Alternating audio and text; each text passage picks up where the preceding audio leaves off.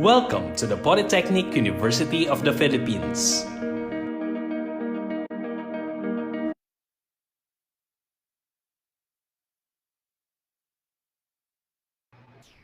Okay, good morning again, everyone. May we request that you rename yourselves by indicating your affiliation. If you are from PUP, if you're PUP from another branch, or you're a student, please indicate your course.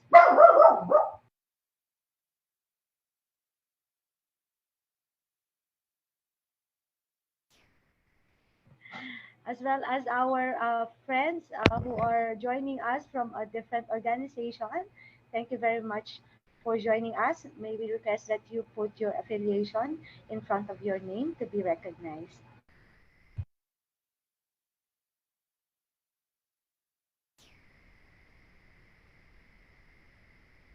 Graduate School Aral Diwa 2022, a research and extension program of the Graduate School Research and Extension Office.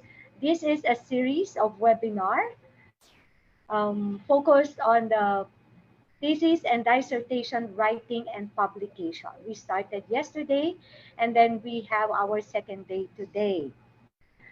This series of webinar is dedicated to guide the thesis and dissertation writing and publication, especially our students in the graduate school, and of course our guests here. We have a theme establishing academe-industry-government collaboration and partnership for a resilient and sustainable community research extension program. Yesterday po, we were joined by our esteemed um, resource speakers who have explained to us about the how to write the chapters, what to take note of, writing your chapters 1 to 5. We were graced by our resource speakers from the Institute of Continuing Professional Development, the Chief for Training Section, Dr. Desiree T. Maynes Blanco, who talked about the chapters 4 and 5, and of course, our Associate Dean, Dr. Marion Crescencio, who gave us tips on what to include when we write our chapters 1 to 3. So I guess the questions were asked and answered clearly by our resource speaker.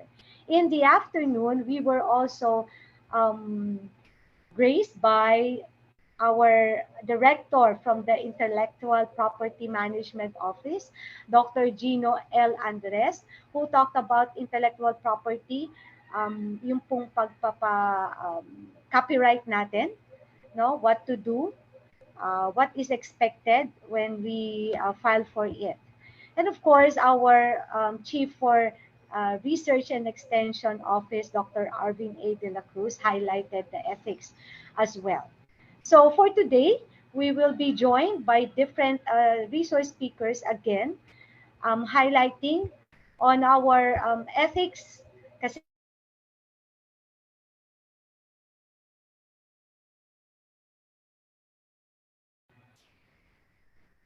ma-establish ang ating awareness on how to go with the process on processing our the research protocols. And later we will be joined by our dean. So, without further ado, I guess naghahanap po ang ating mga participants ng attendance link. Pakihintay lang po. Yes, I would like to call on our chief, Dr. Arvin De La Cruz. Yes, Doc A. ma'am.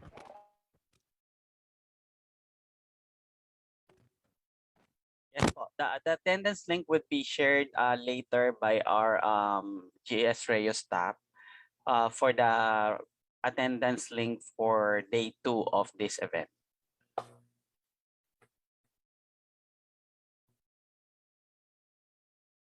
Okay, I guess we have to move on. Doc A, could you please continue with the presentation and discussion on the GS Rayo's awareness of research, ethics, and review? Thank you, Ma'am Amy. So before we start the talk with our first resource speaker, let me indulge you with the presentation and discussion on the GS Reyes awareness of the research ethics and review. This is the continuations of the discussions on introduction of the discussion yesterday about the awareness of the research ethics and review. This time around, we will be showcasing or giving you the full details of the content of the ethics application form and the endorsement, together with the format of the certifications for ethics clearance. Now, this is the policy requirements or the procedures that we have for the ethics review. No, just to give you the following details, but this is already posted in our website that I'll be showing you also later. After the title defense you have presented and approved from the review, your paper should be revised with the approval of the panel members and endorsed by your program chair. There would be a letter endorsement or is a formal letter from your program chair for this paper to be reviewed by the GSREC or the Graduate School Research Ethic Committee. Now, the the Graduate School Research Ethic Board will now, through the leadership or of the Dean of the Graduate School, would be creating an ethics committee. Now, the GS Reo was assigned to head up the GS Rev or the Research Ethic Board to formulate the Research Ethic Committee. So your paper would be forwarded to the committee created per program, per specific thesis or dissertation or research. Now, the first move is for you to apply through your program chair for the ethic review applications. There are application forms that you have to fill out for you to be able to be evaluated for ethical standard.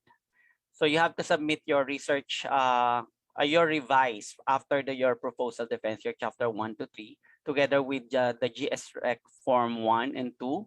And it would be forwarded by the GS Reo office. It would be emailed to the 5 members assigned to your thesis or dissertations. We have already clustered the committee for us to have a faster evaluation in your paper so that it would not prolong the agony for you to start up your data gathering procedure to pursue your thesis for the generation of your chapter 4 and 5.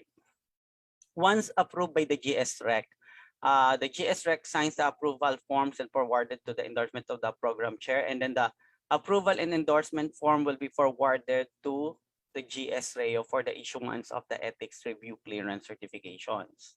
Now, ito po yung pinakita ko last time. So, i-detail po natin yan for today.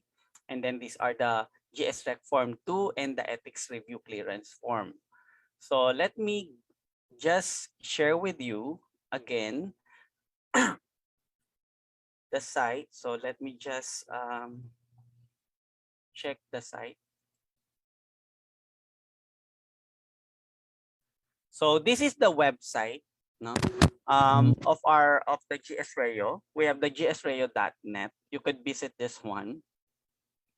Okay, Ma'am Amy, is the view of the projected files is on the website, the gsreo.net? Yes po. Thank you. So ito po yung thesis and dissertation files. So marami po yan link. O click nyo lang po yung research file. Huwag nyo po i-click yung research file kasi iba po yung malalaman nyo dyan. So, dito po kayo sa thesis and dissertation. So, iba po kasi yung menu dito. Meron din content dyan and then we have the different link. So, click po natin yung thesis and dissertation files and this would be the procedure. Ito po yung step-by-step procedures na ginawa natin kanina. So, para lang mas clear kayo, mas details, once you have finished your proposal paper, you have revised it together side by side, no, with the help of your supervisor, automatically you will be creating a letter through whether it's email or formally a formal letter sent to the GS Reo for the application of the ethics review, no? Signed and noted by your program chair or endorsed by your program chair. You would be having this requirement. So we have the copy of your chapter 1, 2, 3, the fill out form of ethics form 1. Okay? And then also form 2. Ano ba yung form 2? Later on, i-details din natin yan. So these are the steps. You could visit this one. So step 2 would be fill out, and then step 3 of forwarded to the program chair, and the program chair request GS Dean's office or the GS board for the creations of the GS Rec committee assigned to your program or to your specific paper. And then we have step 5, the program chair endorse and distribute the copy. Okay, so this time around, we will be coordinating with the program chair. GS Reo is tasked to do the distributions. And then once you have submitted, there would be a creations of the committee. We have composed of 5 members. We have the chairman, vice chairman, and then we have the 3 members together with the secretariat. The secretariat can be also a member, or if it's a special case or special programs that needs special attentions, if the secretariat is not in that specific field, automatically there would be an invited additional, as long that the GS Rec committee is composed of 5 members. And then we have after you have passed, automatically, if you didn't pass, there would be some corrections in coordination with the program chair. If not, if you pass the review ethics board or the committee, automatically you will be given a controlled ethics review clearance. And that would be your final stage. And this certification would be an attachment in your pre-oral and final defense. Similar requirement to the similarity index. No, kailangan itong dalawang document na to ay naka-attach. Now, dito po sa website natin sa gsreo.net, andito na rin po yung mga forms na kailangan nyo sa thesis and dissertation. Okay? So ito na rin po yan. So pag clinic po natin yung GS Form Ethics, ito lang po yan, no? Lilipat lang po ako. So we have this one.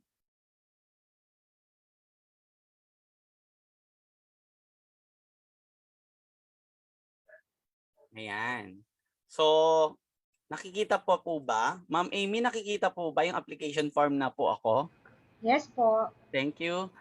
So ito po yung ethics review. So ito po yung i-fill up natin. First is your tentative title. Siyempre hindi pa naman yan approved. So kahit naman may final, baka kasi mali yung inyong na-fill out, the committee could correct it or your supervisor. So we have the title of your thesis or dissertation or research, and then we have the principal investigator, that's you, the proponent, the candidate, and then we together with your research supervisor. So after you have filled it out, you have to answer these questions. So the first question is, all the documentation provided, yes or no? And then we have, these are the following questions: scientific importance of validity, so yes, no, and not applicable. And then we have this one also. These are the questions under scientific importance and validity. The second part is all about risks and benefits. You will be questions about details about risks and benefit. Again, you have to answer yes, no, not applicable. So if you have comment, coordinate with your program, with your supervisor, because side by side, you're doing your research. As co-author is your supervisor. And then we have your respect for dignity of the research participant. So we have informed consent. So did you apply this following question? Okay.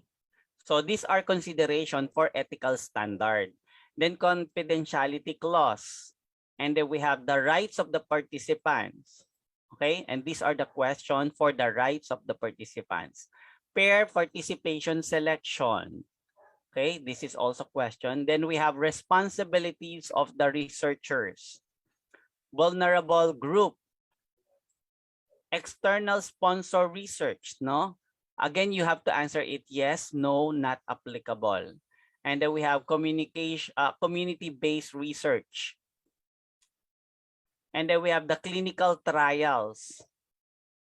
Now, once you have already answered this one, this would be validated. Your answer would be validated by the committee. So if you answer, for example, in this question, are the criteria for terminations of the trial detailed? Yes or no, not applicable. If you answered yes, now the GSREC committee or the GSREC would be looking into your chapter 1, 2, 2, and 3, whether this is really confirming your answer. And then we have certification. So as part of the confirmations of the student and the supervisor together with the endorsement of your program chair. So this is we added this statement. So as the principal investigator of this research, I certify that the following. So we have this application accurately reflects all procedures involving human participants and the nature and extent of their proposed involvement in my study. I am familiar with and will comply with pertinent institutional and national regulations and policy regarding the research ethics with human participants. I will inform the UREO if I needed support or advice regarding ethical concern. I will notify the GSREC within 1 week regarding any significant unexpected problems and or unexpected adverse events that impact my human participant. And then we have the last is all research personnel listed in the form possess the requisite competency and have been adequately trained in research and ethical behavior towards human participants. Any individual associated with or responsible for the design, the conduct, or the report of this research will comply with the Polytechnic University of the Philippines rules and regulations. So signed by yung proponent po natin. And then we have the date kung kailan nyo sinign, and then followed by your supervisor, okay, or your advisor, and then we have your program chair. Now, meron naman po tayong ethics review board. So ito yung kanilang GSREC form. Ito po yung na-design namin for graduate school. Again, this is exclusive for graduate school only. It doesn't apply that this form is applicable for Open University, College of Education Graduate School, College of Public Administration Graduate School, College of Business Administration Graduate School. It's exclusive. These forms, GSREC 1 and Form 1 and Form 2 is exclusive for PUP Graduate School. So may mga selected programs lang under our control. So ethics, after nun, we have the ethics review application and recommendation form. All you have to do again is to fill up the information, the research, the principal, and the research supervisor. This would be forwarded to the chairman assigned to you, and then we have the vice chair. One of the panel member is your program chair. Later on, I'll be giving you the clustering of the committee for the ethics review, and then endorsed by your program chair. Once endorsed and signed by the panel, automatically, we would be issuing the certificate of clearance. Yung kanina, yung control po siya. Okay, so balik ko lang po dun sa aking presentation. So ito po siya, no?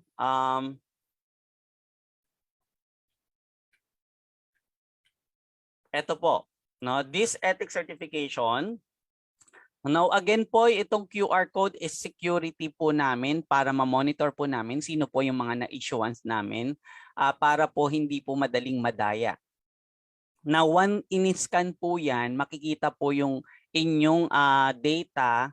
Kung ano po yung in-scan nyo dyan, automatic makikita po sa Google Drive namin.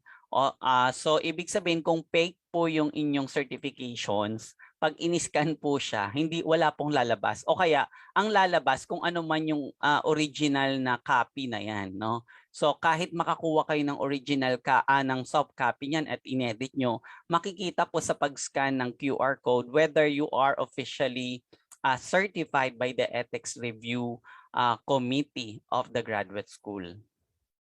So medyo mahigpit po tayo kasi ethical standard po ito, no? So yun po. So next po is ito po yung GS Research Ethic Board. So sa graduate school po natin, ito po yung composition ng board. So we have the chairman is the Dr. Elmer G. De Jose, the dean of the college, and then we have the sa GS Reo chief in line with the research and extension is the vice chairman for the GS Reb. And then we have the member is our associate dean, Dr. Marion A. Crescencio, our quality assurance coordinator, Dr. Christopher F. Sasut, and GS official. So depende po kasi kung sino po yung ma-appoint na additional. Kasi po as of the moment, we are still waiting for our graduate school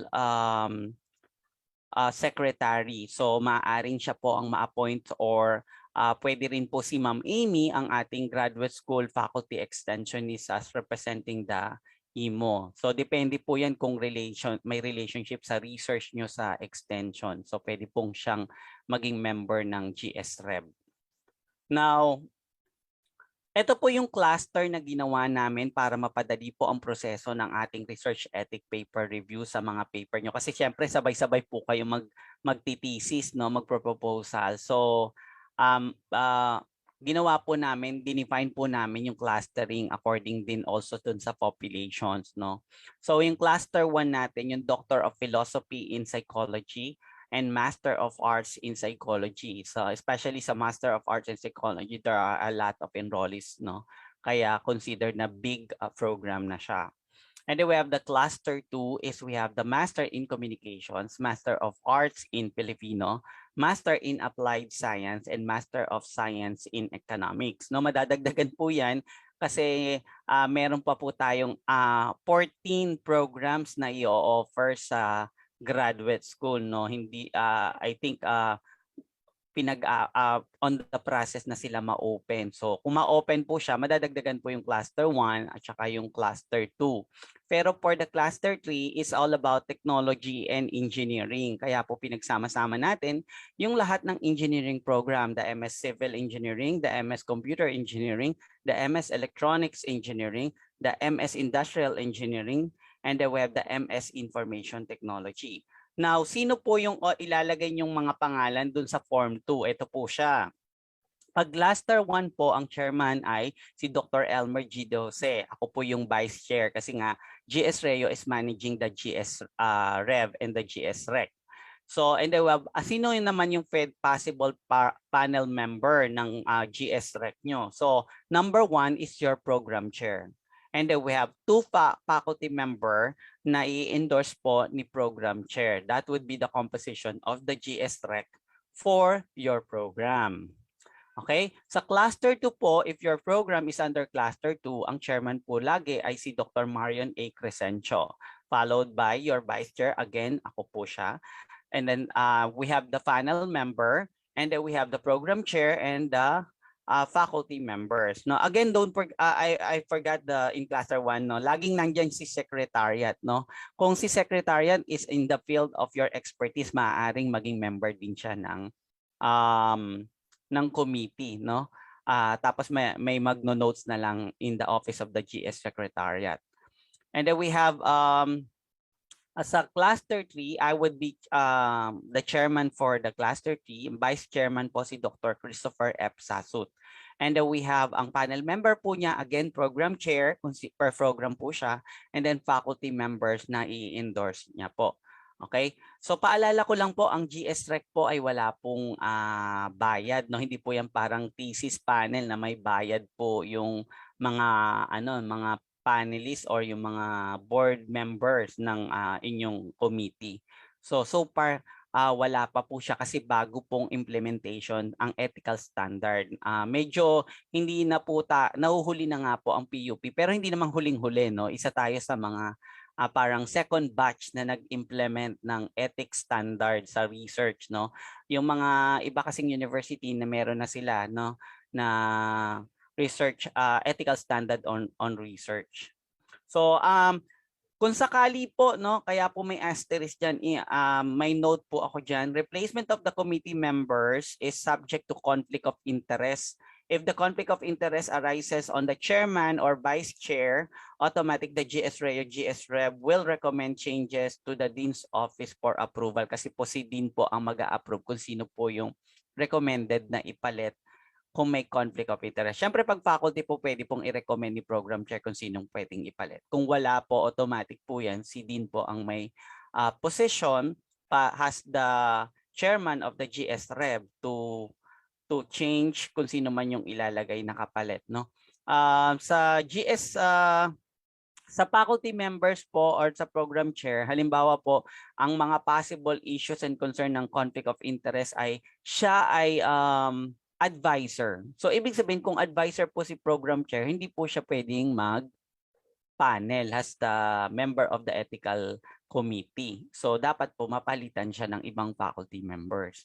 So o kaya pwedeng kumuha sa roster of a graduate school official na kapalit ni program chair, even the faculty, no? Kasi alam namin at naintindihan namin na yung mga faculty members are busy din, no? At wala nga pong bayad ang pag-review ng ethical standards. So, tinitingnan din po namin yan. So, kaya po ginawa namin yung cluster para mas madali po naming mabigay yung tamang service sa inyo, no? Kasi meron po tayong time range din. Kasi pagka mabagal po yung GS-Rec, maho-hold po yung ating data gathering procedure kasi you cannot pursue or proceed to your data gathering procedure without the notice of approval, kahit whether email forwarded na sinagot na you can now start doing your data gathering. Ibig sabihin palabas na yung inyong certification. But the certification would be a requirement before your pre-oral and final defense. Okay? Any details in line with that, pwede nyo po kaming i-message. You could check our website, no, gsreo.net, or you could check our Facebook page, gsreo, or you could drop a message sa website ng FB page namin, may messenger po doon. And then you could also email at gsreo.pup@gmail.com for assistance. Okay, so that would be it for this morning sa ating awareness para po sa research ethic review requirement.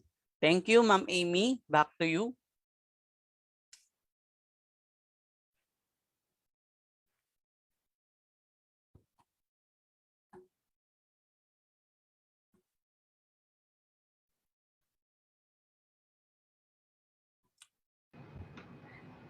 Okay, thank you very much, Doc A. I guess wala namang question pa so far, but we encourage everyone, our participants, to please type in your questions if and when merong mag-pop up sa inyo na tanong, lalo na sa ating mga students. So we would like to acknowledge the presence of our program chairs here. Also, of course, our students from different programs ng PUP Graduate School. We would like to acknowledge as well some faculty members, ito siguro mga faculty members, no, sa iba't ibang branches and campuses of PUP. Yesterday, we had a lot of participants from LGUs, non-government organizations, and national government organizations. So thank you again for joining us here, and I hope that you will learn from this, from today's webinar. So moving forward, syempre hindi na natin patatagalin. We are lucky that our resource speaker today will be sharing with us his expertise on data analysis using software. Yung ating pong resource speaker is already on his own, hindi na kailangan ng masyadong mahabang introduction. But again, of course, hindi po pwedeng palalampasin natin for the benefit of those who are not from PUP. I would like to introduce Dr. Elmer G. De Jose, the Dean of the Graduate School of the Polytechnic University of the Philippines. Prior to his appointment as Dean, he served as the Director and Academic Head of PUP San Pedro Campus sa Laguna from July 2016 to 2019. For more than 20 years, Dr. De Jose has been consistently holding a key position responsible for developing and implementing policies promoting the academic and research interest in the university. He has served as accreditation coordinator since 2019, wow, ang tagal na nito, 1999 to 2001, assistant to the vice president for research from 2003 to 2006, chief of graduate school research and extension office 2006 to 2012. And then of course, nagkaroon ng munting gap. Bumalik siya 2013 to 2016. Chief of Intellectual Property and Commercialization Office from 2012 to 2015. And Director of Intellectual Property Management Office from 2015 to 2016. Dr. De Jose obtained his PhD in Educational Management from the University of Perpetual Health System, Laguna. He earned his Master's of Management major in Human Resources Management from the Monash University, Australia, through the Australian Development Scholarships, Australian Agency for International Development. He was also a recipient of the Indian Technical and Economic Cooperation Fellowship for the International Certificate Training Program in Business Research Methods and Data Analysis at the Entrepreneurship Development Institute of India, Ahmedabad, India. He finished his bachelor's in human behavior technology and Master of Arts in Psychology degrees from the Polytechnic University of the Philippines. So talagang produkto ng sintang paaralan. Dr. De Jose is a member of the Department of Science and Technology National Research Council of the Philippines. And he has served as president of the Philippine Educators Network for Training, Research, and Development.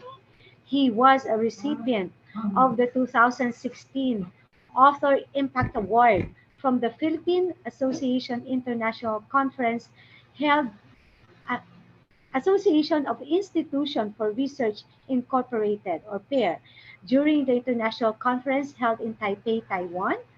He also received the Distinguished Paper Award for his research presented during the International Symposium in Education and Psychology, fall of 2014, conducted at the Meiji University, Tokyo, Japan.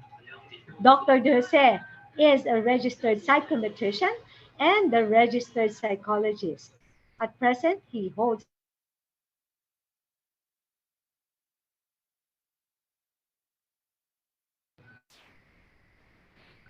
Professor 6 at the Department of Psychology, College of Social Sciences and Development.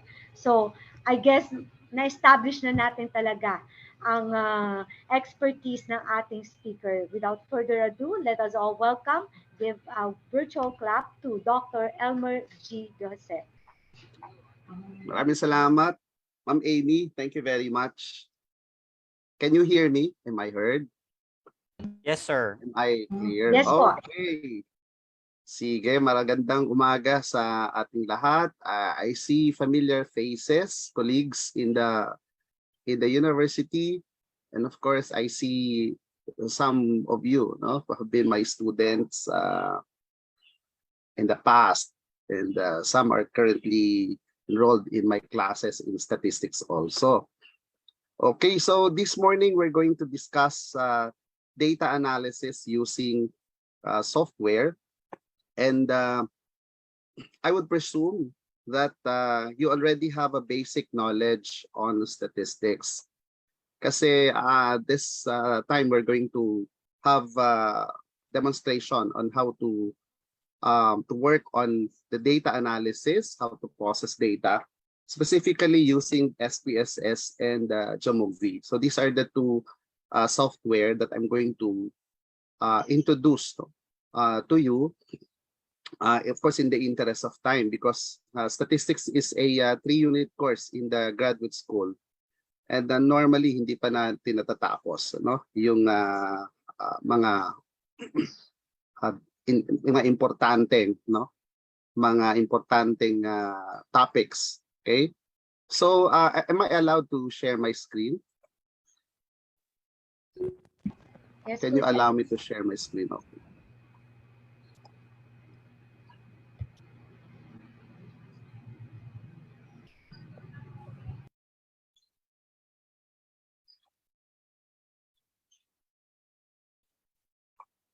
Okay, so this is my topic for today.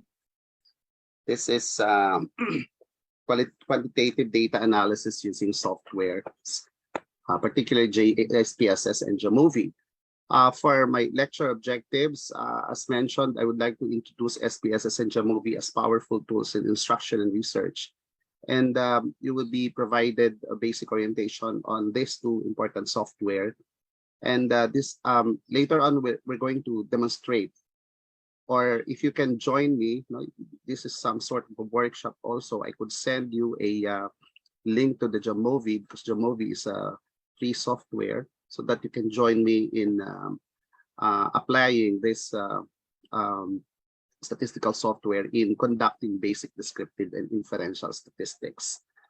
I am going to talk a little about the basic statistical concepts, because this is very important, but I'm not going to delve into it in a deeper manner, because we need to really proceed immediately to the how we could uh, how we could actually process the data using the two software. So we will be you will be taught how to enter or read data. You will be naming or assigning variables. I will teach you how to label and value, actually label and the values, and modify data and create new variables. And then later on, we'll be processing data. So as a review, there are two general classifications of statistics. So these are the descriptive statistics and inferential statistics. The descriptive statistics refers to the general procedures for summarizing and in general describing quantitative information. So if you're familiar with measures of central tendency, measures of variability, simple correlations, these are examples of descriptive statistics. They are used to describe the profile or describe the characteristics of the population. And then we have the inferential statistics. These are procedures that allow the drawing of conclusions and generalization about the population on the basis of data gathered from the sample. In inferential statistics, what we really want to find out is to understand the characteristics of the population, but in many cases, it is not, we were not able to gather data from the population. So we only generate data from the sample, and then on the basis of data from the sample, we make inference about the population characteristics or population values. So it's like saying that what's true to the sample may also be true to the population. But of course, we need to be mindful of the sampling error, or what we call as the probability of error, which we're going to talk about later also. So there are basic considerations in data analysis. So when you choose a statistical tool, or when you decide to adopt or to employ a particular statistical tool, number one, of course, is that you need to know your research problem. What is it that you would like to measure? Ano bang pinag-aaralan nyo? Ano bang gusto mong malaman? Gusto mo bang ma-measure ang demographic characteristics? So, are you interested to draw the profile of the respondents? Are you interested to make comparison? Or are you making correlation? Or the goal of your research is to make prediction or to come up with a model? So it's very important, because statistical tools would depend on the type of research problems that you pose. The other one is levels of measurement. So measurement is when you assign numbers, or when you try to codify or to qualify or quantify objects, of course, based on rules. So there are several types of measurements, or there are 4 levels of measurement. We have the nominal, ordinal, interval, and ratio. And the number 3, number and type of samples. How many groups are you dealing with? And what are these groups? Are they independent, mutually exclusive ba sila, or they are related with one another? And then, of course, very important is the statistical assumptions. So for every statistical tool, there are requirements that must be met before you will be able to apply them. Iisa-isahin natin ito, no? So let's proceed with the levels of measurement, the nominal, ordinal, and interval. So when we talk about nominal level of measurement, it has something to do with categorization or classification. So nominal level of measurement, the examples of this would be gender, for instance. Gender is nominal. You can actually assign numbers, no, to codify, let's say, individuals on the basis of the gender. Let's say 1 for male, 2 for female, but these numbers do not have any numerical value at all. So they're just there to codify the attributes, no, of the respondents. Okay. Next is ordinal. In ordinal, you conduct ranking. So the values now can be interpreted using ranks. And then interval, there's a presence now of equal distance. Oh, by the way, so interval, an example of interval measurement is let's say performance or job performance. So employees are being ranked in terms of their performance on the job. So you have here categories like outstanding, very satisfactory, satisfactory, fair, and poor. So this is an example of data that fall within the ordinal scale of measurement. Many often, you know, yung mga data sa mga contests, no, na sinasalihan natin, even the grades, no, that we give to our students, they are considered as ordinal data. In the strict sense, no, ordinal data sila dahil wala naman talagang metric system tayo na ginagamit to measure the performance, no, of our students, no, although we have the criteria. Okay. Then interval, example of interval measurement is when we measure height, weight, speed. So there are already metric system in such a way that we can tell kung gaano kalayo yung isang value compared to the other value. So if you say that if you have, let's say, an object that is that has, let's say, a height of 70 inches, and then another object that has a height of 140 inches, then you could say that the 140 inches is twice taller than the one that is 70 inches. Okay, so that's actually interval scale of measurement. The other one is ratio. Ratio has a characteristics of a true 0 point. Okay, it's a fixed zero characteristics, and you can actually describe objects or the measurement using 0 as a reference point. So an example ng ratio scale ay yung mga tinatawag natin na crime rates, passers of the board exams. Okay, ano pa ba? Bacteria in the specimen. Okay, so these are examples of ratio scale. So when you talk about properties of measurement, you would see that the nominal scale is limited in terms of classification. Categorical lang siya. So ang pwede lang gawin natin dito ay yung count data. So frequency lang. Okay? Example, religion. Okay? So when you say the Philippines is described as a Catholic nation, why? Because the majority of people in the Philippines are Catholics or Christian. Okay? So why do we need to emphasize this now in data analysis? Because there are statistics that you use when you are dealing with nominal data there are statistics for ordinal data, and there is another set or group of statistics for interval ratio data. In fact, later on, you will know that when you talk about nominal and ordinal statistics, they are referred to as non-parametric statistics. When you talk about interval and ratio, they are referred to as parametric statistics. Okay, so next is the number of samples. Pwede kasi sa study natin, we are only dealing with one sample. So for instance, we are only interested with the graduate school students as a whole. That's one sample. Pag two sample naman, we are interested with two groups of respondents.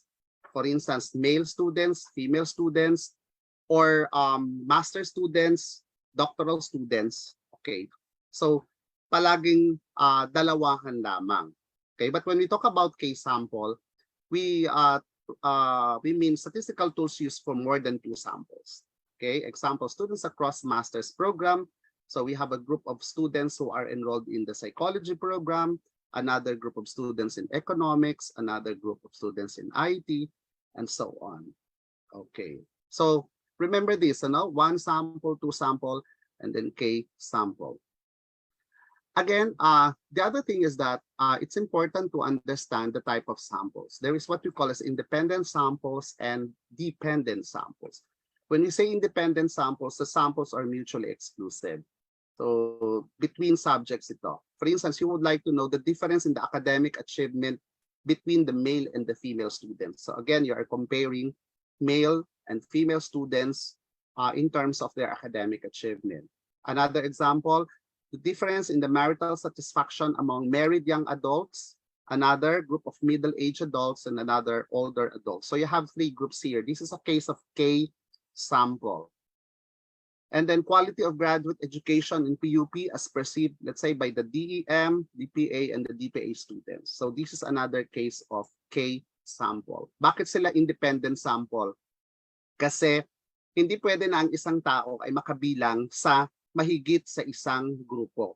So for instance, if A is a DEM student, hindi na siya pwedeng makount doon sa DPA at sa DPA. This is what we mean by independent sample. Now, the other thing is dependent sample. This is called as within subjects, wherein two or more sets of data are either correlated or matched or paired, no? We're coming from the same sample. So may dalawang klase niyan, no? Yung tinatawag na same subjects or repeated measurement. Ang example nito yung pre-test and post-test. So yung pre-test scores ay i-compare sa post-test score. Saan galing yung dalawang scores na yon? Galing lang yon sa isang grupo, di ba? But there are also cases when you're comparing two groups of individuals, but these two groups of individuals are not totally independent. Sila ay correlated or sila ay paired. Okay, so for instance, difference in the marital satisfaction between husbands and wives, meaning to say, for every husband, meron siyang katapat na wife niya na i-compare yung marital satisfaction nila. Okay? I hope that is clear. Bakit kailangang i-emphasize ito? Kasi may mga statistics that you use when you're dealing with independent samples, meron namang statistics for dependent samples. Okay? So, kunyari itong example na ito, difference in the marital satisfaction among married young adults, married age adults, and older, middle-aged adult and older adults. Ito ay independent samples kasi iba yung young adult, no? Iba yung composition ng young adults, iba yung middle-aged, iba yung older adults. Ngayon halimbawa, we come up with let's say it's a longitudinal research. Halimbawa, yung married young adults, hihintayin natin na maging middle age sila. Then you will measure their marital satisfaction. And then again, hihintayin uli, no, na maging older adults sila. So these are actually the same individuals. Ano?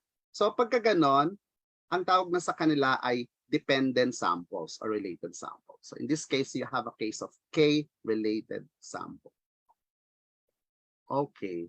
I am doing it, I need to do it fast, but at least sana naiintindihan, no? Because this is very important. As I have said, hindi tayo basta-basta magpo-proceed sa statistical computation without understanding these basic concepts. Okay, the other important consideration is the statistical assumptions. Okay, so we need to understand, okay, the shape of the distribution. So normal ba ang distribution? Okay, ang distribution ba natin ay na-approximate niya yung tinatawag natin na Gaussian curve o yung bell-shaped distribution? The other thing is that, are the variance between groups the same? Can we assume equal variance? That is what we call as homogeneity of variance. Next is there should be no extreme outliers. So dapat hindi may mga values na hindi nagko-cause, no, ng skewness, no, doon sa distribution. And then of course, importante, no, kapag magkakaroon tayo ng mga statistical inference, no, or we will be doing inferential statistics, the data should be generated from a randomly selected sample from the population. So remember that parametric statistics require meeting these assumptions. So yung mga parametric statistics specifically, no, they require that the data should be normally distributed, and there should be homogeneity of variance. Kapag ka ang isa sa mga ito ay hindi na-meet, then you cannot use parametric statistics. You have to use what we call as the non-parametric statistics. So in other words, merong mga equivalent na non-parametric statistics, okay, kapag ka hindi na-meet yung statistical assumptions ng paggamit ng parametric statistics. So later on, I will present a sample of these statistics. Okay. Okay, so halimbawa, no, itong measure of central tendency based on the level of measurement. Kung nominal ang data natin, we are limited with mode. Hanggang lang ang pwede mong gawin. Okay? You can just count how many ones and how many twos. No? One, halimbawa, males are coded as 1, females are coded as 2. So ilan yung 1, ilan yung 2.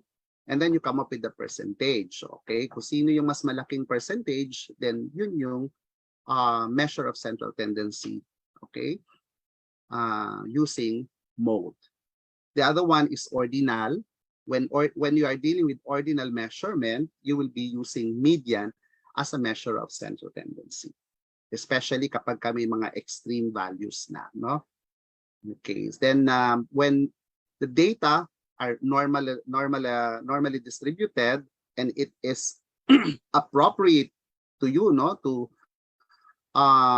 sum up all the scores divided by the number of cases, then you will be using the mean.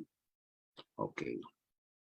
So kapag nominal mode, pag ordinal, median, pag interval ratio, mean ang gagamitin natin. Okay, I'll give an example. For instance, ang salary, no?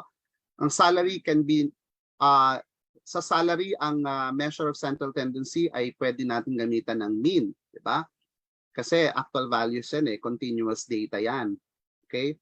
Kaya lang kung halimbawa meron isang value ka na outlier, hindi mo pwedeng gamitin yung mean kasi hihilain ng value yung average score, yung measure of central tendency, away from most of the distribution.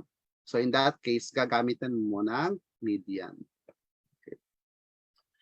This is just an example, no? Just to show to you, no, yung matrix, no, on testing significance of relationship or association. If you are correlating a nominal by nominal, there are group of statistics that you can choose from. If you're correlating a nominal by ordinal, then there's a theta correlation. Nominal by interval, then there's the point by zero correlation. Pag ordinal by ordinal, ito naman yung mga statistics na pwede natin gamitin. Pag ordinal by interval, if you're familiar with Spearman rank order correlation coefficient, okay, bakit siya nandyan? Okay, kasi yung yung parametric assumption ay hindi na-meet. So ito lang, yung isang variable lang ang nakamit ng parametric assumption, interval, pero yung isang variable ay ordinal pa rin, kaya Spearman ang gagamitin. So most of you are familiar with Pearson product moment correlation. Solong-solo niya yan, no? If you are correlating two variables that are both interval, measured on an interval scale, then you use Pearson product moment correlation coefficient. Why am I again focusing on this? Why do statisticians or statistical consultants emphasize on this? Kasi palagi kong sinasabi sa mga estudyante ko na ang pag-apply ng statistics, no, sa ating data ay parang isang doktor na nagpe-prescribe ng gamot sa kanyang pasyente.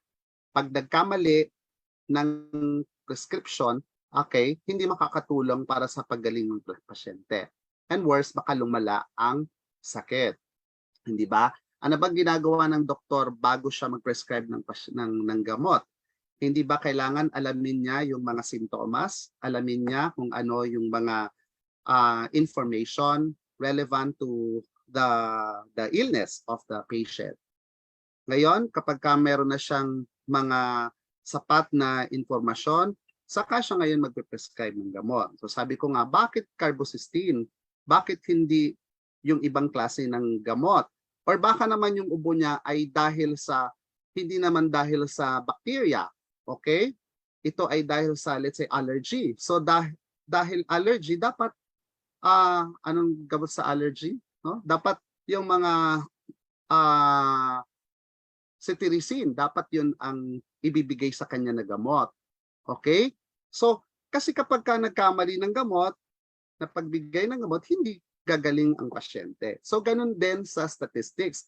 Kapag nagkamali ka ng statistics na in-apply, then that is going to be a disaster. Hindi ka lang magkakaroon ng problema doon sa hindi ka lang magkakaroon ng type 1 error, kundi totally talagang the data that you will be reporting really a wrong information. So it's going to be a misinformation, and this is against the research ethics.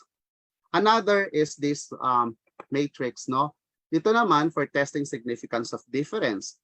So kung nakita ninyo kanina, no, sabi ko kanina ang statistics ay base sa ano yung major considerations, scales of measurement, yung level of measurement, yung number of sample kung 1 or 2 or more than 2, at saka yung type of sample kung independent or dependent siya. So here, kung one sample, isa lang ang respondents mo, you only have one group of respondents, pero nominal ang data mo, then pwedeng alin dito ang pwede mong gamitin. Of course, depending on other requirements. Ano? Then kung ordinal data, then you have this KS, no? Test of goodness of faith. At merong tinatawag na t-test and z-test for one sample.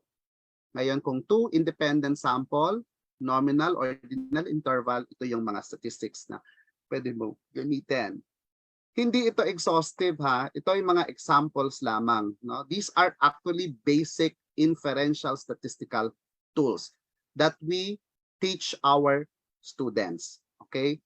So, basically, para sa mga estudyante ko na nandito, sa mga naging estudyante ko sa statistical, psychological statistics, I see people from the MA Psych, from the PhD, from the MA Filipino here. So, you are more or less oriented about this.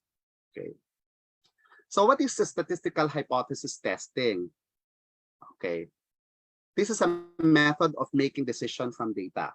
So sabi ko nga kanina, we are now applying inferential statistics. Sa inferential statistics, the goal is to make inference, kaya nga inferential statistics, or understand the characteristics of the population based on data generated from the subset of that population. Again, ang gusto nating pag-aralan ay yung characteristics ng population, kaya lang may mga cases na napakalawak ng population. And there are cases that the population is infinite. So what are we going to do? We only generate data from the sample, from the subset of the population, and we process the data, and then we make conclusion, no? Or we estimate now. No, parang inferential statistics is a way of coming up with generalization, conclusion, or estimation about the parameter based on statistics. No? So when you say parameter, this refers to the characteristics of the population. Pero makukuha mo lang yon kapag nagather mo ang data sa kabuuan. So dahil nagsampling ka lang, ang data na nakuha mo, ang tawag sa kanila ay statistics. So statistics, therefore, are estimates of parameter. And we come to know them, no, by undergoing what we call a statistical hypothesis testing. So when we make statements regarding unknown population parameter values based on sampling, based on sample data. And again, statistical hypothesis testing is a claim about a parameter using data from the sample. Okay, so these are the elements of hypothesis testing. You're familiar with this, the null hypothesis, the alternate hypothesis, and then the level of significance that is to be used, no, in our statistical in testing hypothesis. This is denoted as alpha, the symbol alpha, and then the decision rule. So the null hypothesis is an assertion about the value of the population parameter. Okay, wala pa tayong data no? Wala pa tayong basis, no? Hindi pa tayo nakaka-gather ng mga datos, kaya ang statement natin is in a form of null, no? So we assert that it is true unless we have statistical evidence to conclude otherwise. Okay, so you don't say that your intervention is effective when you don't have data yet. That's why you say that the intervention has no effect on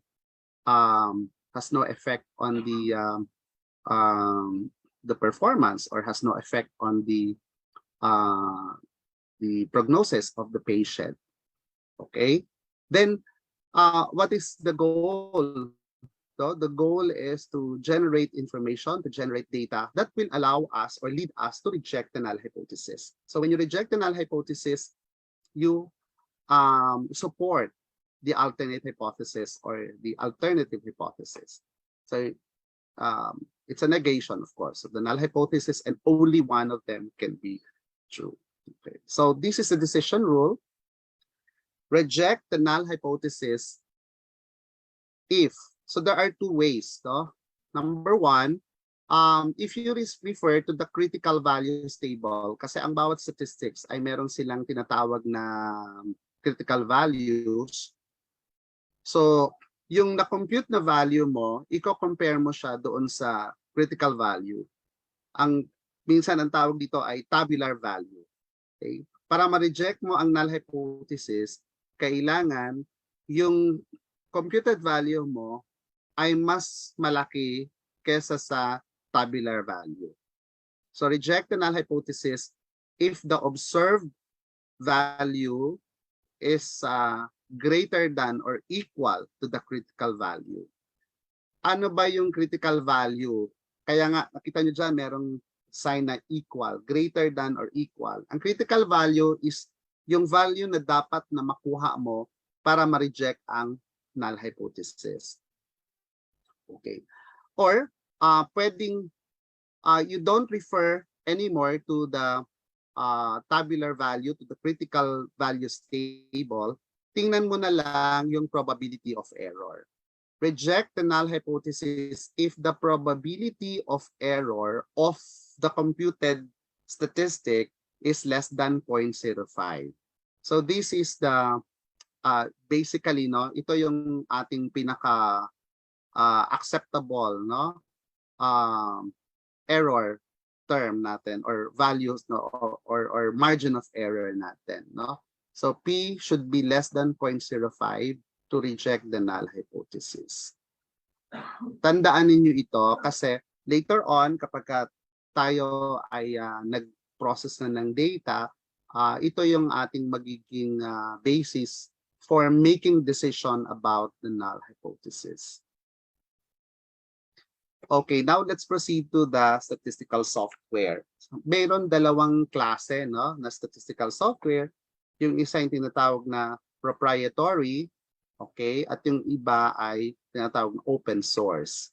So yung proprietary, tayo ay nagbabayad dito, no? Okay, we subscribe for this statistical software. So example here would be IBM SPSS, Amos, Stata, SAS, Minitab, PLS, and Israel. Okay, these are the common statistical software that we use in social sciences. Sa psychology, no, ito yung madalas naming ginagamit. And then we have the open source, the Jamovi, the JASP. PPSP is parang SPSS din ito. Okay? Yung parang mga features ng SPSS ay kayang i-process ng PPSP. Then we have the RStudio, we have the Weka, JMulti.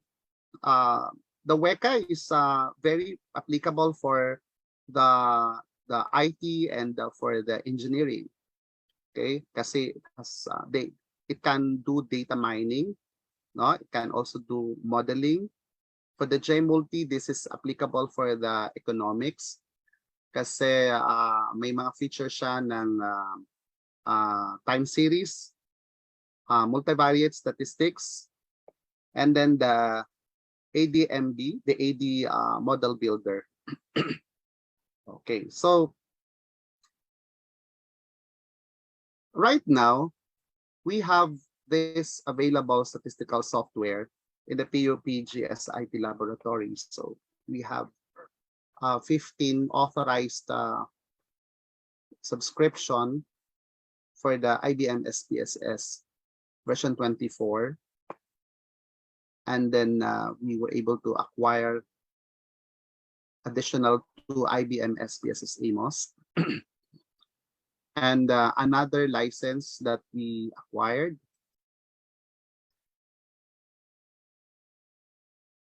is the IBM SPSS Amos, 15 units.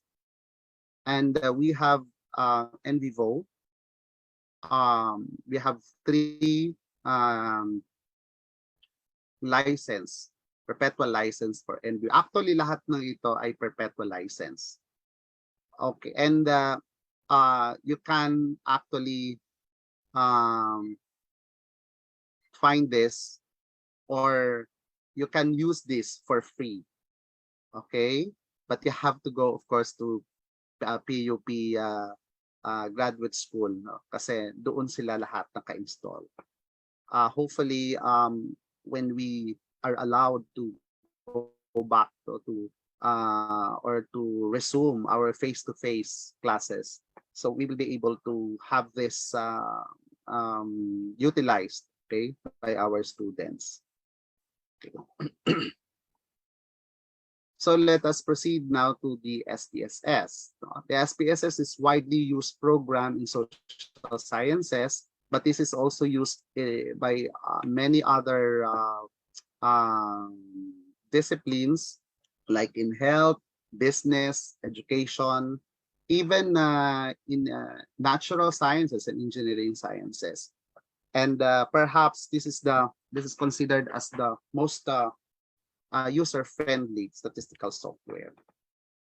Ang base software nito ay yung descriptive statistics. It can do cross tabulations, can run frequencies, percentage, measures of central tendency, measures of variability. It can do correlation, yung Pearson, Spearman, these are bivariate correlations, and it can also run partial correlations. This can also be used, no, in determining significant difference between groups. So between groups, so either two groups or K, no, more than two groups.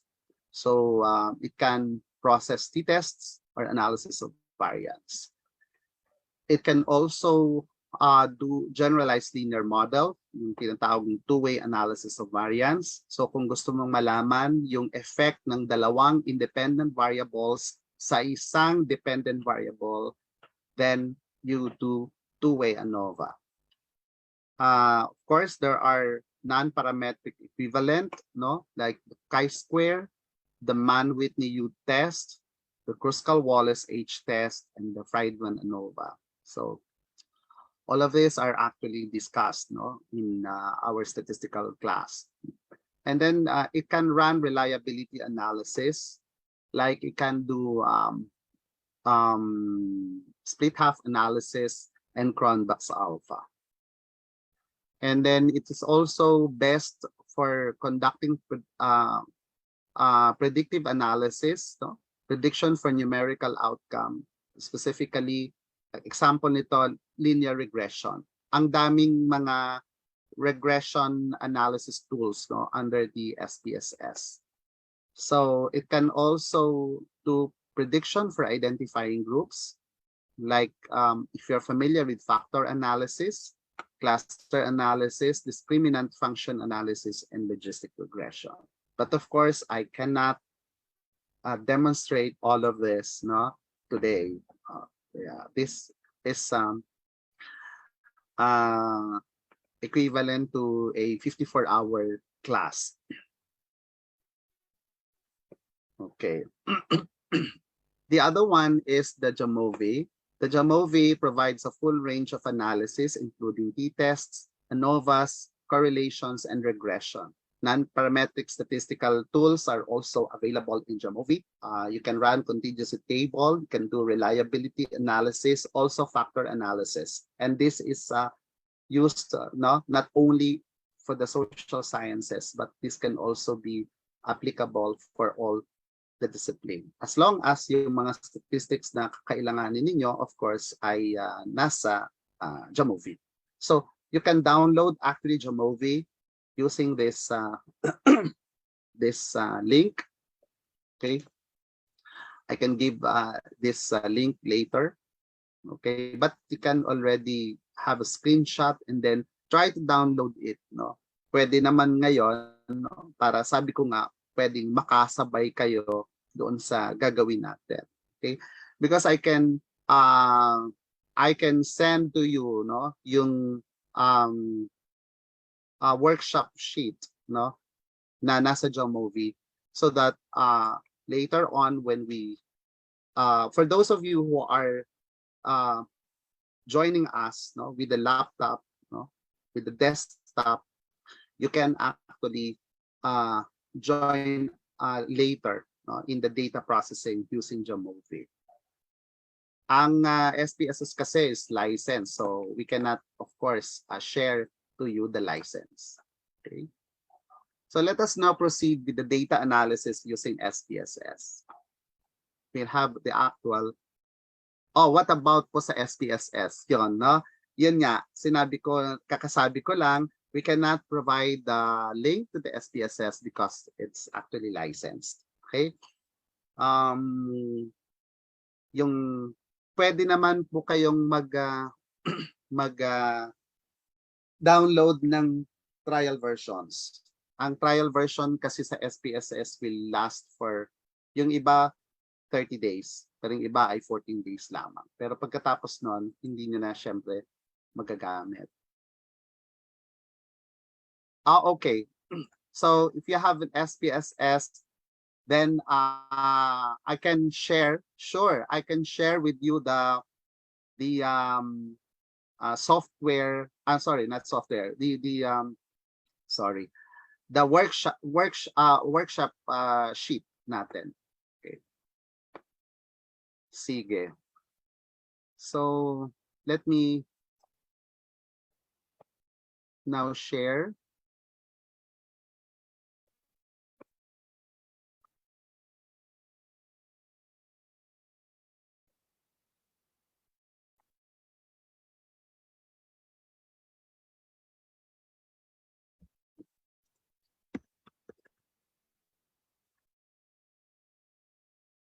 I'll just share now yung link to the Jamovi.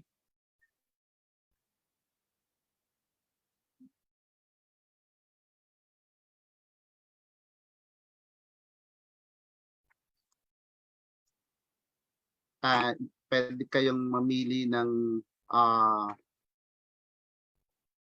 if you want, you can download for Windows the latest the Jamovi with the latest features, the 2.3.13.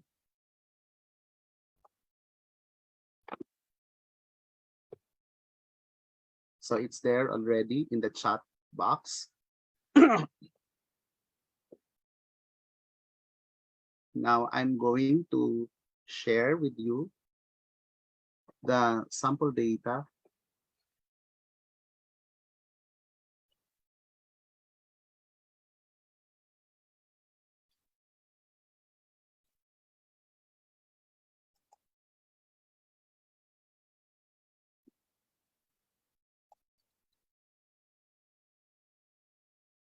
But please do not use this for your research because this is a hypothetical data.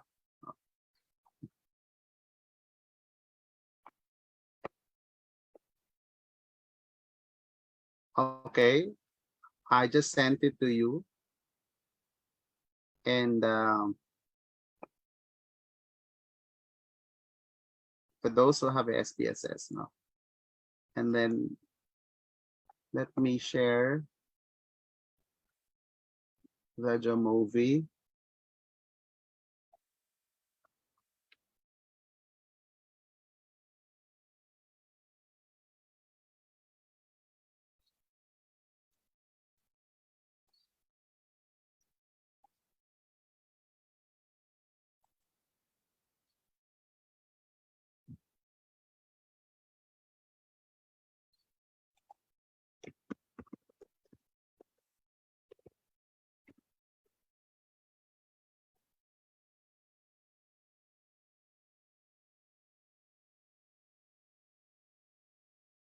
We are going to do workshop now.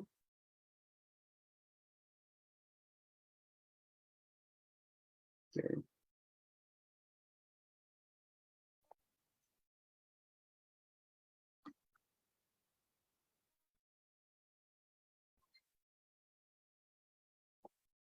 Okay.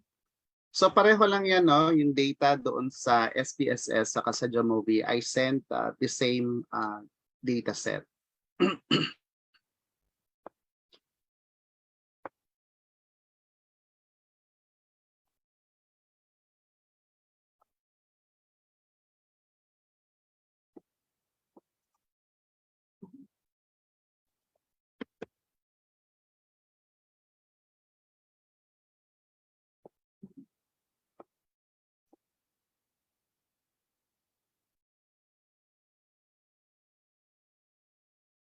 I'm opening my SPSS file now.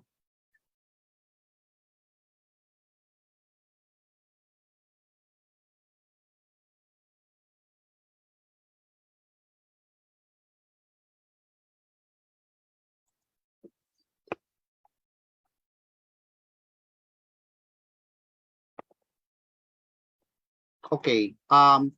When you open the SPSS,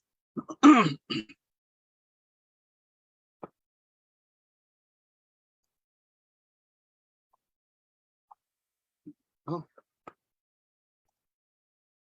okay.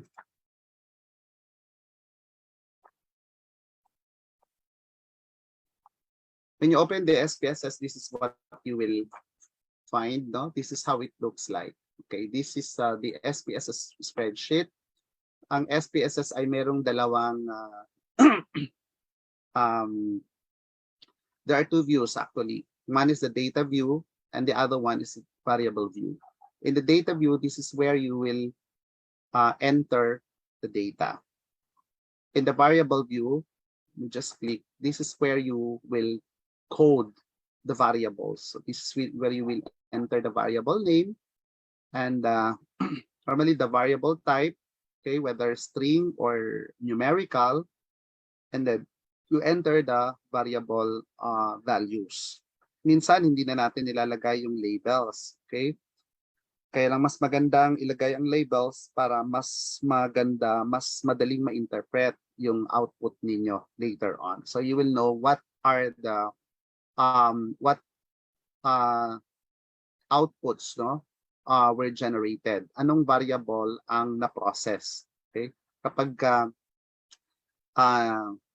na stipulate ninyo, no, na i-indicate ninyo yung label. Okay, so another you would know that your SPSS is working if you see this note here, processor is ready. So IBM statistics processor is ready. Kung hindi ito makikita, then ibig sabihin hindi properly installed, no, yung SPSS. No. Okay. So let me just share. Siguro let me start. Doon muna tayo sa ano, no, sa blank slate. Okay? So suppose you are processing the profile of the respondents in terms of gender, and you have here this let's say this column, no, this the first column is referring to the gender. Actually, itong mga numbers na ito, you don't have to put a separate column for the respondent ID number kasi ito na sila, no? So yung 1, this is row 1, row 2, row 3. So corresponding ito doon sa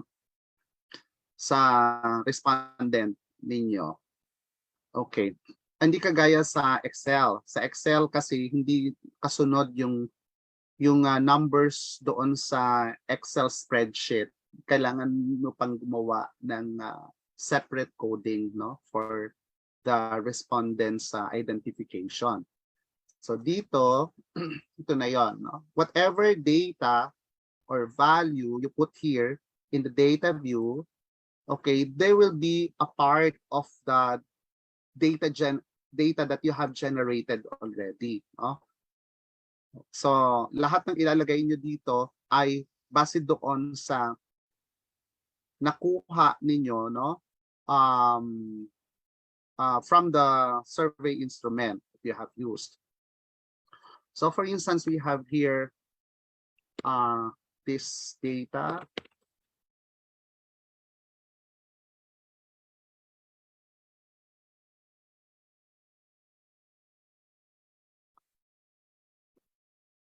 Okay. So assuming that we have 20 respondents at ito yung kanilang mga information about the sex or the gender. So you have here var 001. Okay. Kung hindi ninyo lalagyan ng variable name, ito ang mangyayari. When you process the data, let's say you click analyze. Okay, wait lang ha. Okay. Oops.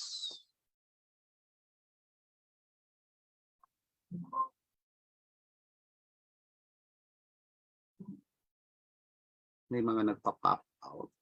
Okay. When you click analyze, and you go to descriptive statistics,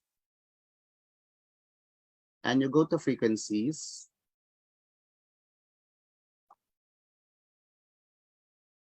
okay, nakikita nyo ba yung dialogue? Nakikita ninyo ito? Hello? Can I hear a response, no? Nakikita ito. Okay, yes. Po. Thank you. Okay, so if you enter this, no, it says here, display frequency tables. So if I click OK, nakita nyo bang lumabas? Did you see the output now? Not yet. I think I have to change ano. Sir, nakita namin yung yung variable tapos Okay, sige. Mag-change ako ng view. So, ito yung output.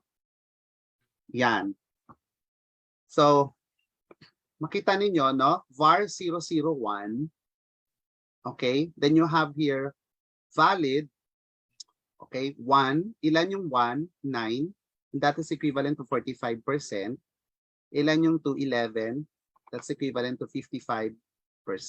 Ibig sabihin, ito yung, I don't know, no? Kung ano yung kinode natin na 1. Let's say male ito, there are 9 or 45% males, and there are 11 or 55% females. So parang we can actually interpret it as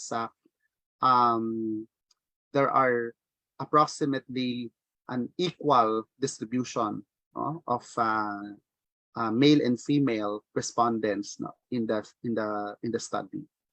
Okay, kaya lang ang problema dito is kapag marami ka ng pinrocess na data, kasi syempre 'di ba, hindi naman isa lang yung hindi naman isa lang yung variable mo, 'di ba? Kapag in actual research, ang daming mga variables dito. And normally you process ng sabay-sabay. Halimbawa, may profile ka dyan, gender, age, educational attainment, civil status, etc. Sabay-sabay yan na pinaprocess mo. Ngayon, kapag nag-release ng output at wala kang coding, ang mangyayari dyan, malilito ka kasi nakalagay doon var 001, var 002, 003. So it's always important that actually before you encode data in the SPSS, you should already put the variable view. Kasi sa totoo lang, mahirap mag-encode kung hindi walang pangalan, no? Yung column. So here you can already input sex. Okay. And if I go to data view, nandoon na siya. Okay. So here, sex is nominal. Said that's being male or female. Defined as male or female. Okay. But if you define it in terms of number of times, hindi na siya nominal, di ba? That becomes a scale kasi continuous na siya, di ba? Okay. So, nominal siya. And then if you process the data again, if we click analyze, again, descriptive statistics, and then you go to frequencies. Okay. Nailagay naman na natin kanina, no? So I'll try reset, then click again, display frequency tables, then click OK. So stop share uli ako, then I'll go to the output view. So this is the difference now, ano? Kanina, ito lang, var 001. Ngayon, meron na siyang ito. Meron na siyang variable name. Okay? So it's easier for you now to pick up, no, the information given by the SPSS. So you know na, oh, ito yung aking information pertaining to the sex. Okay. Now what about this 1 and 2? Okay. If you want to have a clearer, no, or more interpretable, okay, data or table given by the SPSS, then you should do variable label.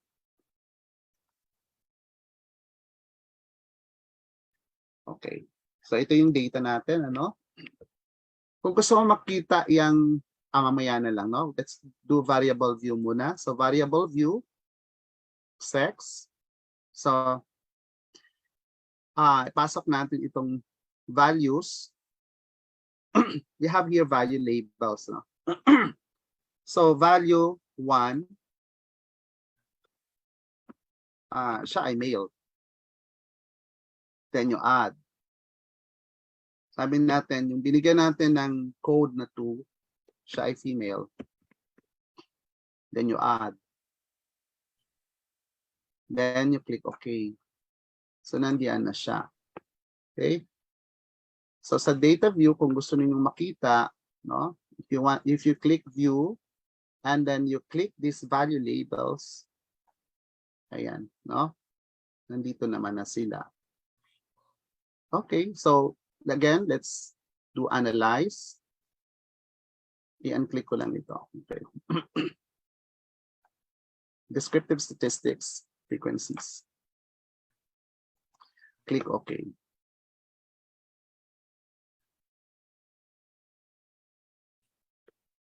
So here, meron kang mas malinis, no, na table. So you have here the variable sex, and then ito yung distribution ng male at saka ng, ng female.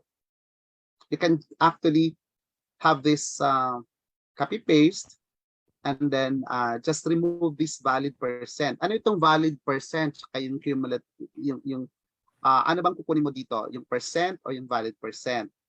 Kasi may mga cases na may mga no response, no? May mga no response may respondents who do not provide response on an item. So kapag ganon, kailangan i-capture mo pa rin siya doon sa presentation ninyo sa chapter 4. Okay, let's have an example. Suppose itong si number 10 ay hindi nagbigay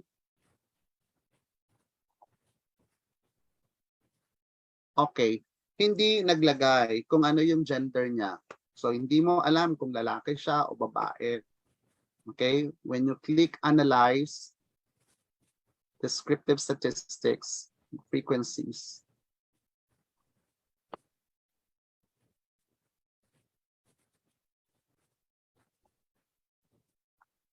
ito yung lalabas. Kaya nga, ang valid percent dyan, ibig sabihin kung ano yung actual respondents, no?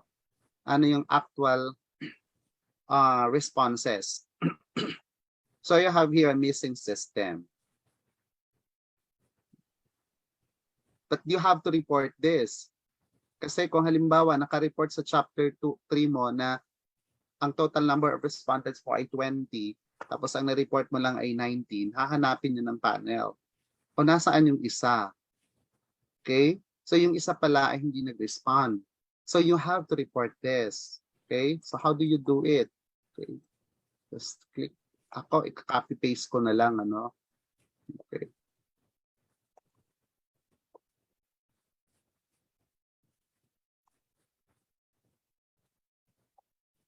Select lang.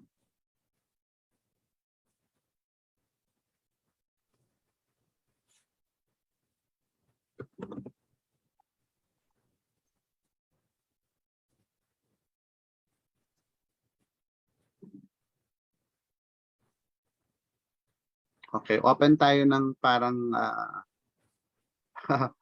whiteboard, kunyari.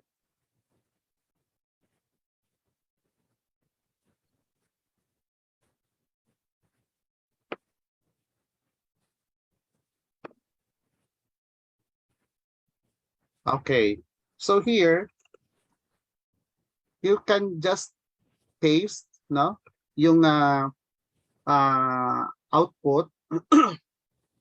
Then you can put table. Let's say this is table 1. And then the title is distribution of respondents according to sex.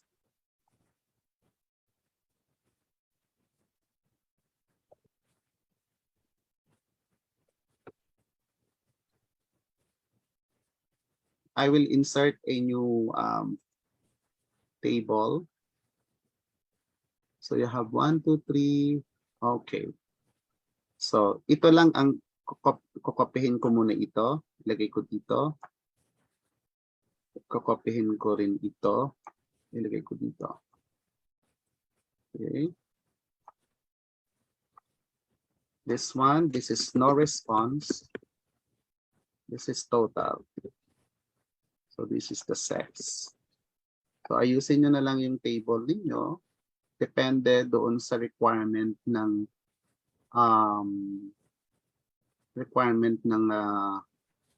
school ninyo. Of course, sa PUP, Arial tayo, no? Sa PUP, we are using Arial font 11.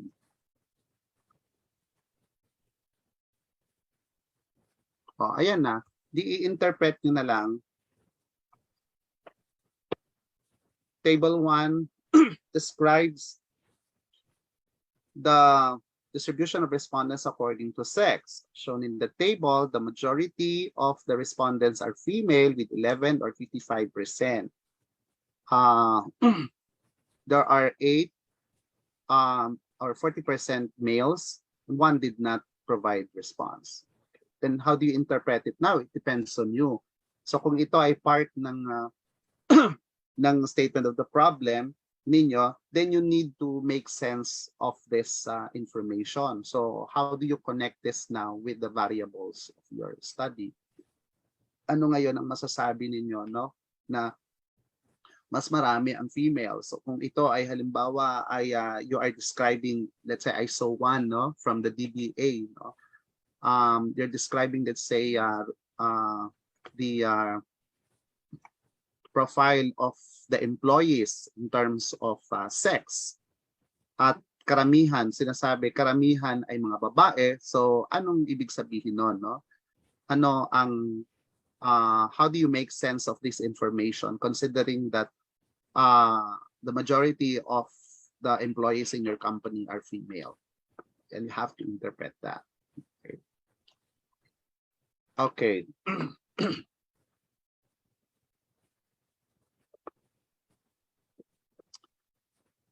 I'll go back to the data.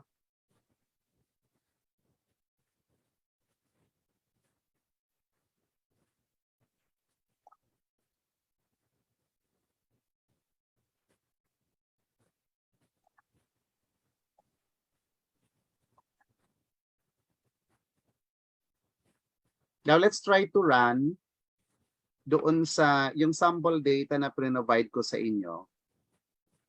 You go to SPSS. Itong sample workshop data.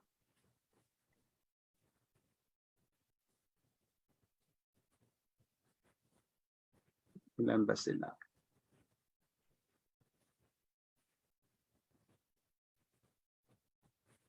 There are 400. Okay. Ito na, no? Meron na tayong data dito. So let's go to the data view. So ito yung data view. We have the age. Wala tayong nilagay na values kasi age, no? Yung age ay actual age nila. So continuous siya. Quantitative siya. Okay, doon naman sa gender, same. You have male and female. And then for the school, you have 4 schools. Okay, there are 4 schools here. Nilagyan ko na lang ng school A to school D. And then you have here the grade in science. This is numeric. Grade in math, this is numeric. Actually, itong data type, pwedeng kahit hindi nyo na ito gagalawin, no? Basta naka-default kasi sa numeric. Yung measure din, naka-default siya sa scale. Okay? Then we have here their responses doon sa, ano ba ito? GSE. General self-esteem ito. I'll show to you the instrument, no? Where is the instrument?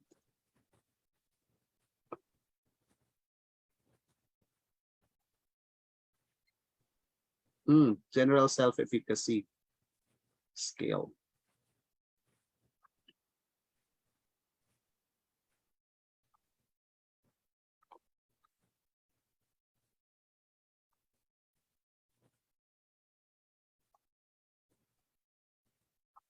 This is the instrument. This is called General Self-Efficacy Scale. There are 10 items, and the internal reliability is it has a Cronbach's alpha between 0.76 and 0.90. Mamaya pwede nating i-run, no, yung internal reliability nung test base doon sa items na nakuha natin. And then the validity, it is correlated to emotion, optimism, work satisfaction. Negative coefficients were found for depression. In other words, negative ang correlation ng test na ito doon sa test that measure depression, stress, health complaints, burnout, and anxiety. But it is positively correlated doon sa other tests that measure emotion, optimism, and work satisfaction. Okay, it is important that when you report the research instrument in your thesis, hinahanap namin ito. So hinahanap namin yung tinatawag na VRASI, no? V-R-A-S-I. Especially for those of you guys, no, na mga nasa psychology, yung nagma-master ng psychology, nagpi-PhD ng psych, but I guess this is also expected for the other programs. You need to report the VRASI, the validity, reliability, okay, and what is VRASI, you know? Validity, reliability, scoring and interpretation, no? Scoring and interpretation of the test. So kailangan i-report ninyo kung yung instrument ninyo, if you are adopting an instrument, okay, if you are using a standardized instrument, i-report ninyo ano ang reliability analysis niya at ano ang validity analysis niya. So how were validity and reliability established, no, in the test? Okay. And then paano siya i-score at paano siya i-interpret. So for instance, this is a 10-item test. So ito yung scoring niya, no? For all question, not at all, 1, hardly true 2, moderately true 3, exactly true 4. Ang sabi niya, the total score is calculated by finding the sum of all the items. For the GSE, the total score ranges between 10 and 40, with the higher score indicating more self-efficacy. And what are the items here? If you want to know more about this test, okay, here is the reference. Okay? Ito yung actual na instrument. Yan. So, 10 yan, no? There are 10 items. Okay? Let us go now to the data. I am reading chat here. Yeah. Administration. Thank you, Ma'am Priscilla. Yeah, the VRASI, validity, reliability, administration, scoring, and interpretation. Thank you, Dr. Marsan. Now let's go back to the data.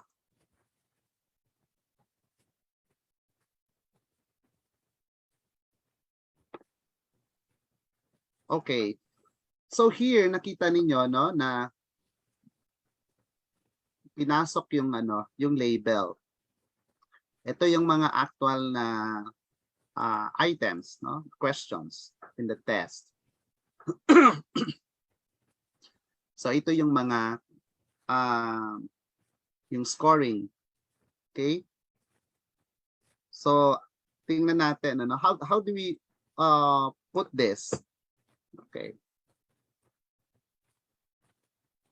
Burahin ko muna, ha.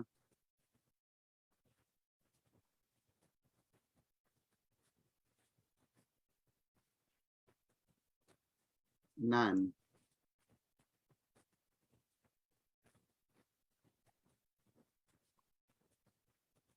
Tinanggal ko muna, no? Okay. May naiwang isa. Hindi bale na. Okay. So number 1, di ba sabi natin, Number 1 is not at all true. So tanda, not at all true, hardly true, moderately true, exactly true. Okay, number 1 is not at all true. Click add. Number 2, hardly true. Number 3, moderately true. And number 4, exactly true.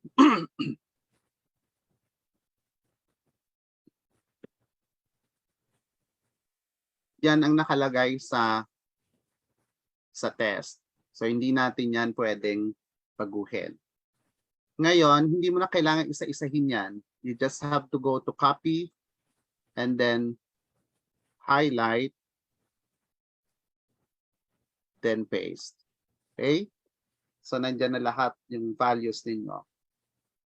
And I believe you can relate on this kasi yung mga question na ninyo, halimbawa, you have 20 items, pare-pareho naman yung mga way of answering nila, no? Halimbawa, meron ka, usually, no, we use instruments na Likert scale.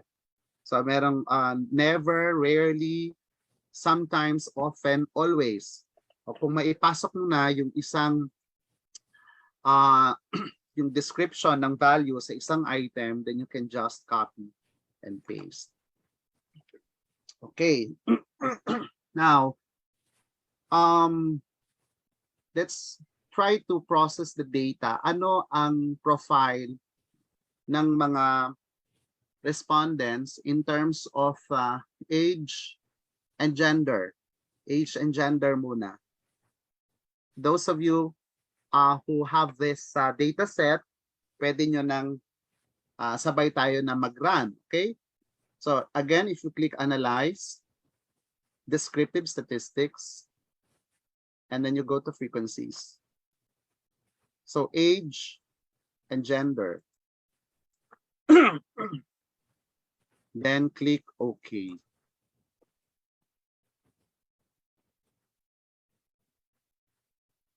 So I have here now the result. Ayan. So here you have majority are females, 230, or equivalent to 57.5%,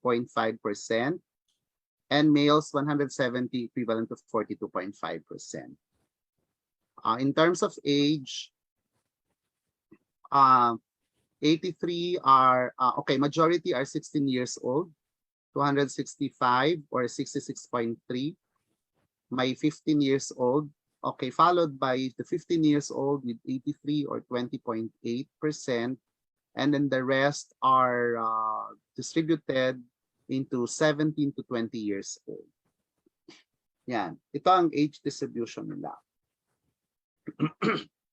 Okay, so just like how it was demonstrated earlier, no, pwede mo nang i-copy paste ito. Okay. Now, pwede kasing sabihin na ang konti naman nung 18 to 20, no? 18 19 20. Okay. Pwede mong i-merge, no? Itong 18, 19 and then 20 by transforming, no, the scores.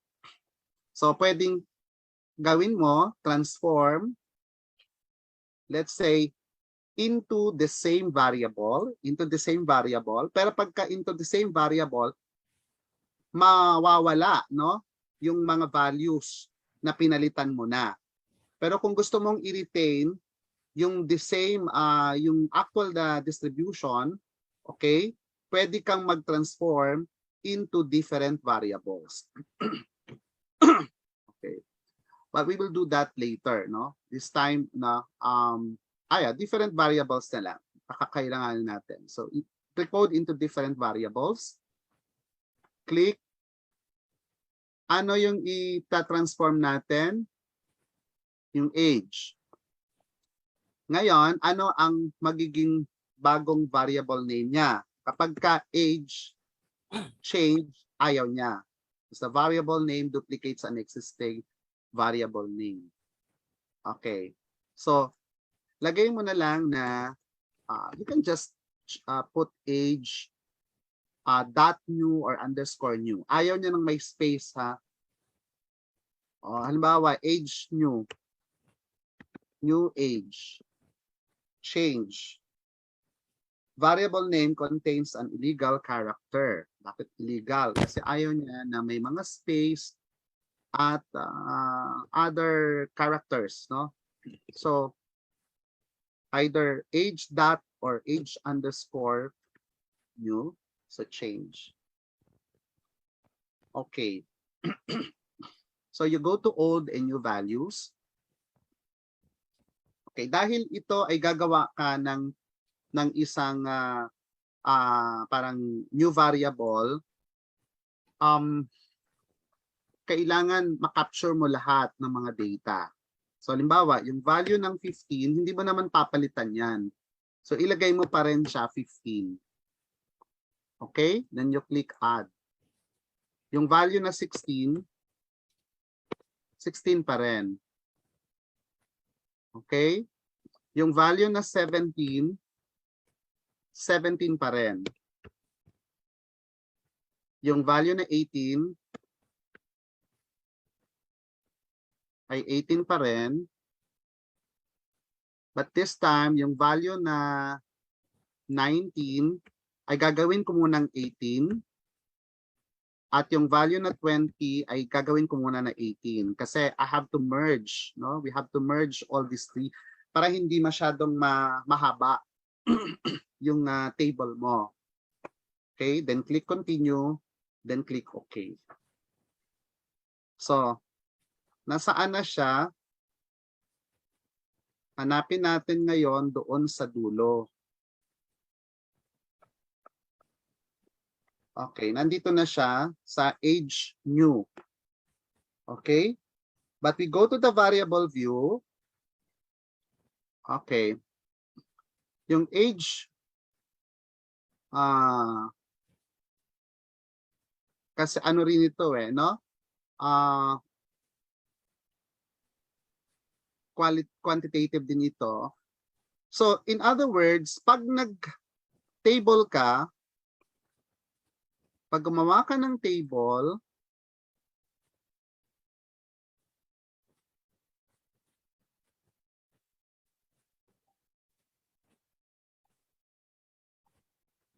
okay.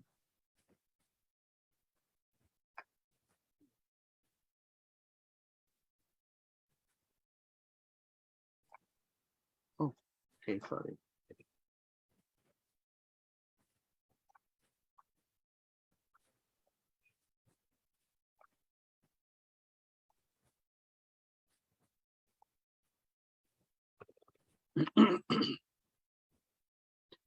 One, two, three, four, five, six.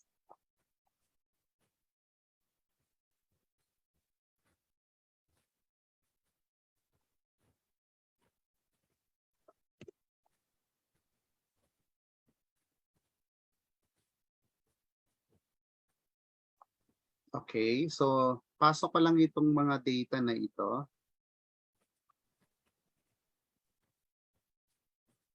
I'll enter it here. So you have 19 to 20 yung kanina.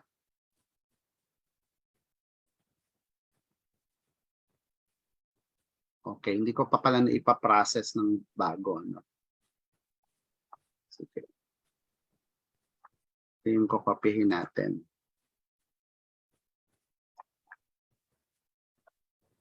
Analyze descriptive statistics frequencies. Ang ipaprocess ko yung age nyo. Okay, then click OK. Yan. Para ito ngayon ang i-copy paste ko. Copy.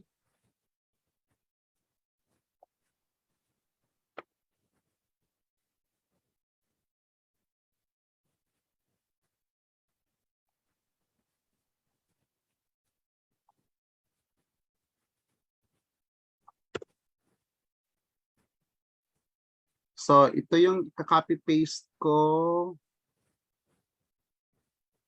This becomes oops.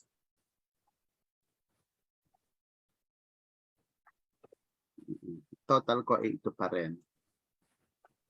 So ito magiging 18 to 20.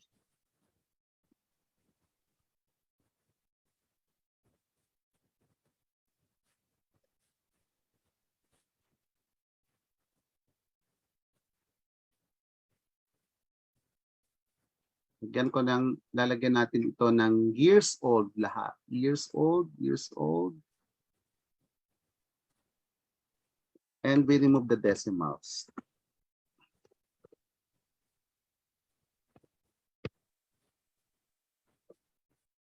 Frequency and percent. And then this is age.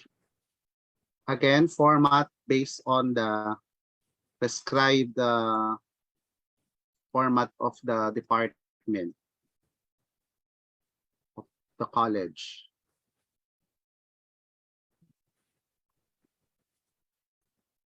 Okay, so you have now, let's say, table 2.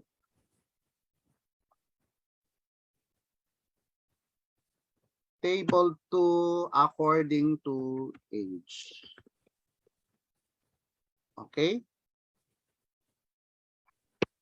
Nakakasunod ba tayo?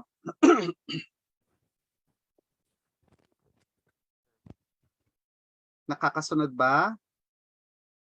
Okay, this is just the profile. Okay. So let us now proceed. Naku, this is already 10:30. Meron pa akong movie. Okay. Let's proceed now to the another way of one more example, ano? Okay, let's say if you process grade in science or grade in mathematics, no? Gusto mong magkaroon ka ng profile ng respondents in terms of the grades, no? So you have here, you can do analyze descriptive statistics frequencies. Tapos grade in science, grade in math. Click OK.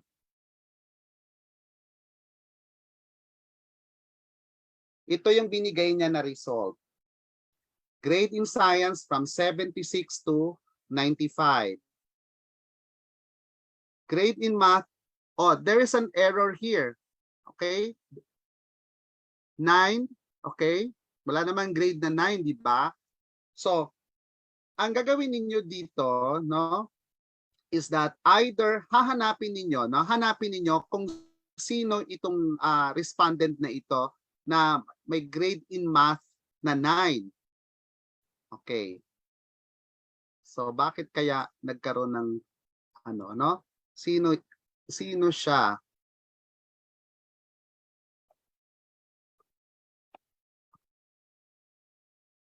Yun lang, okay? Grade in math 9. Ayon, si respondent, student number 135.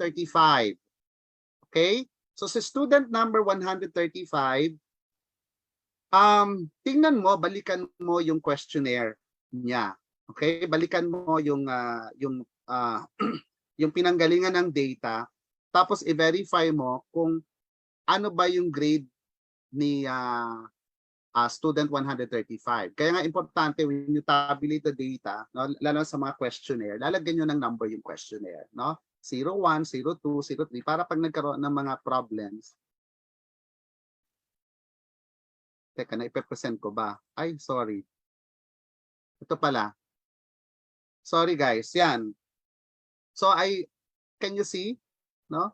Okay, nakita ninyo si student 135 ay ang grade niya sa mathematics ay 9. So balikan ninyo siya, tapos i-verify ninyo kung ano yung grade niya kasi there is a wrong entry here. Okay? So pwedeng ito ay 90 or 89. So let's say this is 89. Okay? So para ma-correct siya. Okay, so balik ulit ako doon sa ano, no? Descriptive statistics, frequencies, grade in science, grade in math. Okay, so you see, hindi nyo, if you would not like presenting this tall table. Okay? Ano ang pwede nyong gawin dito? Okay? You need to transform this into another or into different variable. Okay? So, again, transform into different variables.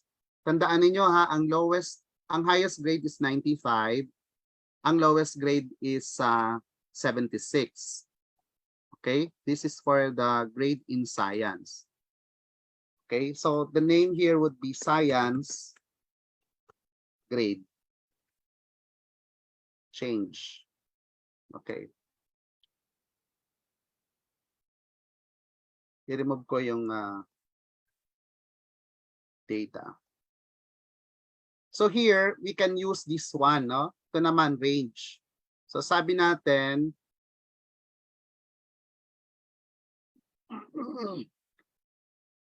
uh, 91, 92, 93, 94, 95. You can just start with, let's say, 75 to 79, 1. Okay? Ang value niya is 1. 80 to 84. Ang code niya ay 2. Pag ang grade ay 85 to 89,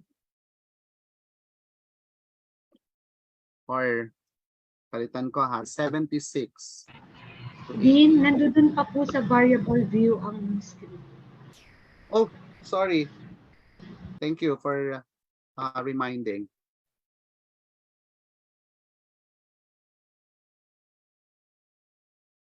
Nakikita niyo na? Apa. Teka ha, ano ko, okay. So here, change old and new values. Din, bumalik Nakita nyo po na? dun sa variable view. Oh, sorry. Okay. Wala po.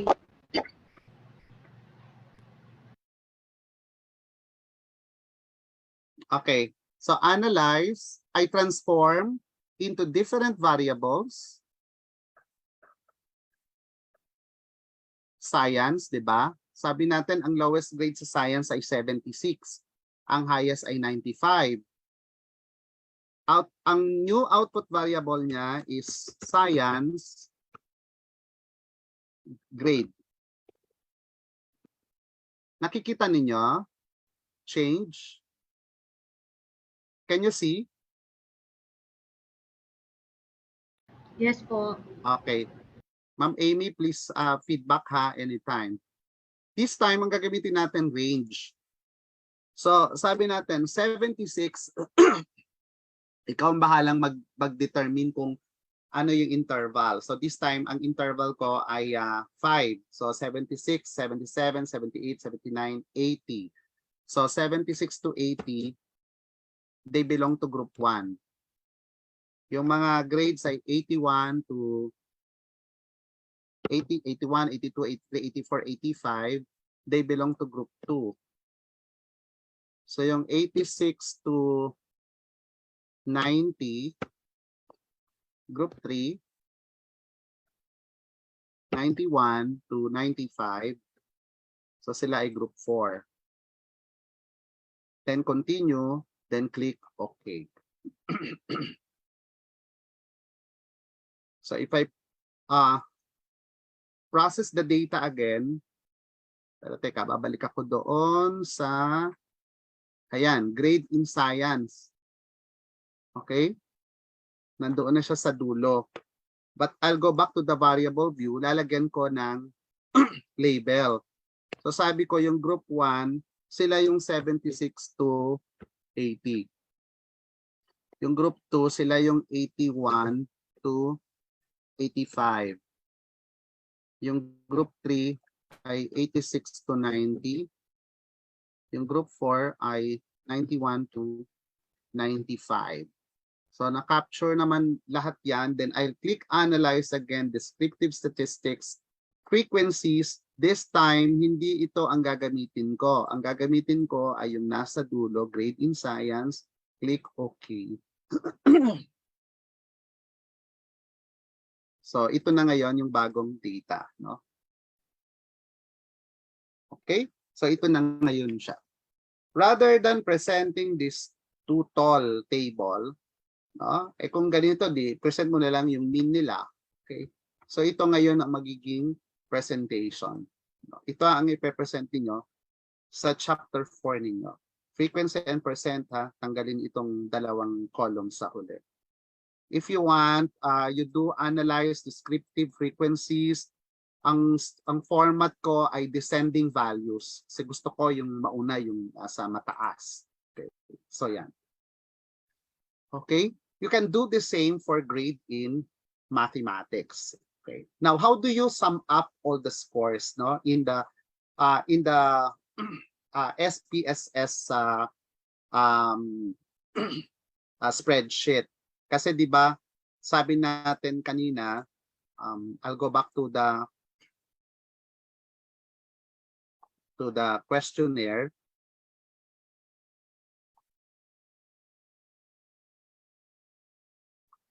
Anong nakalagay sa questionnaire? Sabi niya, the total score is calculated by finding the sum of all the items. Okay.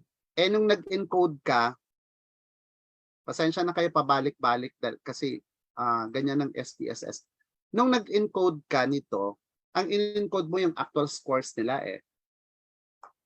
Dito, mula dito sa GSE. GSE 1 to GSE 10. Wala pa itong GSE total na ito. Kumbaga, ikaw na ang magto-total nito. So, hindi mo naman kailangan isa-isahin yan. Or if you want, you can do the totaling or the summing up, no, via Excel. Pero pwede naman na dito na. So, halimbawa, if you do, ito total ko tong GSE 1 to GSE 10. Papaano? Go to Transform, Compute Variable. Click Compute Variable. So, ito ngayon, kasi nalagyan ko na ng name na GSE total, ano? GSE dot total na lang. Para hindi magkapareho doon sa GSE underscore total. Okay. Sum. Okay, I'll type the word sum. Then, parenthesis, ito yung item number 1 plus item number 2 plus number 3. Oops.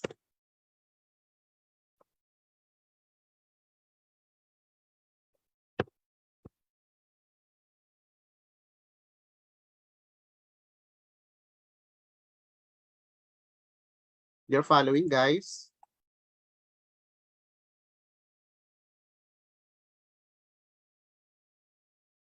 So sum up natin lahat ito. Di naka-freeze po yung nakikita namin na na screen yung variable view po, pero hindi na move. Ganon. Okay. Okay.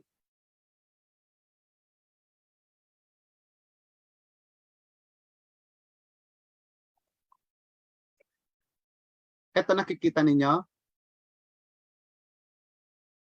Yung spreadsheet? Hello? Black pa po. Ewan ko lang po sa iba, sa akin black. Wala pa? Yeah, nakikita na daw po. Okay. So, I'll click transform. Ulitin ko ha, gagawa ako ng total score nitong 10 items na ito. Transform, compute variable. GSE dot siguro self-efficacy na lang, no? Self-efficacy score. Okay. So here, can you see now? Can you see? Yes, sir. Okay, good. So, i-add ko lang itong lahat ng ito.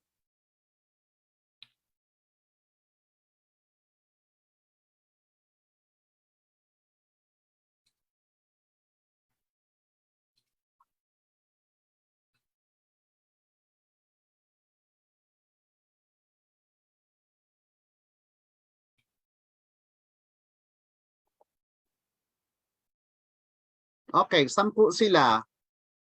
Then after that, napasok ko na lahat, ano, some parenthesis, then GSE 1 plus, no, up to GSE 10, then close parenthesis, then click OK.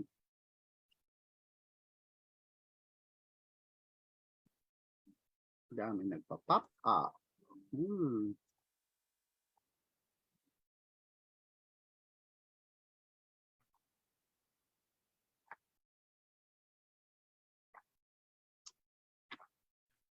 Okay. So nasaan na siya? Nandito na siya, no? So nakagawa ako ng total score ng 10 items ng self-efficacy.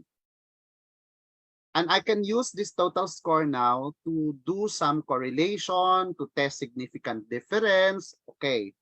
So this time I would like to test the significant difference. Let's say may question ako, is there a significant difference in the self-efficacy of the male and the female students? Okay, testing difference ito, no? Okay, so how do I do this? I click analyze, compare means. Analyze, compare means. So i-assume ko na parametric ito. Okay? Independent samples t-test. Bakit independent? Kasi sabi ko nga sa inyo kanina, may dalawang klase ng grupo. Independent at saka related sample. Sa pag-independent, mutually exclusive sila. Dalawang totally na magkaibang grupo. So in this case, totally magkaiba ang lalaki at ang babae. Okay? Hindi naman tayo nag-pretest post-test no? Kaya we will be using independent samples t-test. Ano ang grouping variable natin? Gender. Diba? Pinag-compare natin sila, no? Between male and female. Okay, so gender, define groups. Sabi niya define groups, i-click yung define groups. Diba ang coding natin 1 and 2. Then continue.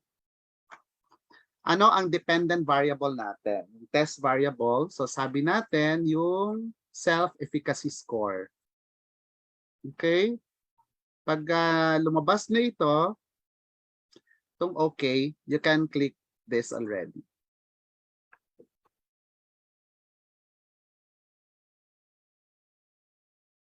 Balik ako sa output. Okay.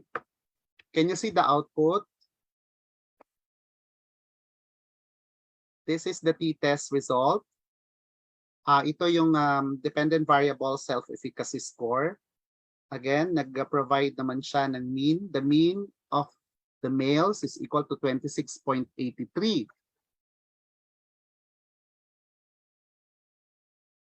Okay, yung mean ng lalaki is, mga lalaki, no, mean ng self-efficacy score is 26.83. Sa mga babae is 28.15. What does it tell us? No? It tells us na mukhang mas mataas ang self-efficacy ng mga babae kesa sa mga lalaki. Okay? It seems, no, na mas maganda yung self-efficacy ng female compared to males. But we need to verify that, no? Kasi meron tayong null hypothesis. Ang null hypothesis natin, there is no significant difference in the self-efficacy, no, level of the male and the females. So we need to make a decision if we will reject or retain, no? If we will reject or retain that null hypothesis by looking into the result of the T. So ito yung t-test. The t-test is equal to, okay, the t-test is equal to 1.850. So merong dalawang t-test dyan, no? Yung isang equal variances saka isa equal variances assumed, equal variances not assumed. So dito, nakita ninyo itong Levene's test for equality of variances. Okay. Actually, may null hypothesis ka na naman dito muna para malaman mo kung ano ba ang titingnan mo. Ito bang T sa taas o itong sa ilalim? Kasi magkaiba ang kanilang probability of error, ha? Okay? And crucial ito. Kasi minsan, ito ay 0.049, ito ay 0.05. Kapag ka 0.05, you don't reject the null hypothesis. Kasi sabi natin, you reject the null hypothesis if the p-value is less than 0.05. Okay? So, ano ang titingnan natin dito? Itong nasa upper row or lower row. So, tingnan ninyo yung Levene's test for equality of variances. So, nakalagay dito na, again, no, mayroon kang null hypothesis na there is no significant difference in the variances between the two groups. Yun muna, no? Para ma-reject mo yung null hypothesis na yan, dapat yung probability of error ng Levene's statistic should be less than 0.05. Ngayon, ano nangyari, no? The probability of error is equal to 0.390. And this is greater than 0.05. So therefore, you retain the null hypothesis that there is no significant difference in the variances between groups. Therefore, we should assume equal variances. Kaya ang titingnan natin ay yung nandito sa itaas.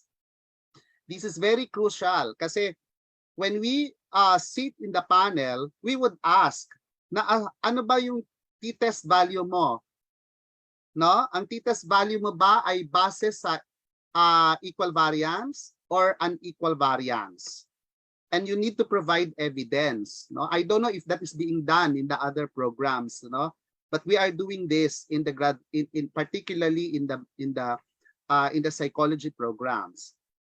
Okay, so this time we assume equal variance kasi nga yung probability of error ng Levene's test for equality of variances is greater than 0.05. We retain the null hypothesis that there is no significant difference in the variances between groups. So therefore, ito yung i-report mo na T. T is equal to 1.850. Bakit negative? Kasi inuna mo sa equation yung male eh. So male minus female.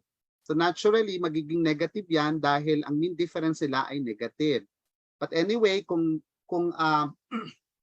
non-directional naman yung null hypothesis mo, it does not matter whether your value is negative or positive.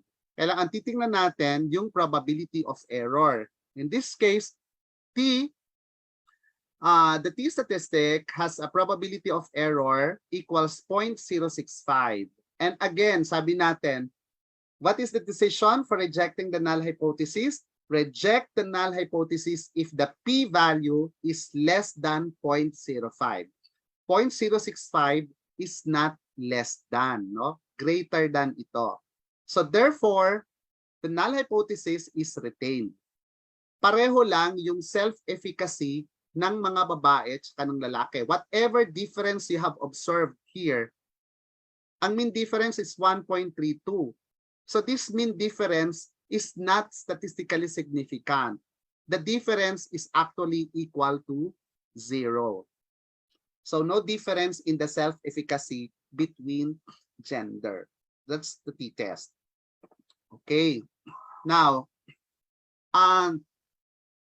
let us try to analyze naman, no? Meron bang relationship between or meron bang difference, no? Let's say doon sa score, performance, let's say in mathematics or in science across schools. Okay? Gusto nyo difference between gender, pwede rin. Kailan pareho rin t-test din ang gagawin natin. Okay? So this time, interested ako, factor ba yung school? No? Factor ba yung school doon sa performance ng mga estudyante. Okay? So if I click analyze, compare means how many schools are there? There are 4 schools.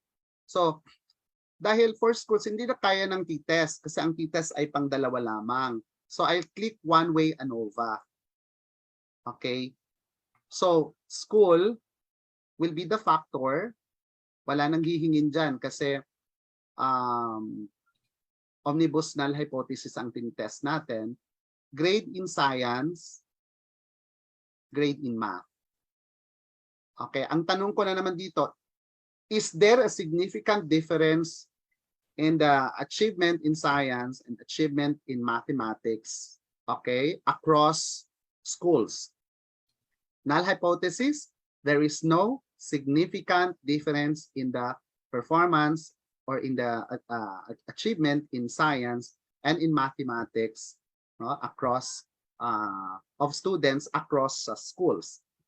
So you reject the null hypothesis again if the p-value, the probability of error of the computed F statistics is less than 0.05. So click OK. You see, this is the analysis of variance result. So grade in science, F is equal to 94.672. The probability of error is equal to 0.000. Actually, this is 0.001. The same with the grade in mathematics. So dahil ito ay less than 0.05, you reject the null hypothesis and state that students differ in their performance in science and mathematics when grouped according to school. So pwede mo namang hanapin kung anong school. Okay, you can do a post hoc analysis. So tingnan mo, well, which school, where is the source of the significant difference? Is it between school A and B, A and C, A and D? Okay, there are 4 schools, so there are multiple comparisons that you make here. So how do you do that? So if you click analyze again, go back to compare bids, one-way ANOVA. This time I'm going to do post hoc analysis. Post hoc analysis. So if you click post hoc analysis, nakita naman natin kanina na walang significant difference doon sa variance, inassume natin kanina yung equal variances. So you can choose from among this. Normally, we choose the 2 key. 2 key HSD, or honesty of significant difference. Okay? If the equal variance is not assumed, then you can choose any of this. Okay? So assume equal variance, 2 key, then continue. Then click OK. So nag-run uli siya ng ANOVA. Are you still with me? Can you see the result? Yes, sir. Okay. Nag-run uli siya ng ANOVA, tapos nagkaroon siya ng multiple comparisons. So this time, kita natin sa grade in science, when we compare school A and school B, school A and school C, school A and school D, okay, ang mean difference ay ito. Okay? Mas mataas ang mean school A compared kay school B. Okay? Sa school A at sa school C, mas mataas si A, but between school A and school D, mas mataas si D kasi negative. And all these were found to be statistically significant. Ito yung source ng significant difference. So nakikita ninyo na mukhang si school D ang pinakamagaling. Kasi tingnan ninyo, when school D is compared with all the other schools, A, B, and C, positive yung difference, meaning to say mas mataas ang mean the school B compared sa any of these schools, and statistically significant, yung difference. So this is how you conduct post hoc analysis if you just would like to trace saan yung source ng significant difference. And this is the same with the grade in mathematics. Si school D ang napaka no, taas. Okay? So ngayon, interpret mo. Okay? Anong meron sa school D? Okay? Bakit mataas yung performance ng mga estudyante sa school na yon compared to the other school? Okay, this is part of your interpretation already. So when you interpret the data, you need to look into the reasons or explanation. No, why is it that these results, no, are being shown, no, in the or why is it that these results are being demonstrated or manifested, no, in the output? Okay. So this is one-way ANOVA. Okay. Now another thing I would like to show to you is correlation. So what if you would like to know if there's a correlation between grade in math and grade in science? So meron bang relationship, no? Or is there a relationship between grade in math and the self-efficacy, or grade in science and the self-efficacy? Okay, so let me share again. Analyze, correlate, by variate. Again, analyze, correlate by, bakit by variate? Kasi dalawang variables ang kino-correlate natin. Analyze, correlate, by variate. Then I'll click grade in science, grade in mathematics, and self-efficacy score. Naka-default siya sa Pearson. Okay? Then, flag significant correlation, click OK.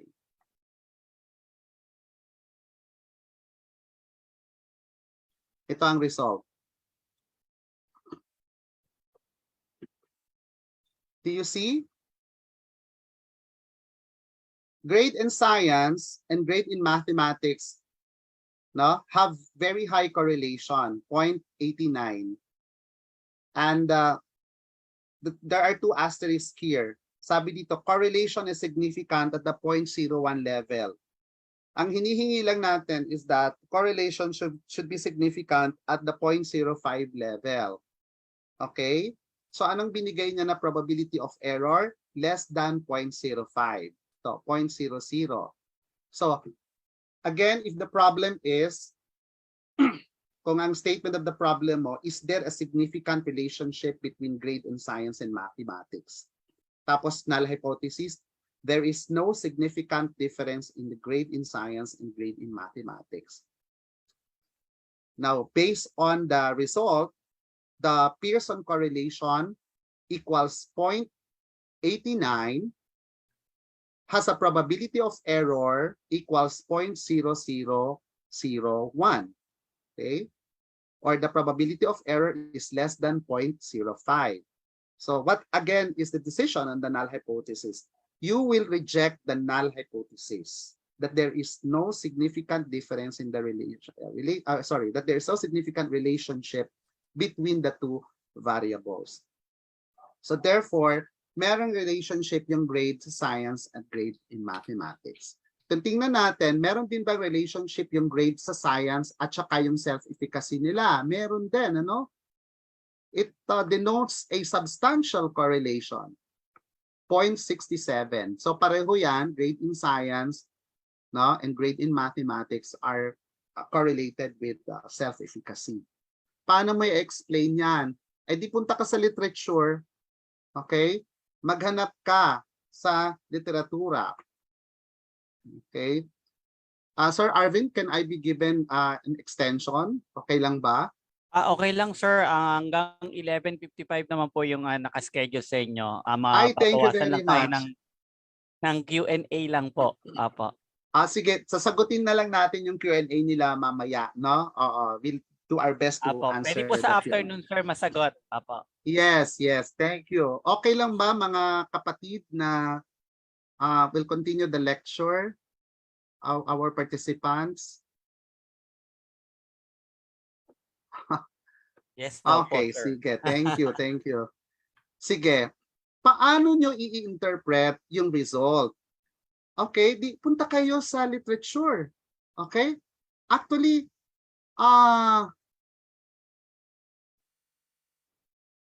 you can go to Google Scholar, 'di ba? And then hanapin niyo yung mga maghanap kayo, let's see, Google Scholar. Okay? So Google Scholar. Okay, if I click Google Scholar, hanapin niyo 'yan. Ayan, self-efficacy and academic achievement. Nakikita nyo? Ang daming mga literature dyan. Can you see that? Okay. So normally you can connect this now with your theory. Kasi ang theory normally ang self-efficacy is a theory, it's a psychological theory by Albert Bandura, no? So nandito naman, no, you can actually make use of this data to interpret your findings. By the way, ginagamit nyo ba yung database natin sa PUP? Okay? Kasi sa PUP, we have this database, ang ils.pup. ils.pup.edu.ph. Can you see? Nakikita ba ninyo? PUP and LRC catalog. Hindi ko kasi alam kung nakikita ninyo. Yes, Salamat. Yes. If I click this, okay. Ninaki na Library and Learning Resource Center. Okay. So mamimili kayo dito ng mga online resources. No, nandito ang Emerald, Gale databases. I love Gale databases pero ngayon mukhang hindi yata available. So ang pwede kong piliin dito is open access databases. If I click open access databases, then I'll just go down. Mamimili ka dyan. I'll go to Social Science Research Network kasi related sa social science kasi, no? If I click Social Science Research Network, medyo mabagal ang aking. Alright, SSRN. And I'll just go to, tingnan natin, advanced search.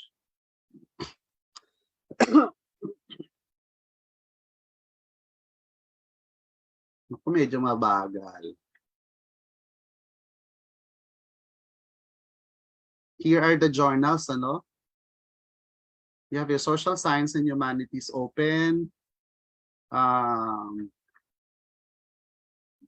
Pasensya na, mabagal. Ita-type ko na lang, no? So you have here self-efficacy and academic performance. Academic performance or academic achievement. I hope this is going to work.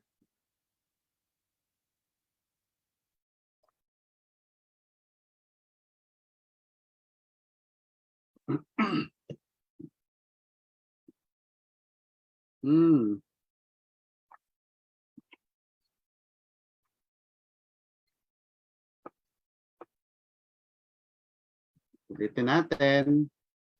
Okay, self-efficacy and academic.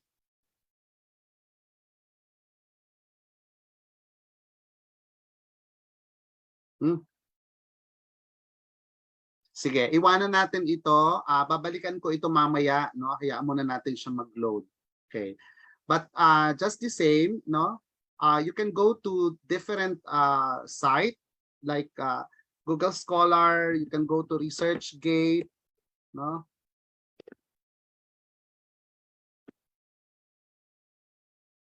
ResearchGate and also you can search publications here, no? Okay. Ayoko na po mag-login, no? Okay. Pwede ka naman this is free actually. You can sign up. Okay. Now let's go to the Jamovi. Ayaw pa rin, no? Basta, again, no? Ayan, yan na pala. Okay. Ayan na, mga kapatid. So nakikita nyo, no?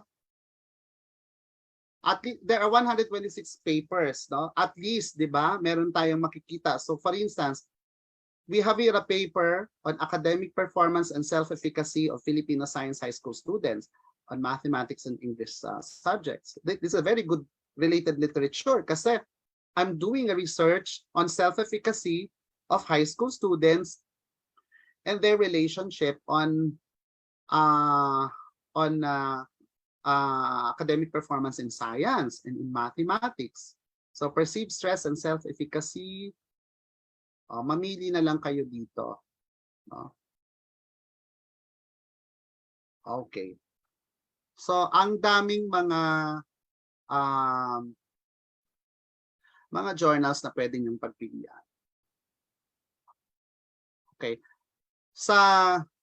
Dito naman sa Gale databases, sa ngayon kasi it's not working, no? But I love searching also, no, sa Gale databases. If you click Gale databases, although sabi ko nga hindi nag-work ngayon, I don't know why, no? Hindi ko alam kung ano yung reason pa. I will ask our librarian. Pag hiningan kayo ng password, kasi please ask our librarian for password. The password is power search. The password is power search. One word. Small letters. Okay? So may mga pagkakataon na pag nag-click kayo dito, hihingan kayo ng password, especially if it is the first time that you are using this database system of PUP. So again, power search. Okay. I will now go to the Jamovi. No?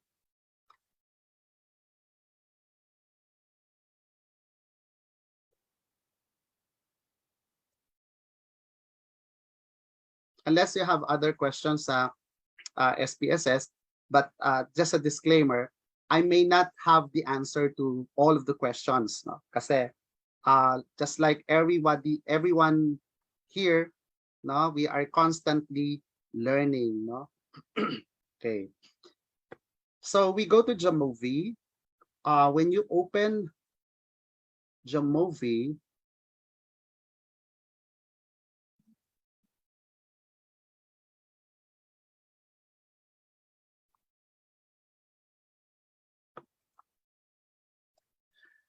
ito ang itsura ng Jamovi. Okay? This is the interface, no, ng Jamovi.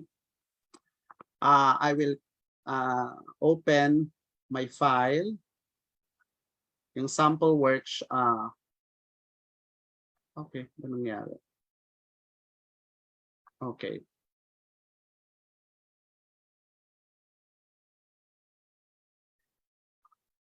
Okay. I'll show you pala how to import the file.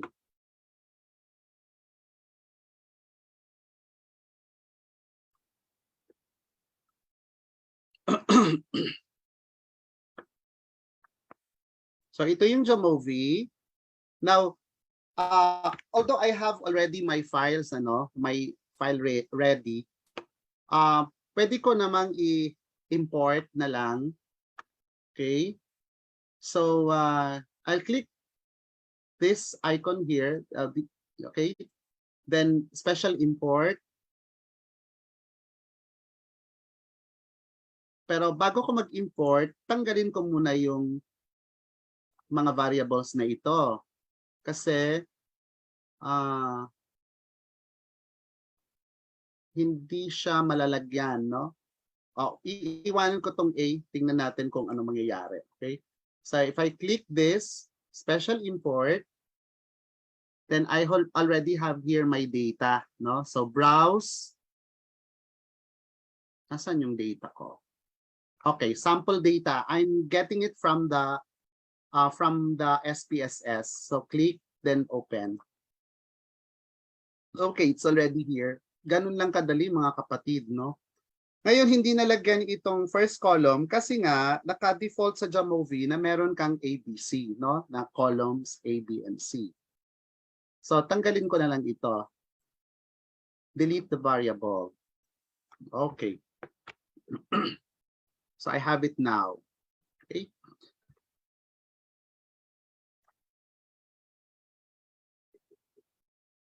Okay, so again, you'd like to see if there is a relationship between grade in science, grade in math, and self-efficacy, no? Okay, hindi yun ang nasave ko. But anyway, may GS total naman ako. Okay. So, you have to go to regression, and then correlation matrix.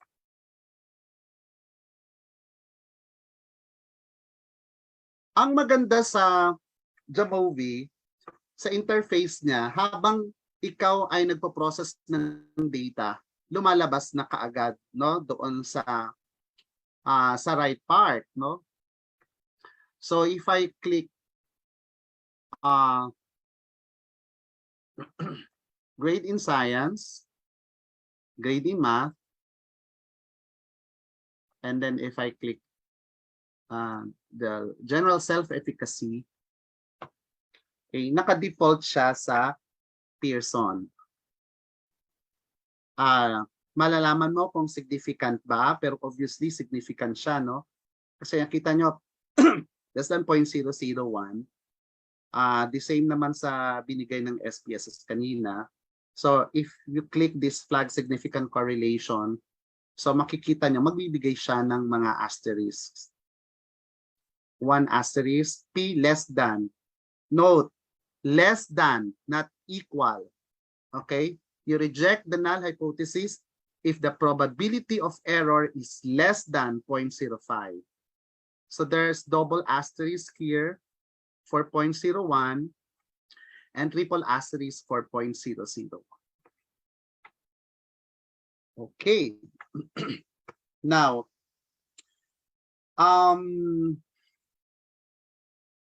let's comparing significant difference between gender. Yung ginawa natin kanina. So, meron ba significant difference doon sa self-efficacy ng mga estudyante when grouped according to gender? So, you click t-test, independent samples. Okay. So, the grouping variable is the gender.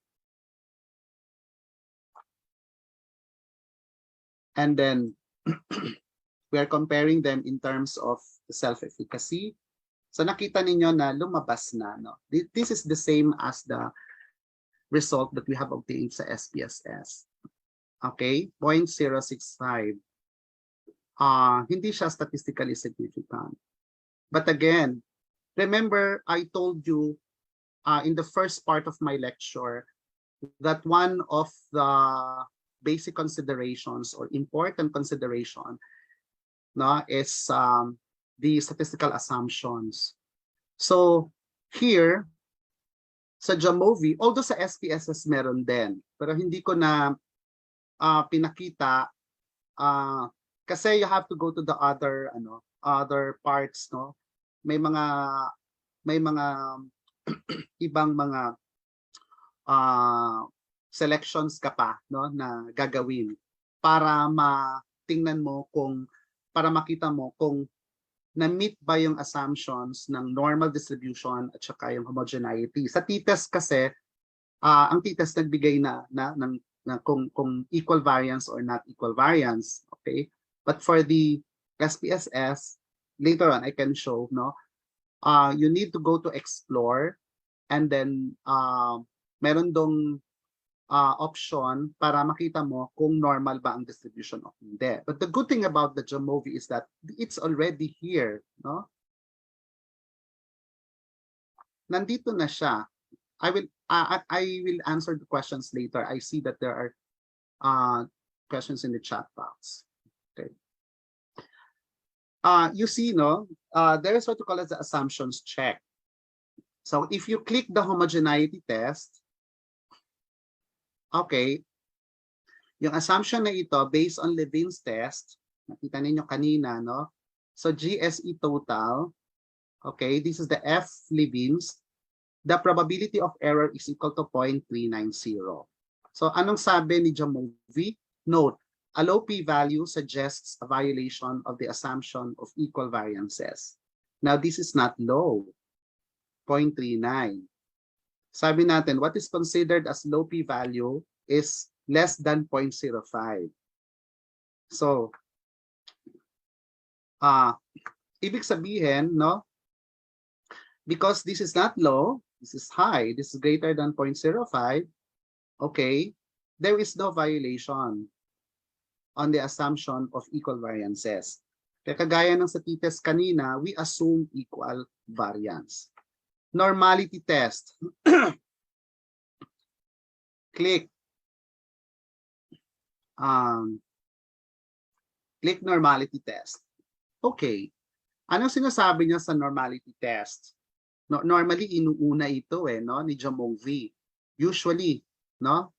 Tamo, kahit nahuli ko siya na clinic, nauuna siya. Dahil, first and foremost, alam mo muna dapat kung normal ang distribution bago ka mag-proceed, no? Kung parametric or non-parametric yung statistics na gagamitin mo.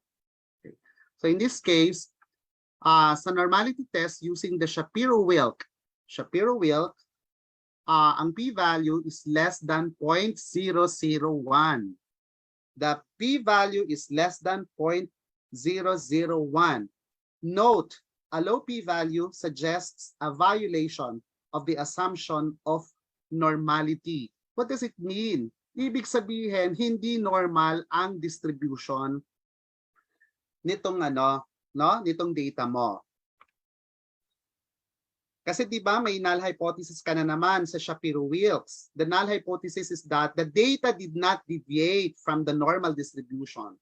The data did not deviate from the normal distribution, and you reject that null hypothesis at p less than 0.05. So the p-value is less than 0.05.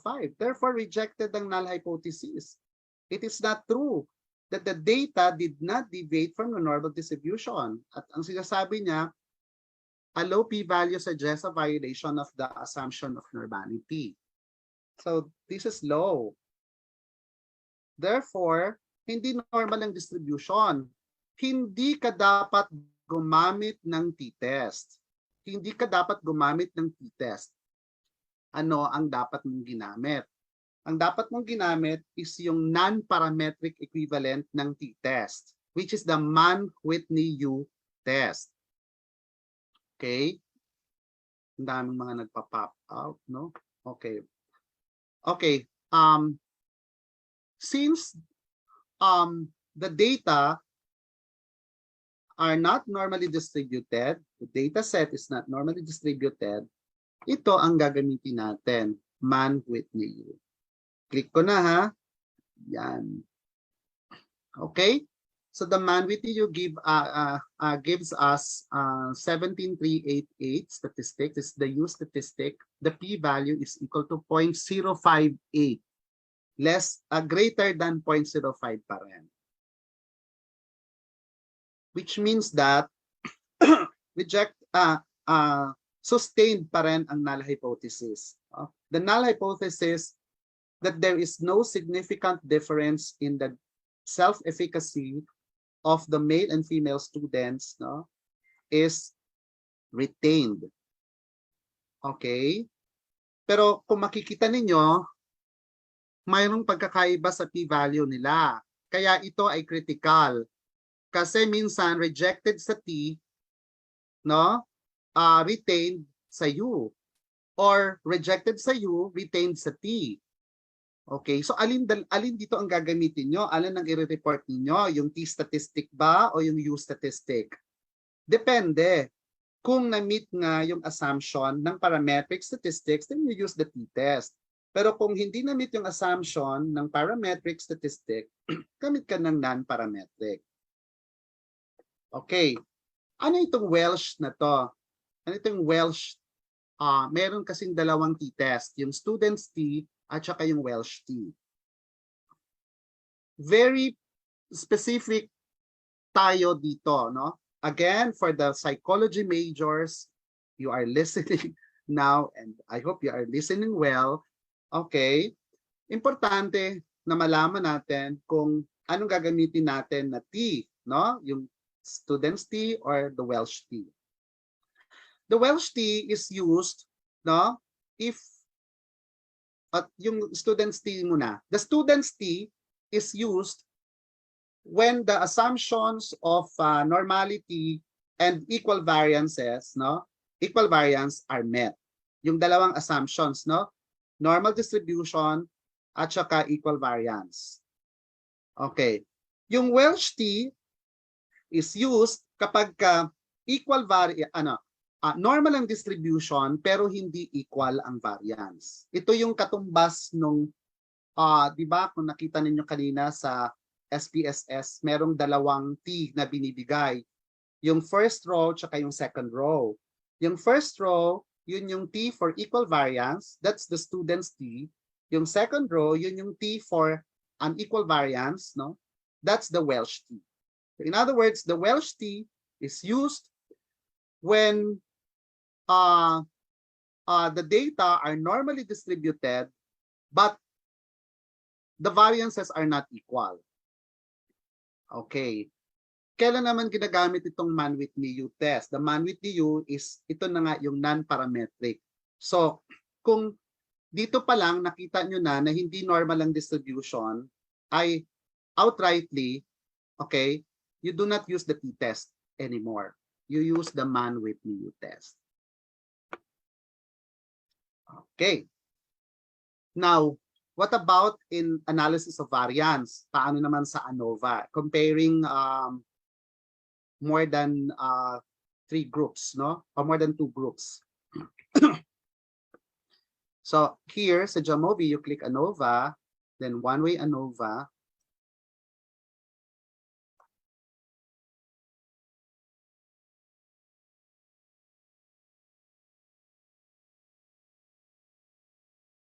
School. And then science, no? And math. I don't want to syempre hindi mo ko-compare yung ano, no? Hindi mo naman itatanong kung is there a significant difference in the self-efficacy of the students when they are grouped according to school. Wala ka namang theory diyan, 'di ba? So, ano naman ang kinalaman ng school doon sa self-efficacy ng estudyante? At least there are theories pertaining to self-efficacy and gender. May mga studies tungkol diyan. Okay?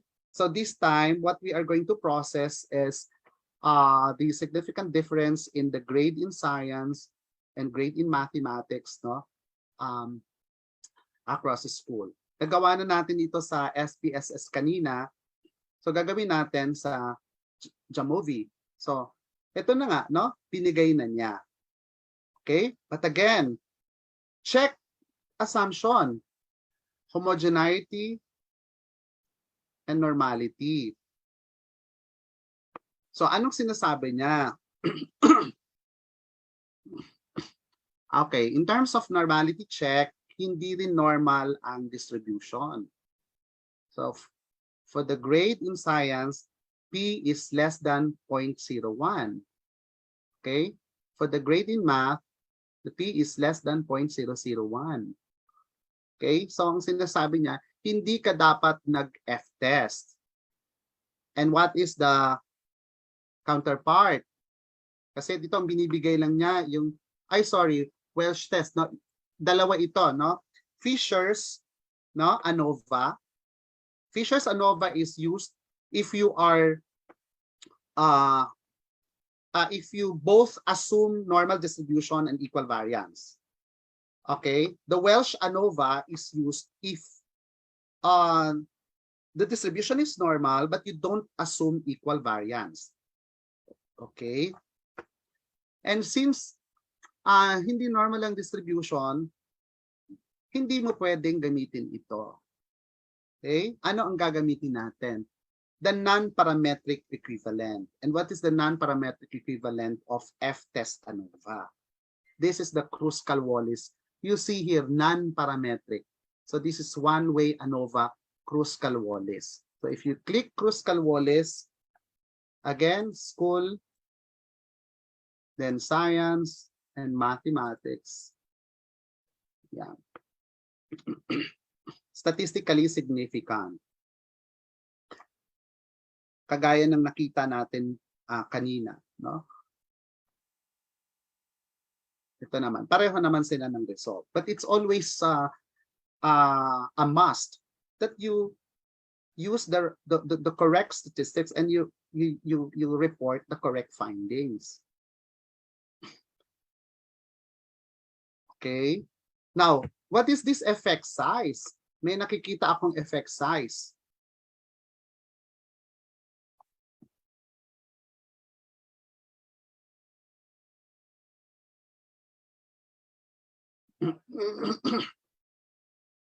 Okay, meron siyang ibinigay na effect size. Okay? This is eta squared, no? Okay. What is effect size? Okay? Ano ba yung this is another important information in statistics. Kasi remember, yung probability of error, sinasabi lang niya kung merong significant difference. Yun lang. Whether the p-value is 0.01, 0.05, no? Less than 0.05, or less than 0.01, or 0.001. Yun lang ang information na pinapakita niya sa atin. But the effect size will give us information on the practical significance. Kasi yung p-value, it only gives us information about statistical significance. But the effect size gives us information about the practical significance. In other words, it gives us information about the magnitude of effect, the magnitude of the difference. Okay? Kung merong effect, yung p-value, sinasabi na niya kung merong effect. Pero yung effect size, sinasabi niya kung gaano katindi yung effect. Okay? And in this case, at the correlation equals 0.43, 0.37, sinasabi niya na there is what we call as the large effect size. Malaki, no? Ibig sabihin, yung school ay factor talaga, no? That explains the academic achievement of the students on science and mathematics. The same with the t-test kanina, no? So sa t-test, ito rin, may effect size din. But here,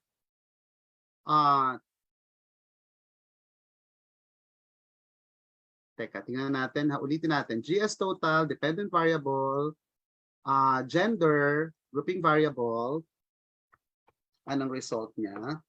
Okay, wala siyang significant difference. Kaya wag na nating i-test yung effect size. Kasi wala na nga significant difference eh. You will only determine the effect size kung statistically significant. Okay? Pero kung ito halimbawa ay grade in science,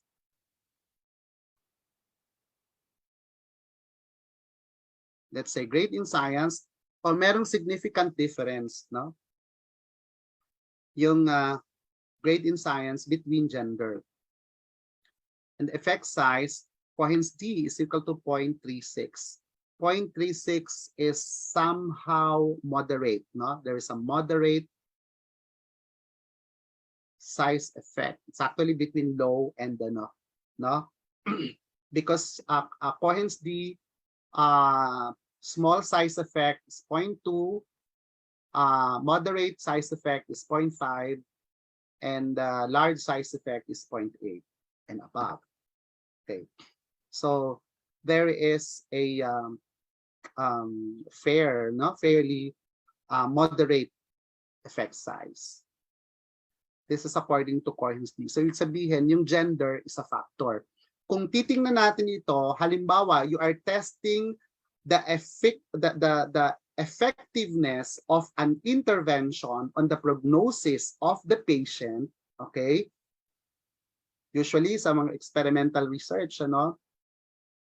Or sa mga research natin, gusto nating malaman kung yun bang intervention ay effective in improving prognosis or in improving performance, okay?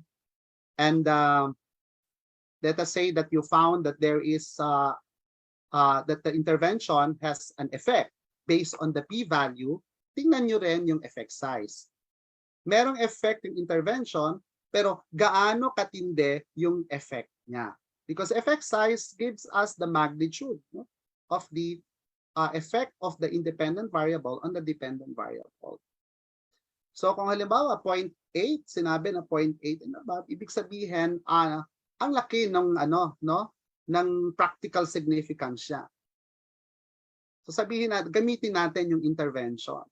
Pero kung ang sinasabi, no, statistically significant nga siya, pero ang effect size niya, let's say ay 0.1 lamang, ay ibig sabihin there is just a small effect.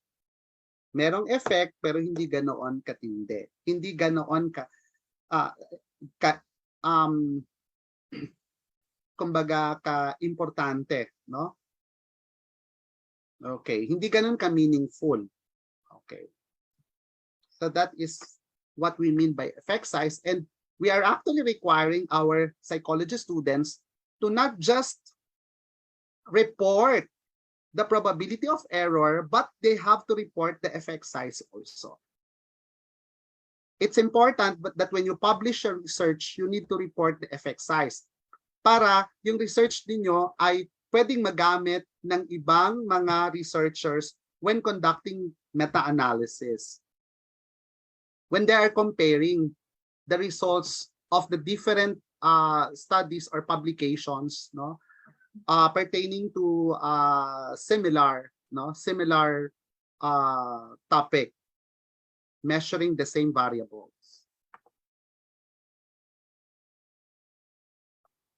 Okay. Ano pa ang pwede kong turo? Okay, so we want to know whether yung self-efficacy ba ay pwede ba siyang mag-predict ng academic performance? Pwede rin, no? Kasi remember, yung correlation, saan ba yung correlation natin kanina, no? Yung correlation natin. Okay, itong correlation is ano lang ito, no? Purely looking at the covariation between the two variables. So sinasabi natin, no, kung tumataas ang x, tumataas ang y. Okay? That's what we that's actually positive correlation or direct correlation. Kung tumataas ang x pero bumababa ang y, then there is an inverse or a negative correlation. But to say that x affects y, it's a no-no. Hindi naman natin sinasabi na, kaya mataas ang grade niya sa science kasi mataas ang grade niya sa math. Hindi pwedeng ganon, no? Because that's simple. We just did a correlation between the two. We just tested the correlation between the two variables. So, kumbaga, these two things go together. Kasi mataas ang correlation nila,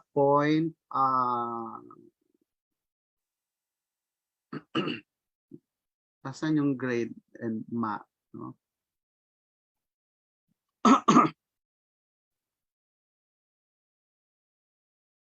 Kanina lumabas, di ba? 0.98. Okay. Frequency, regression, correlation,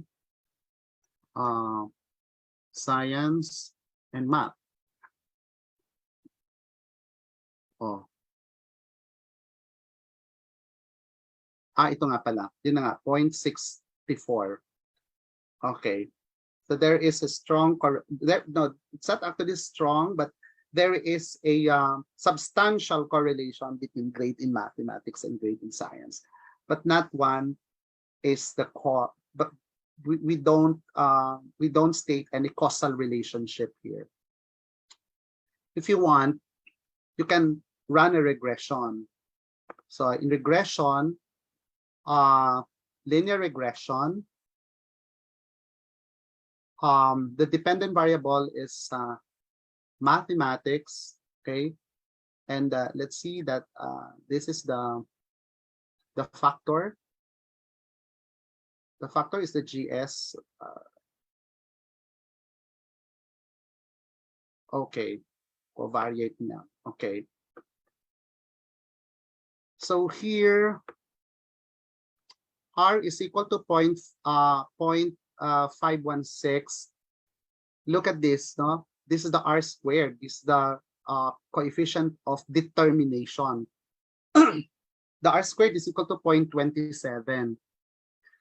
Parang sinasabi na 20% of the variability on grades in mathematics is predictable to self-efficacy. Okay? So yung self-efficacy ay ni-influence niya yung academic performance ng estudyante. Okay? And but the influence is only around 27%. So 27% of the variability on the scores in grade in mathematics, okay, is explained by the scores on the self-efficacy. And pinapakita dito that self-efficacy is a significant predictor of grade in mathematics. If you look at the p-value equals 0.001. So, kung gusto nyong makita, no, kung ang isang variable ba ay predict niya ang another variable, then you do regression analysis. But if you just run Pearson correlation, hindi kayo pwedeng mag ano tawag dito, conceptual framework ng IVDV, no? Because when you say IVDV, no, we are actually hypothesizing that the independent variable has an effect on the dependent variable, and that cannot be tested, no? That cannot be known kung nag-run ka lang ng Pearson R. But we see a lot of studies or a lot of papers na gano'n, no? Conceptual framework, IVDV, tapos ang statistical procedure ay Pearson R. Hindi pwede yon. Okay. There is if you want, no? If you want to do modeling, then you can do structural equation modeling. You can use the AMOS. Kaya nga binili natin yung AMOS para magamit ninyo. Para makita natin, if you want to test whether the independent variables or what we call as the exogenous variables are affecting or influencing the dependent variables. Okay.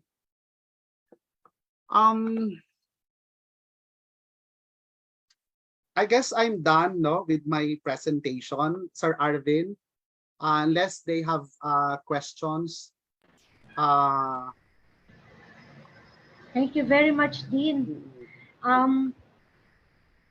I hope hindi kayo hindi naman nag-nosebleed, ano? Very simple ako lang naman. Sir, ako lang yun lagi. I tried my best to simplify the lecture. Kasi sabi ko nga, it's actually a one semester lecture. At alam niyo naman sa psychology, meron tayong statistics 1, meron pa tayong statistics 2. So in other words, yung mga modeling, SEM, no, other multivariate analysis, we discussed that in another course. No? Okay. It is So, indeed very salamat. helpful po.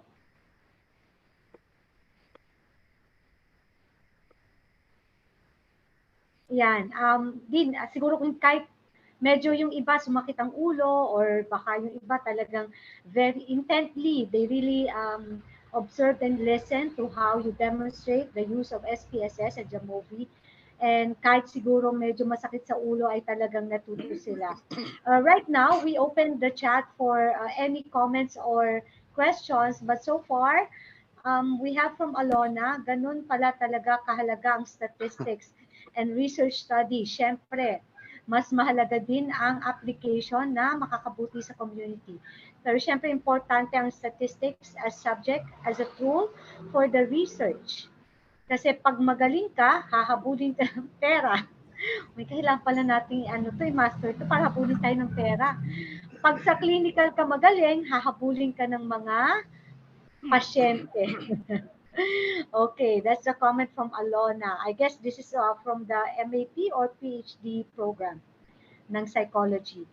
Jill. Yung lang siguro no, pag magaling ka, hahabulin ka ng pera, not just in the field of statistics, talaga namang kapag ka anong field, basta napakita mo na meron kang competency doon, then you will be successful no in the field. Tapos sa statistics, hindi naman lahat ay hindi lang monetary no ang consideration natin. We do statistics in order to ensure that we are reporting that in order to ensure that the research no that we conduct no is providing important results that can be beneficial no to the stakeholders or the community or the society. Kasi hindi naman importante no na ang nire-report natin no na research ay talagang dumaan sa masusi at maayos no na proseso, particularly when it comes to quantitative analysis. Sabi ko nga kanina, kung mali ang statistics na ginamit mo, mali na rin yung information na nire-report mo sa paper mo. Remember, if you're doing a quantitative research, yung chapter 4 mo ay largely based on statistical results. So kung mali yung statistical results mo, mali na rin chapter 4 mo. Mali na rin yung conclusion or yung findings, summary findings and conclusions, and even the recommendations no na i-offer mo. So aside from the monetary part of it, iba yung reward when you get to present data and information na tama. Kaya nga, sabi ni Sir, pag mali ang reseta mo, pag mali ang iyong diagnosis, mali reseta, mali rin yung iyong pinapresent. Okay? So, Jill, I guess hindi po yung pangalan ni Jill. I don't know, siguro from PUP rin to. Hi, Doc. Is Jamovi downloadable and free? And can we have free access of the AMOS?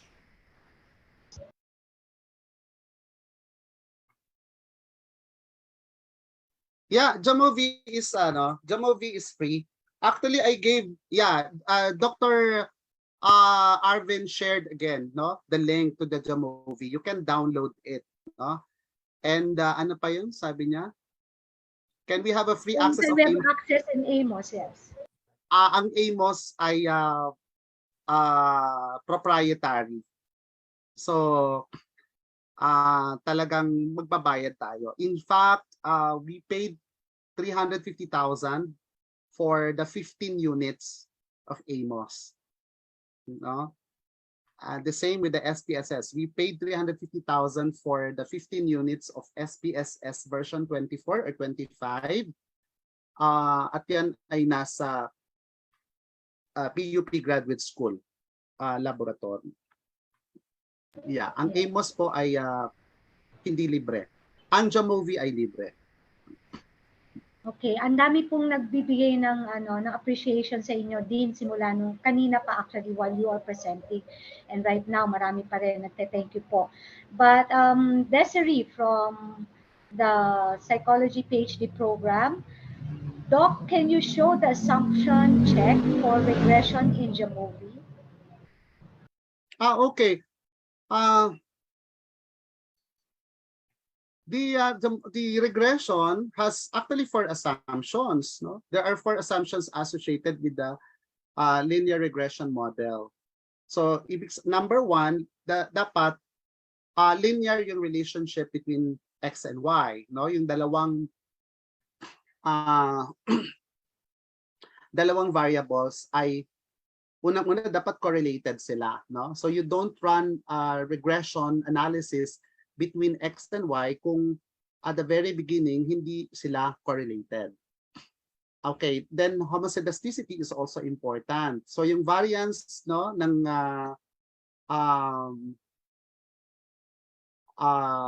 ng x variable dapat no, the residuals no is the same for the variance ng x or independent variable. And then the other thing is the same, no? Yung normality.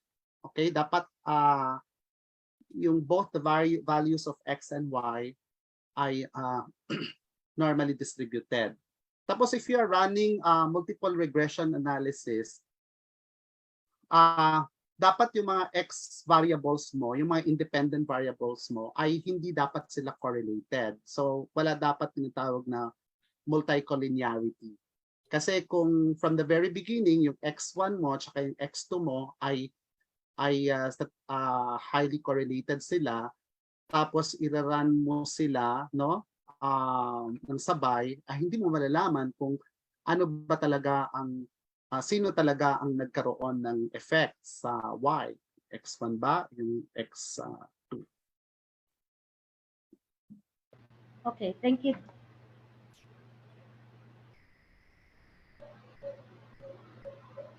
I guess for the essence of time, we will accommodate 2 more questions. We have a question from Dr. Nelson Rodelas. Good morning, Dean. I am Nelson Rodelas, your former student in MSE CPE. I would just like to ask, can we apply t-test in Likert scaling? Well, that's a good question. Can we apply t-test in Likert scale? My answer to that is yes. Kasi Likert scale naman, you generate total score di ba? In most of the, meron kasing controversy dyan, ano? Yung sinasabi nila, ang Likert scale daw ay ordinal. So strictly ordinal talaga siya kasi wala naman talagang equal interval doon sa between 5, 4, 3, 2, 1, di ba? Di ba? Always, often, sometimes, rarely, never. Wala talagang equal interval. Hindi natin malaman talaga kung gaano kalayo yung 5 tsaka yung 4 doon sa always saka sa often. Kaya lang remember that in most psychological tests, you generate total scores. So when you generate the total scores, no? Yung total score nagiging ano na siya, no? It becomes quantitative now. Quantitative na siya that it's already possible for you to calculate the means, no? The mean of scores. And if you read articles, even articles published in Scopus Index publications, lalo na sa mga psychological research, karamihan doon ay gumamit ng mga psychological tests instrument na based on Likert scale. So ang importante lang dapat ma-meet yung requirement ng normal distribution. So ganun din, if you were able to generate total score, tingnan niyo kung yung distribution ng scores ay normal. Then you can use the test or parametric statistics. Pero kung hindi normal ang distribution, then you have to resort to non-parametric alternative, no, of t-test, which is the man-with-you test. Okay. From Princess Buena Pepo, this is the last question that we will be addressing. The rest are like comments naman, so I will read it later. Sabi po ni Princess, ask po niya, paano po ang tabular presentation ng inferential statistics? Tabular presentation ng inferential. Inferential statistics. Okay. Depende sa statistics na ginamit mo, no? So kung correlation yan, nakita ninyo kanina yung correlation matrix. In most of the journal, actually yung Jamovi output, they are actually patterned doon sa publications. So pwede mo na actually i-copy paste siya doon sa chapter 4 mo, and then you have to interpret. Actually, we are trying to revise, no, sa atin sa graduate school, no, we are trying to revise the format, no, ng mga tables, no, na pinipresent natin sa atin sa mga chapter 4. We want that our tabular presentations should be attuned, no, or consistent with publication already. So we will be adopting the APA format, no, for presenting the tables. Okay, thank you very much. So marami po din talaga ang nag-appreciate sa inyong presentation. And there are comments like from Sir Morada. Okay, Dean, not immediately related to the current topic. Hello, Sir Morada. Si Sir Morada ang expert sa stat, ha?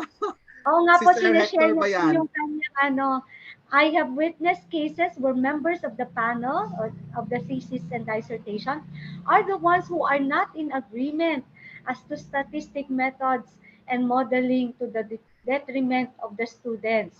Some just faded away for fear of becoming the intellectual battleground of warring experts. The question is, in the PUPGS, how such types of conflicts are settled. So it's not directly related po dun sa, but more of the sa presentation and thesis. How are these conflicts settled, protecting the students and academic freedom and other rights of all parties involved? Oo, sir, siguro mas maganda, no, if we have issues or concerns like this, they can actually bring it up to the office of the dean, so that we would be able to address it properly. Kasi usually nangyayari nga yan, ano, pero kung talagang may mga let's say documents or evidence that the students can present, no, para makita yung appropriateness ng statistical procedure, dapat naman, ano, dapat ma-appreciate, no, ng member of the panel. So hindi pwede na mag-suffer ang estudyante, no, dahil lang sa, you know, conflicting siguro conflicts, no, ng minsan nga may mga personal conflict pa diyan, no, that we don't encourage that, of course, no, in the graduate school. Siguro ilapit ng estudyante para ma-elevate natin sa ethics, kasi meron tayong ethics committee. Ang ethics ay hindi lamang para sa paper, but we also have ethics committee that can resolve issues, no, pertaining to this. Kaya nga sa defense, nire-require po natin, no, na mag-append ang estudyante ng printout, including printout ng mga assumptions, na na-meet ba yung mga assumptions ng test na ginamit. Para siguro dapat kung merong mga ganong mga documents na, mga evidences, ay sana makatulong na, no, para yung panel ay matulungan nila yung estudyante. Okay. Tama yan, ano? Defense, no, is sometimes battleground, no, ng warring experts. Yes, okay. But I guess there's another. we can resolve that, no? We'll try to, of course, wala namang mga concerns na hindi natin na nalulutas. Kailangan lang po ma-elevate sa Office of the Dean. Okay, thank you, Dean. We're running out of time, pero siguro napaka-importante nitong last na question ni Mitch Salazar can be answered by Dean or si Doc A. Need po ba lahat ng statistics of thesis dissertation ay dadaan sa IDSA? What are the guidelines involved if ever external statistician daw po ang kanilang gagamitin, or if the author knows how to run the statistics on its own on these softwares? Just like what I have mentioned yesterday, we do not require students to have their paper or have their data processed or analyzed by IDSA. Kasi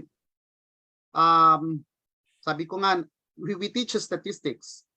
So bakit pa tayo magtuturo ng statistics kung hindi naman nila ma-apply, no? Especially kung ang advisor naman ay knowledgeable sa statistics. But at the end of the day, dapat ma-defend nila yan. We encourage our students actually to do the statistics by themselves. But they have to defend that. Ang hindi natin nire-require, pero actually may mga programs talaga na hindi natin, we do not expect them to have their papers subjected for statistical consulting or statistical processing sa IDSA. Siyempre, number 1 dyan ang Master in Applied Statistics. Tapos yung Master of Science in Economics. Kasi may mga econometrics yan sila. No? They are very much knowledgeable on econometrics. Ang psychology rin, kasi meron tayong psychometrics. No? And actually, we teach mga inferential statistics at saka yung mga regression and structural equation modeling. So basta kaya nila. Pero basta kaya rin nilang i-defend. Yun, no? Okay, thank you very much again. Most of the time they can defend it kasi nga kung meron silang maipakita na mga evidences, kaya sabi ko nga it's important that you keep a copy of your raw data, soft copy, and also yung output ninyo kasi minsan may mga statistician talaga, may mga panel na nagtatanong din.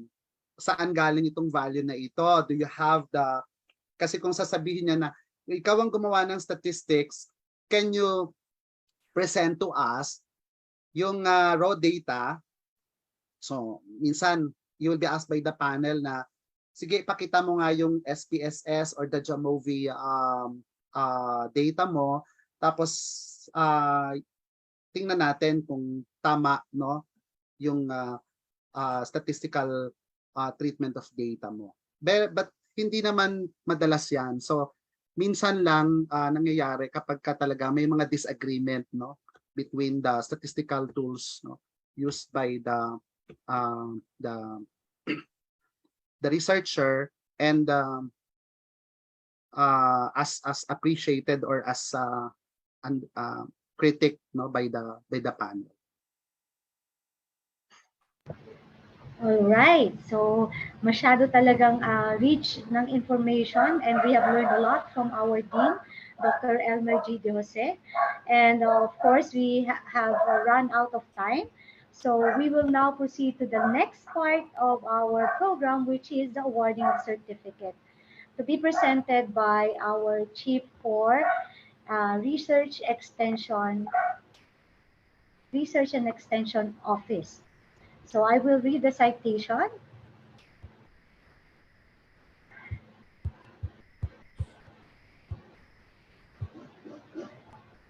The Polytechnic University of the Philippines, Office of the Vice President for Academic Affairs, Graduate School Research and Extension,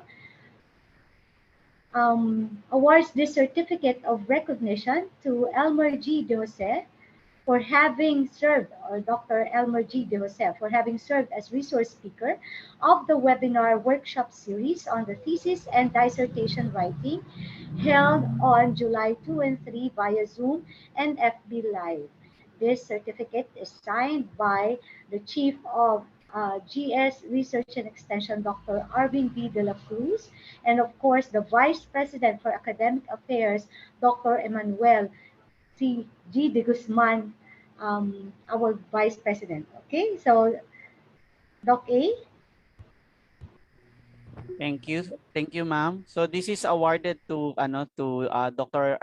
Elmer G. De Jose. Thank you, Sir Elmer, for sharing us your knowledge in statistics. Thank you, Sir Arvin. Thank you sa lahat. Oo. Okay.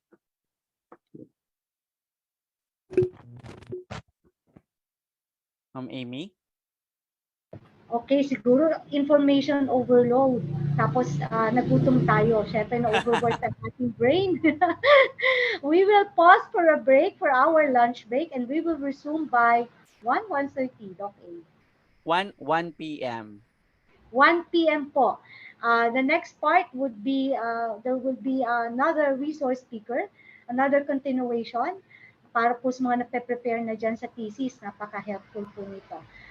See you and enjoy your lunch.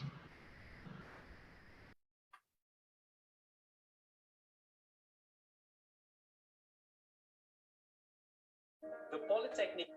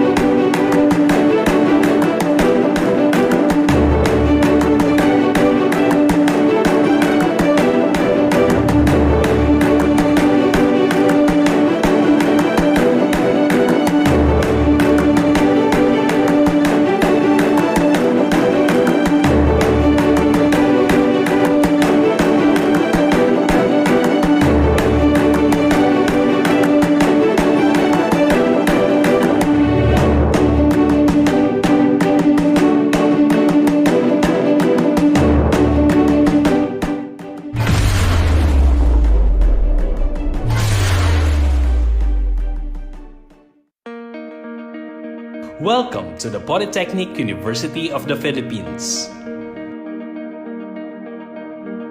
The Polytechnic University of the Philippines is a government higher educational institution governed by Republic Act No.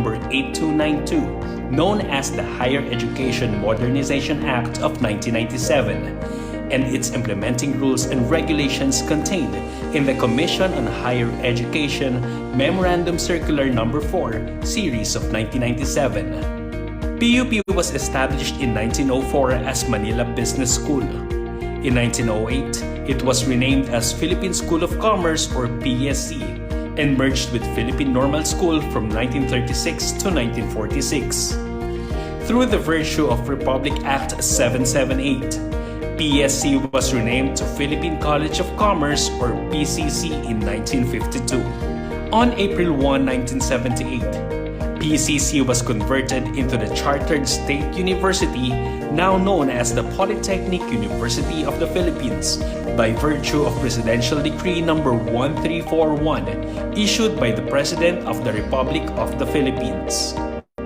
For more than 100 years, PUP has been a partner of the government in providing quality, globally competitive, and industry-responsive education to bright, deserving students.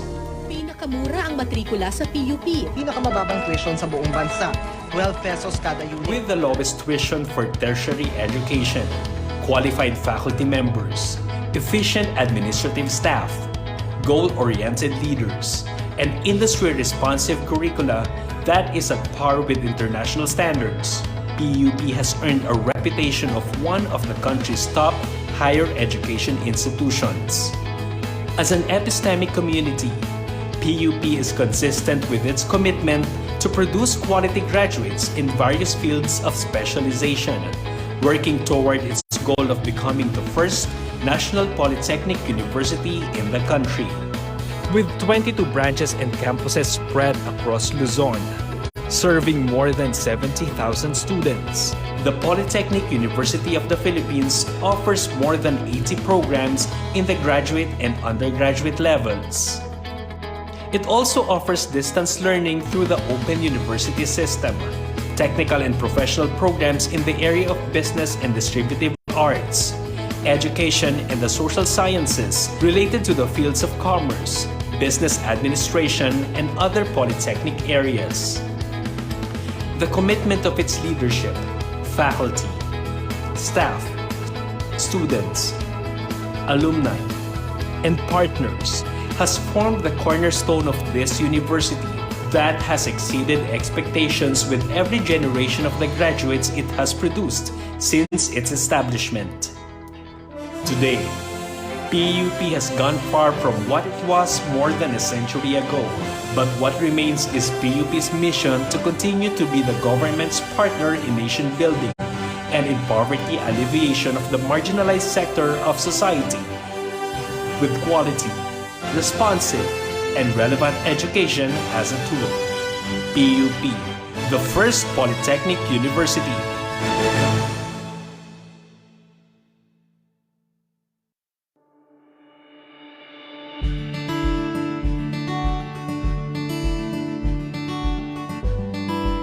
Allow me to share with you my vision for the university. I envision PUP to become the pioneering and leading national polytechnic university in the 21st century. With a national polytechnic university status, it will bring more opportunities for the university to further strengthen its academic programs and improve organizational performance as an institution for higher education. In pursuit for this vision, my mission for PUP is for it to recognize its catalytic role for national development. PUP will ensure inclusive and equitable quality education and promote lifelong learning opportunities through a re-engineered polytechnic education. By re-engineering, we look into the existing processes and programs in order to achieve higher quality of academic programs and services following the principles of effectiveness and efficiency. With this mission in mind, I have formulated 10 pillars as my reform agenda for the university. Pillar 1. Dynamic, transformational, and responsible leadership. Empower academic and administrative leaders by following the core principles of good governance to create collective growth and unity. Here I would like to highlight an innovation by introducing the development of an integrity management plan to assess, plan, and implement anti-corruption strategies that will secure the institution against corruption and abuse. Likewise, asset management and resource generation will be aggressively pursued to ensure productivity and finance the implementation of the plans and projects for the university. Pillar 2.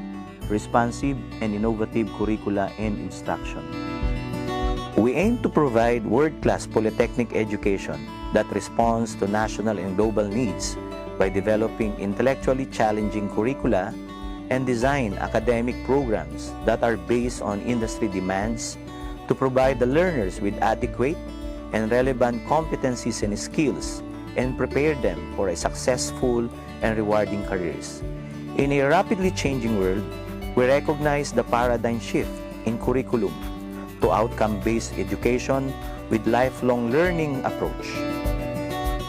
Pillar 2 also sits on the framework of internationalization of Philippine higher education through transnational education by promoting academic mobility among faculty and students and global dimension into the curricula and teaching process. Pillar 3. Enabling and productive learning environment. Following education in Industry 4.0, we aim to increase and enhance the use of new technology to enable student learning and engagement, as well as advanced teaching process and methodology through new and state-of-the-art facilities that will support the overall learning and teaching experience in the university. Pillar 3 likewise includes campus development and the provision of conducive learning centers and facilities for students and faculty. Pillar 4. Holistic student development and engagement. We will empower students as well as rounded learners and active young leaders as we open opportunities for various academic mobility and venues for honing skills and personal development, being the principal stakeholder of the university. Recognize academic freedom as a form of self-expression and a platform to showcase students' intellect, skills, and creativity. Pillar 5. Empowered faculty members and employees. Likewise, we are looking into the holistic development of our faculty and employees as productive, competent, and experts in their respective fields. We will encourage our faculty roster through formal education, capacity building, research and extension initiatives, faculty immersion, and other academic engagements, both local and abroad. We will ensure that both our faculty and employees will have a vibrant career development path as public servants in this state university. Pillar 6. Vigorous research production and utilization. We will continue to strengthen the research culture in the university by promoting discovery and innovation through increasing disciplinary and collaborative research integration across academic disciplines to create new knowledge, utilize research findings, and develop innovative products. Pillar 7. Global academic standards and excellence. Achieve the highest levels of recognition in quality and compliance standards from CHED, AACUP, and other international accrediting and regulatory bodies for higher education. We will intensify our efforts to achieve and sustain better academic performance and continue to excel as a top-performing school in various professional licensure examinations and produce board top-notchers, as well as sustain our status of being the most preferred graduates of employers. Likewise, we aim to establish and to be recognized as centers of development and excellence in our academic programs. Pillar 8. Synergistic, productive, strategic networks and partnerships. synergize and forge strategic linkages and partnerships across all sectors of society and the global community in line with the overall plans and programs of the university. Establish alliance with the government, industry sector, NGOs, and the academe will lead to resource sharing, program support, and research collaborations beneficial for all. Pillar 9. Active and sustained stakeholders engagement. Harness a healthy and harmonious organization by empowering all its stakeholders, both internal and external, through open communication networks, consultative and participative undertakings, and team-building activities, recognizing that all stakeholders can greatly contribute towards the betterment of the university. Pillar 10. Sustainable social development programs and projects. Expand access to education, knowledge building, and information dissemination through sharing of expertise and resources for community development. Support inclusivity approach in education by embarking on Education on Wheels, which aims to bring access to education closer to communities, following the principle of no one will be left behind. As the University of the People, we should bring the university closer to their hearts to serve their needs and extend assistance in mainstreaming public service.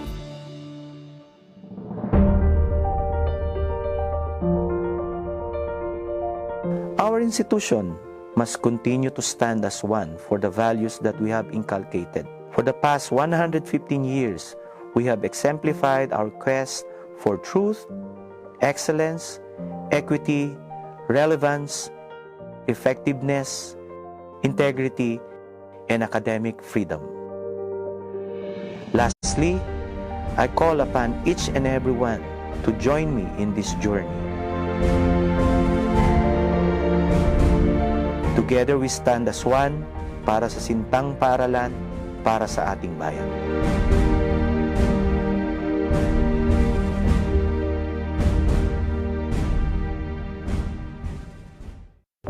Welcome to the Polytechnic University of the Philippines, the country's first Polytechnic U.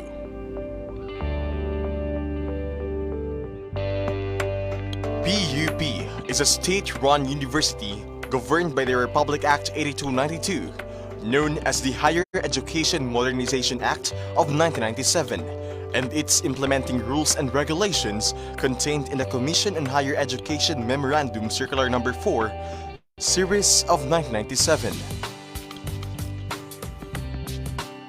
It is home to more than 70,000 students, making it the largest state university in the Philippines in terms of student population. It is the university's commitment to give qualified and talented students access to quality and responsive education to aid them in the achievement of their dreams and the improvement of their lives. True to its commitment of making education accessible to all, the university has strategically established campuses and branches all over Luzon.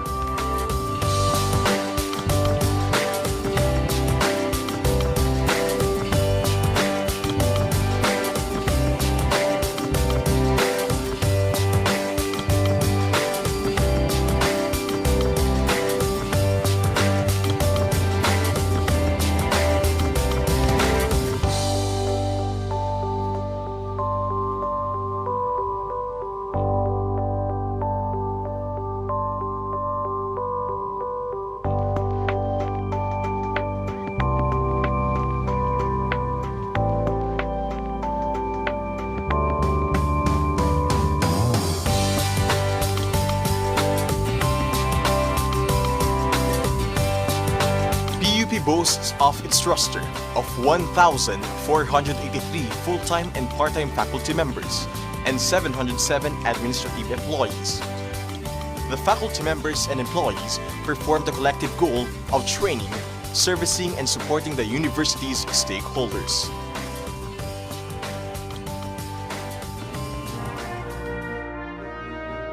From its humble beginnings in 1904, PUP was originally established as the Manila Business School, primarily for the training of personnel for government service and to provide skills needed for private employment. 4 years later, the Manila Business School was renamed Philippine School of Commerce or PSC and merged with the Philippine Normal School from 1933 to 1946.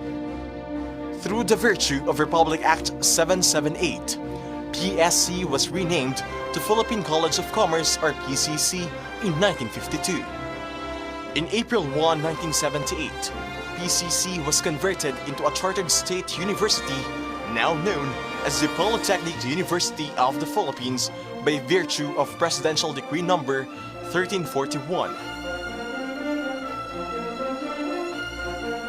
PUP truly has come a long way from a business school to a premier polytechnic university, the very first in the country.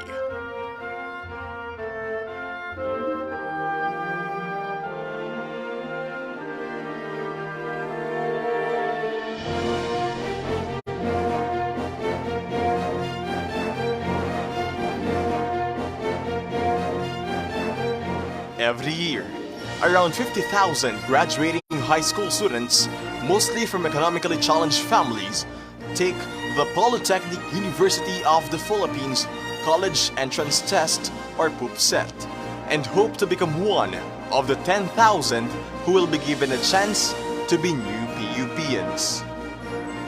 At present, the university offers more than 80 programs in the graduate and undergraduate levels with its strategic direction of making the colleges vertically articulated. Graduate School, College of Accountancy and Finance, College of Arts and Letters, College of Architecture and Fine Arts, College of Business Administration, College of Communication, College of Computer and Information Sciences, College of Education, College of Engineering,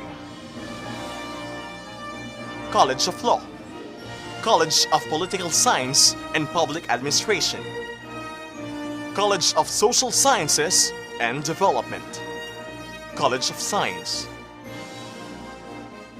College of Tourism, Hospitality and Transportation Management, College of Human Kinetics, Institute of Technology. PUP further strengthens its open university system through expanded tertiary education equivalency and accreditation program and the non-traditional system program. It caters to borderless educational system that aims to reach many learners as possible. For more than a century of existence, countless outstanding achievements have raised PUP to the level of a national comprehensive university.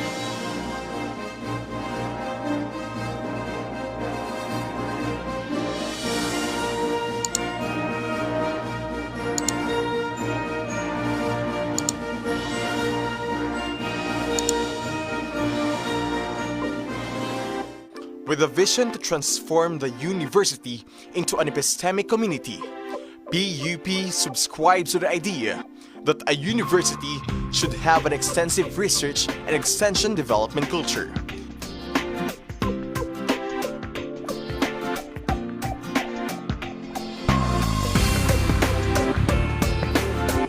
Each year, PUP surpasses national passing rate in licensure examinations, and ranks among the top in different academic disciplines.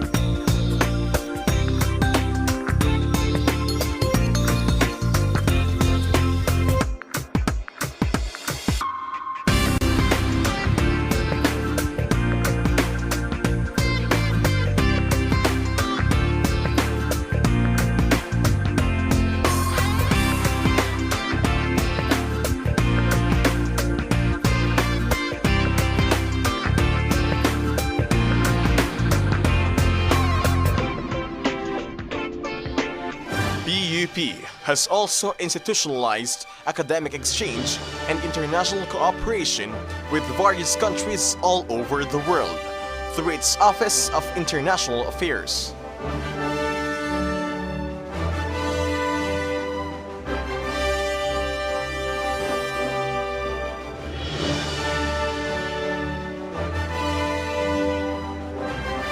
Today, PUP is relishing its successes and its students are enjoying unprecedented academic opportunities.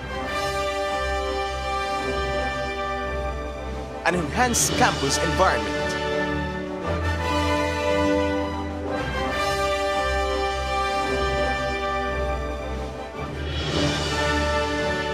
upgraded colleges, state-of-the-art technology,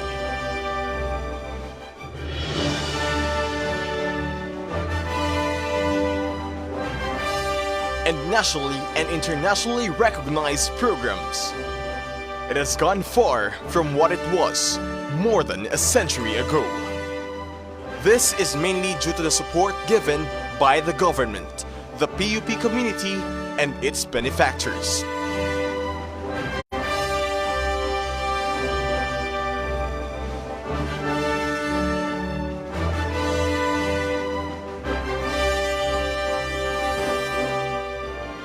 With the combined efforts, PUP will continue to be a partner in nation building and in poverty alleviation for the marginalized sector of the society, with quality, responsive, and relevant education as a tool. PUP, the country's first Polytechnic U.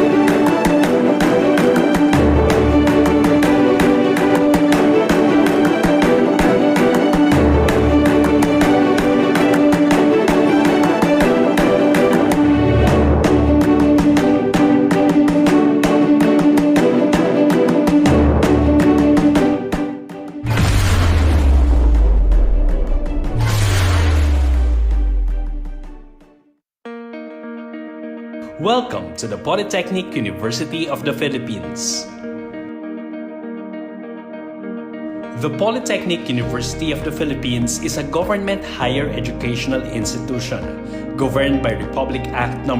8292, known as the Higher Education Modernization Act of 1997, and its implementing rules and regulations contained in the Commission on Higher Education Memorandum Circular No. 4, Series of 1997. PUP was established in 1904 as Manila Business School. In 1908, it was renamed as Philippine School of Commerce or PSC and merged with Philippine Normal School from 1936 to 1946. Through the virtue of Republic Act 778, PSC was renamed to Philippine College of Commerce or PCC in 1952. On April 1, 1978, PCC was converted into the Chartered State University, now known as the Polytechnic University of the Philippines, by virtue of Presidential Decree No. 1341, issued by the President of the Republic of the Philippines. For more than 100 years, PUP has been a partner of the government in providing quality, globally competitive, and industry-responsive education to bright, deserving students. Pinakamura ang matrikula sa PUP. Pinakamababang tuition sa buong bansa, 12 pesos kada unit. With the lowest tuition for tertiary education, qualified faculty members, efficient administrative staff, goal-oriented leaders, and industry-responsive curricula that is at par with international standards, PUP has earned a reputation of one of the country's top higher education institutions. As an epistemic community, PUP is consistent with its commitment to produce quality graduates in various fields of specialization, working toward its goal of becoming the first national polytechnic university in the country. With 22 branches and campuses spread across Luzon, serving more than 70,000 students, the Polytechnic University of the Philippines offers more than 80 programs in the graduate and undergraduate levels. It also offers distance learning through the Open University system, technical and professional programs in the area of business and distributive arts, education in the social sciences related to the fields of commerce, business administration, and other polytechnic areas. The commitment of its leadership, faculty, staff, students, alumni, and partners has formed the cornerstone of this university that has exceeded expectations with every generation of the graduates it has produced since its establishment. Today, PUP has gone far from what it was more than a century ago, but what remains is PUP's mission to continue to be the government's partner in nation building and in poverty alleviation of the marginalized sector of society. With quality, responsive, and relevant education as a tool. PUP, the first polytechnic university.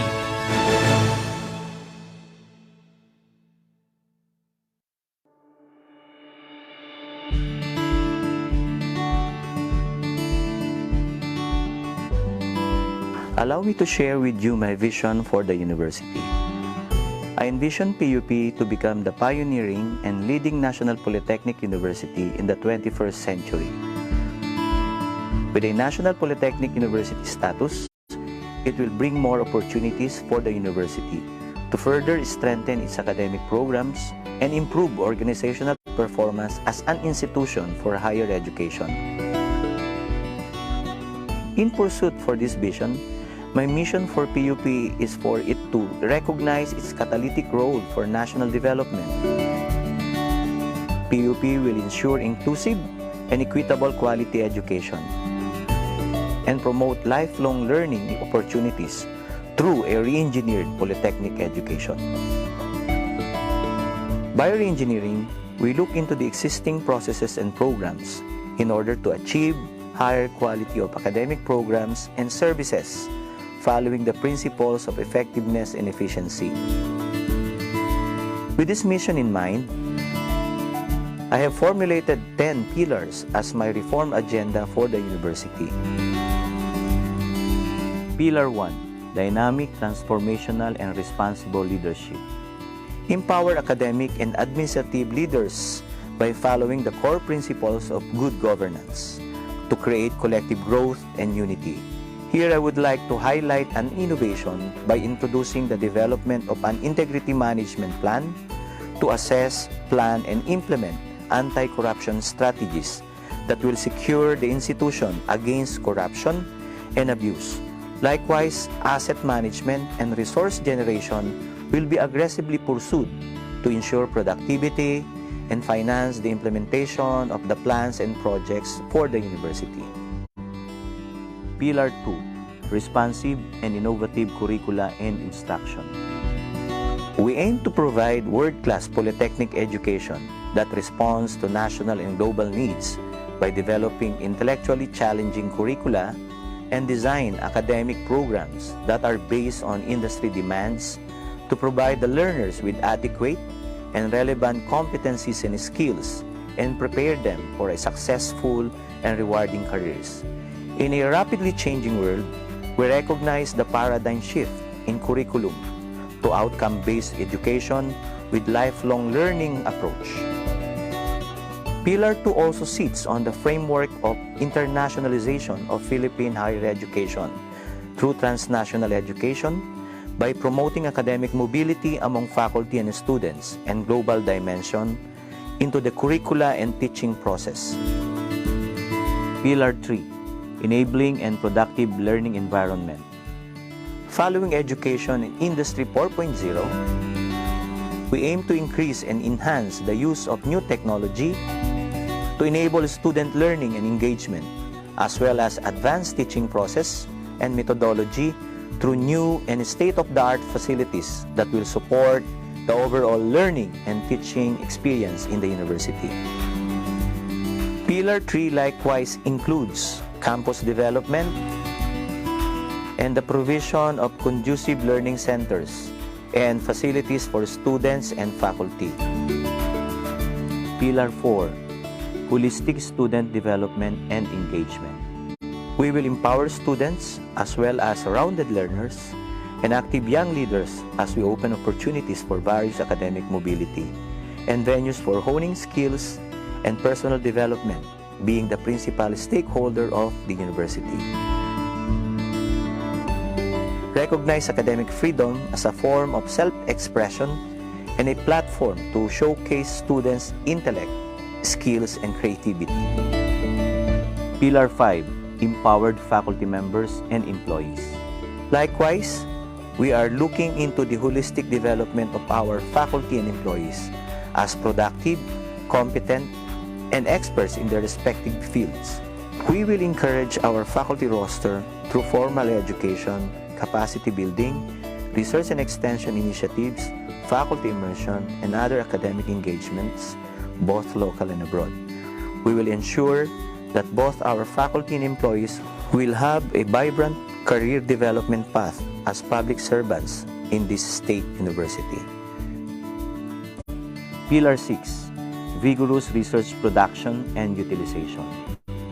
We will continue to strengthen the research culture in the university by promoting discovery and innovation through increasing disciplinary and collaborative research integration across academic disciplines to create new knowledge, utilize research findings, and develop innovative products. Pillar 7. Global academic standards and excellence. Achieve the highest levels of recognition in quality and compliance standards from CHED, AACUP, and other international accrediting and regulatory bodies for higher education.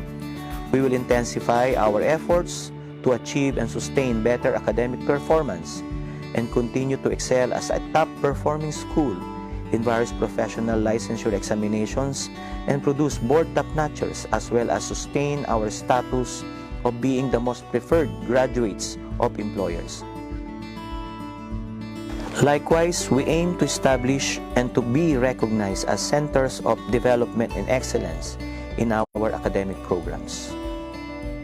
Pillar 8.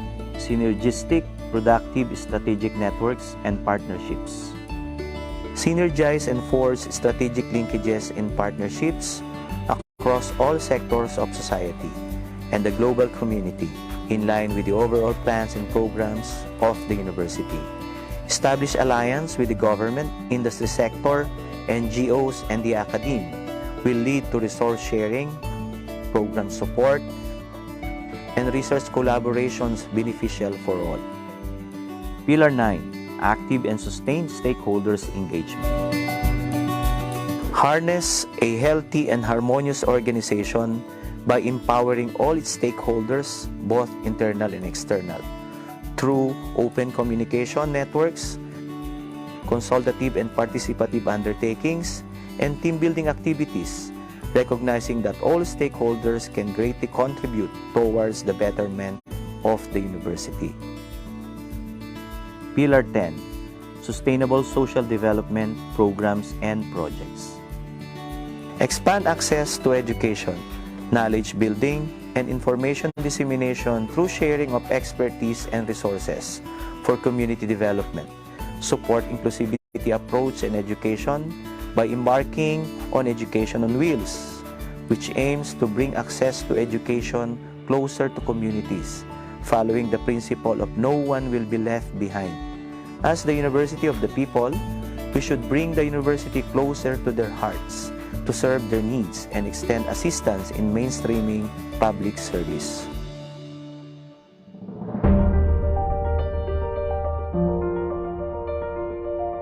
Our institution must continue to stand as one for the values that we have inculcated. For the past 115 years, we have exemplified our quest for truth, excellence, equity, relevance, effectiveness, integrity, and academic freedom.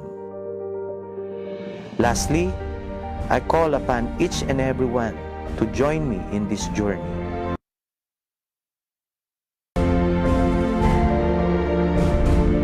Together we stand as one para sa sintang paaralan para sa ating bayan.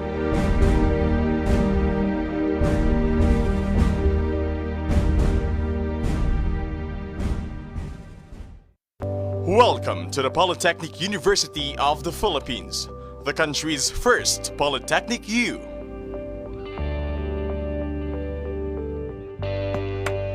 PUP is a state-run university governed by the Republic Act 8292, known as the Higher Education Modernization Act of 1997, and its implementing rules and regulations contained in the Commission on Higher Education Memorandum Circular No. 4, Series of 1997.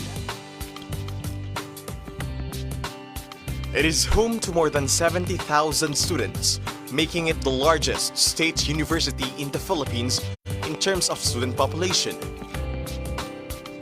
It is the university's commitment to give qualified and talented students access to quality and responsive education to aid them in the achievement of their dreams and the improvement of their lives. True to its commitment of making education accessible to all, the university has strategically established campuses and branches all over Luzon.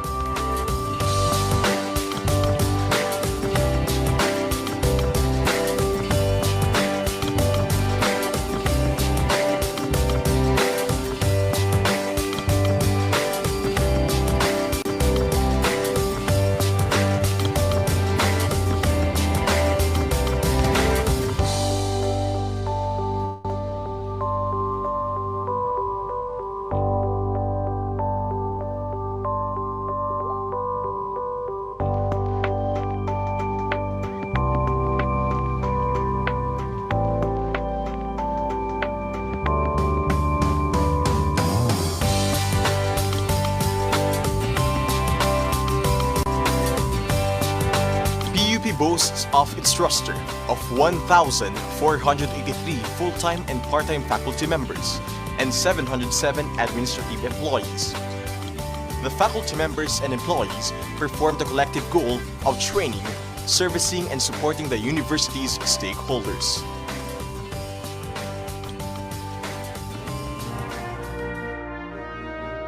From its humble beginnings in 1904, PUP was originally established as the Manila Business School primarily for the training of personnel for government service and to provide skills needed for private employment. 4 years later, the Manila Business School was renamed Philippine School of Commerce or PSC and merged with the Philippine Normal School from 1933 to 1946. Through the virtue of Republic Act 778, PSC was renamed to Philippine College of Commerce or PCC in 1952. In April 1, 1978, PCC was converted into a chartered state university now known as the Polytechnic University of the Philippines by virtue of Presidential Decree Number 1341. PUP truly has come a long way from a business school to a premier polytechnic university, the very first in the country.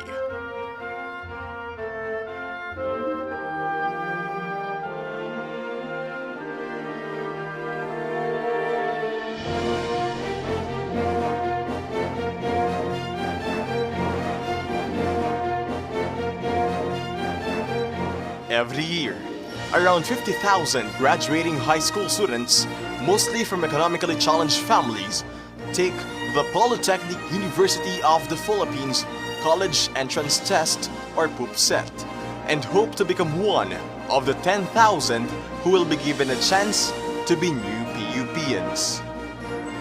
At present, the university offers more than 80 programs in the graduate and undergraduate levels with its strategic direction of making the colleges vertically articulated. Graduate School, College of Accountancy and Finance, College of Arts and Letters, College of Architecture and Fine Arts, College of Business Administration, College of Communication, College of Computer and Information Sciences, College of Education, College of Engineering, College of Law, College of Political Science and Public Administration, College of Social Sciences and Development, College of Science, College of Tourism, Hospitality and Transportation Management, College of Human Kinetics, Institute of Technology. PUP further strengthens its open university system through expanded tertiary education equivalency and accreditation program and the non-traditional system program. It caters to borderless educational system that aims to reach many learners as possible. For more than a century of existence, countless outstanding achievements have raised PUP to the level of a national comprehensive university.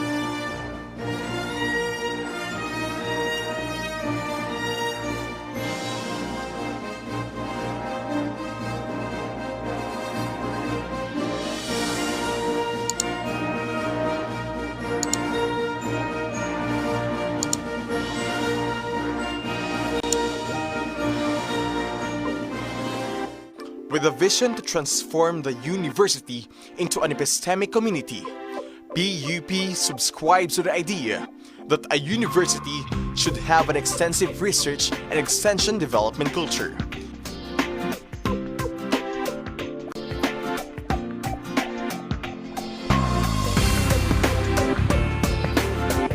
Each year, PUP surpasses national passing rate in licensure examinations and ranks among the top in different academic disciplines.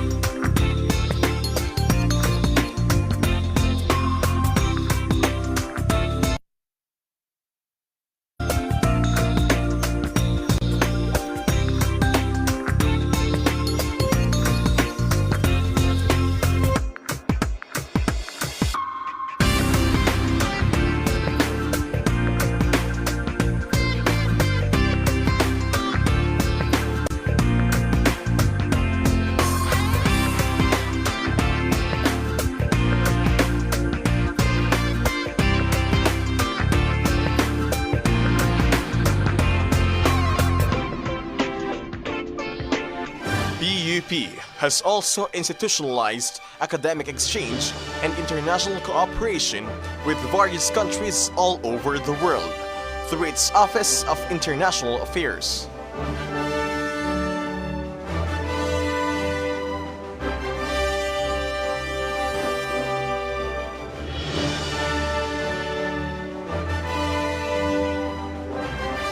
Today, PUP is relishing its successes and its students are enjoying unprecedented academic opportunities.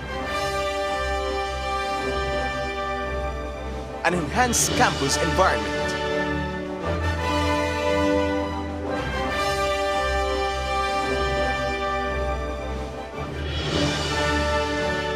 upgraded colleges, state-of-the-art technology,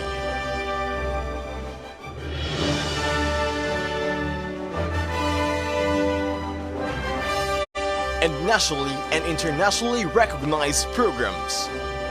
It has gone far from what it was more than a century ago. This is mainly due to the support given by the government, the PUP community, and its benefactors.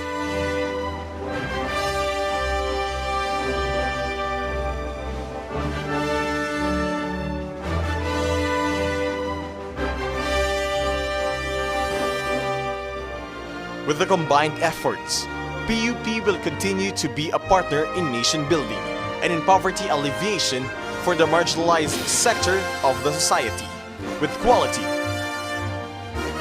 responsive, and relevant education as a tool. PUP, the country's first polytechnic U.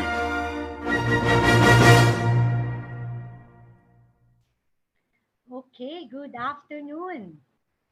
Welcome to the last part of our today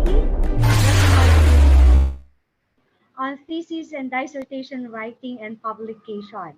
It is sponsored by under the RLDWA program of the Graduate School Research and Extension Office. So, nakapag-lunch ba tayo ng maayos? Masarap ba ang ating lunch? Sana all. No, medyo aantukin tayo kasi busog tayo, no? Okay, so I would like to welcome again our dear students in the graduate school program. Thank you for joining us again. So, buti bumalik kayo. I can see other participants but hindi nakalagay yung kanilang mga programs or affiliation.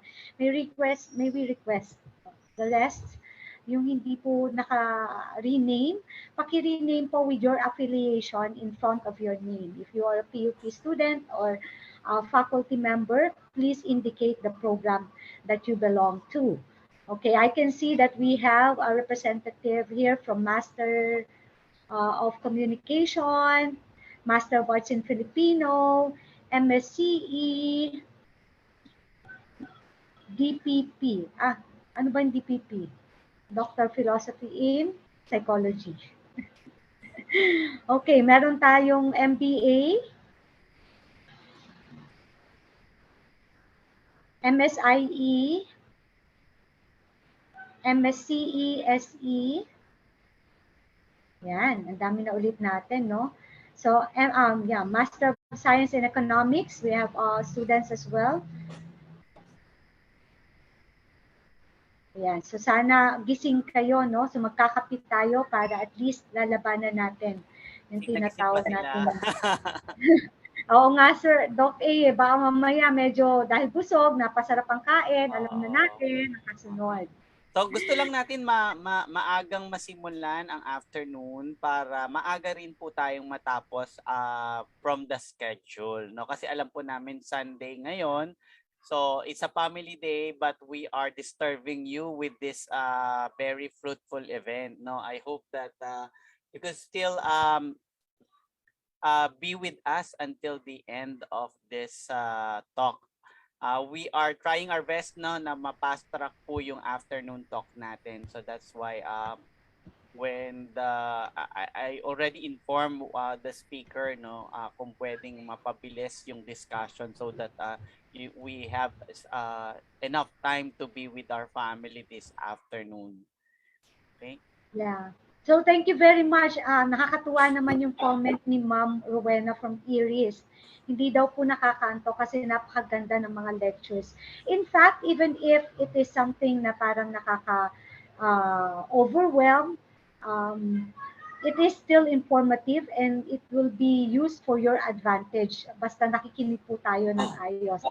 This was really intended. This is really intended to give you additional information and to help you with the process of your thesis and dissertation writing.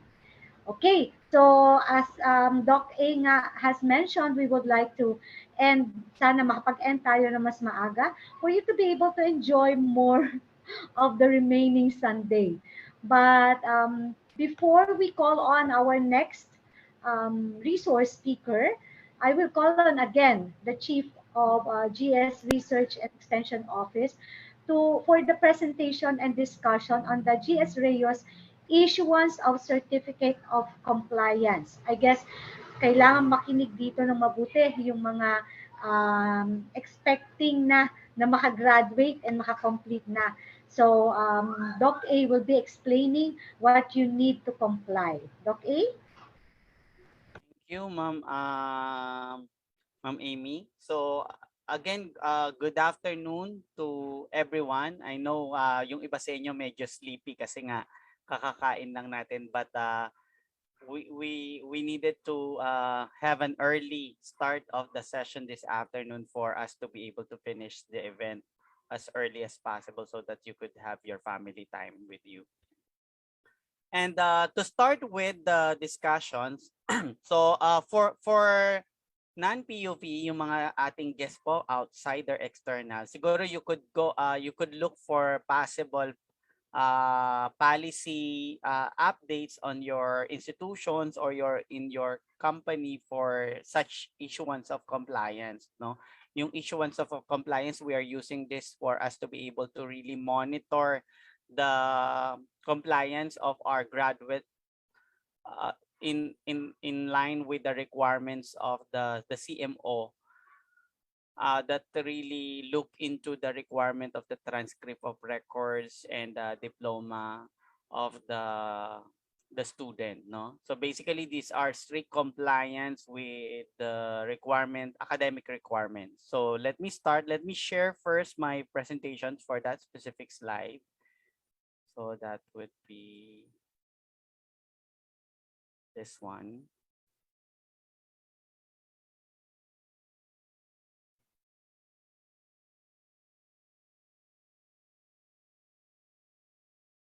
Okay, So again, good afternoon to all of you. This is the presentation discussion on the GS Reyes issuance of Certificate of Compliance. All graduates or all students who have finished their degree or program in the university have to comply with the following requirement before their transcript of records or academic credential would be released. So these are the requirements for the compliance. So first is you have to submit with you.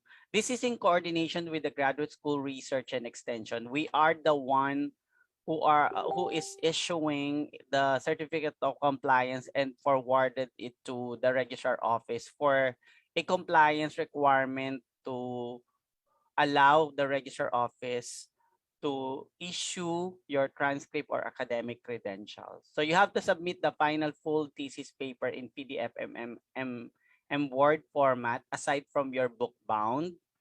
That is a requirement of the academics of together with the program chair and the the dean of the graduate school. And then we have one copy of similarity index report from Turnitin or whatever similarity index the university will be using that is less than or equal to 15%. So otherwise, it would be rejected in terms of the number 2 requirement. So that is for the full thesis, the chapter 1 to 5. And then we have the similarity index also of yung number 4 natin, yung mga publication format, yung pinakita ko po kanina regarding regarding the publication format for you to enter the international or national conference and publication journals. And then we have the 2 copies of publication format, IMRAD. One is in PDF and MS Word. Bakit po kailangan natin ng MS Word? Kasi for example, you have a co-author which is your supervisor and you forgot to forward your MS Word file to your supervisor for faster editing of your paper if it would be applied for a publication. Okay? Although you will be notified by your supervisor, but we are just requesting a copy. The 2 copy is in PDF and MS Word. And then we have the 5th requirement is you have to have your presentation in a conference or a colloquium. Now, you are requested to submit attachment of that specific presentation, certificate of recognition or certificate of participations, your program, and then we have the acceptance letter, and then pictures or evidences that you have participated in that event.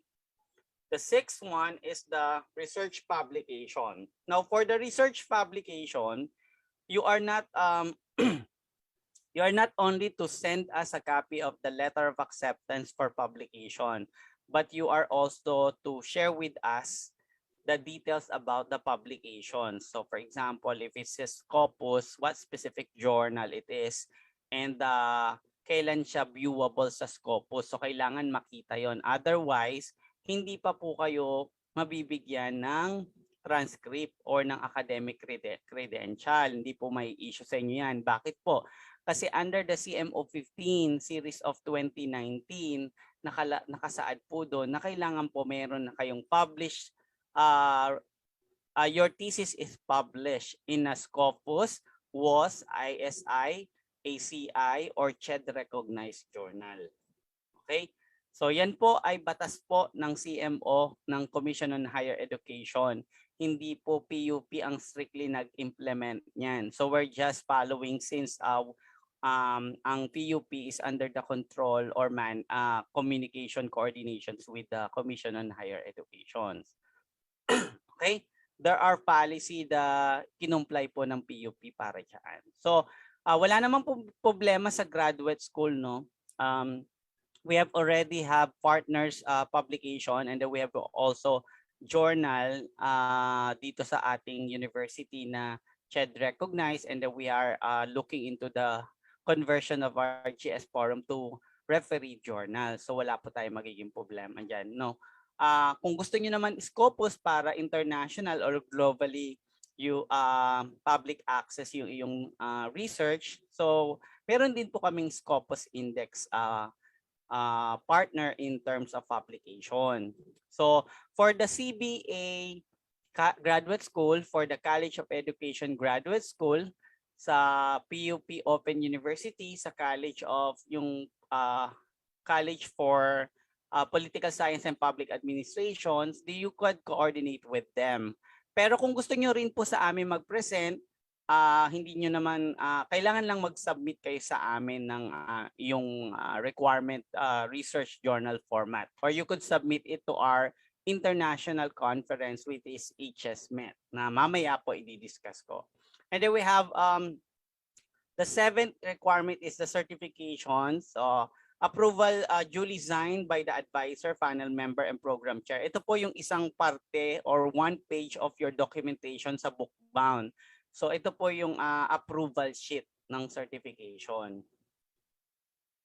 And then we have the 8 is one copy of the original notarized copyright under the National Library of the Philippines. So ipaprocess nyo po yan sa ITMO. Sila po kasi ang nakikipag-coordinate. May kaukulang bayad po yan, yung 300 pesos. Yun po ay rate po ng National Library, hindi po sa PUP yun. So si PUP, binabayad lang din siya sa National Library.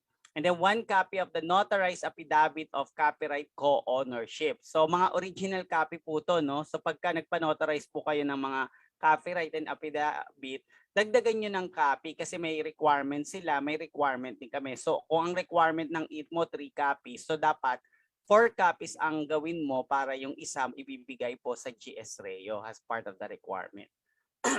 Then we have declaration of co-authorship. So these are formats na available po siya sa graduate school research and extensions office. Downloadable din po ito sa PUP website. So nakapost din po yan sa gsreo.net. Pwede nyo pong i-download ang mga documents na yan.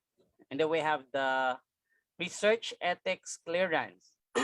So ito, ginamit nyo na sa pre-oral, ginamit nyo pa sa final defense. Kailangan din bigyan nyo ulit kami ng copy as part of the checklist requirement.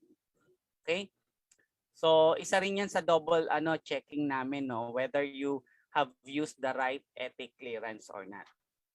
And then we have the attest letter and deeds of assignment for applications of patent.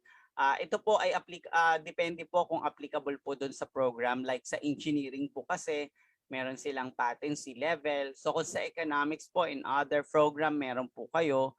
So you are required to submit the attest letter and deeds of assignment. And then we have the technology transfer agreement if applicable din ulit, no? So these are more on the engineering and technology. So if you have that technology transfer agreement, you are required to process and submit it. So may notary din po yan. And then we have, you have to answer our exit survey and tracer study. So yung kinukuha po kasi namin yung information kung paano kayo makukontak. Kasi kung exit interview, exit nyo lang po yan from us. And then we have the tracer study naman po para malaman po namin kung kailan po kayo pwedeng, kung saan po kayo pwede ma-communicate. So usually we're acquiring your email address and your contact details. So those are the requirements for the issuance of certificate of compliance. Now, just to remind again, CMO 15 series of 2019, ito po yung pinakamabigat na requirement. Ito po ay ini-implement. So because of the CMO 15 series of 2019 pa po siya na-publish on December 2019 to be exact on that specific month. All master's degree program are required to have a presentation, so national or international, okay? And publication of research paper in an index journal. So pwede yan sa Scopus, WOS, ACI, CHED-recognized journal. Okay, so marami naman po tayo dito sa Pilipinas ng CHED-recognized journal o kaya yung mga peer review paper na may index din po. Pero for the doctorate degree, So required is the presentations for international conference and publication research paper should be indexed in Scopus WOS in ACI. Okay?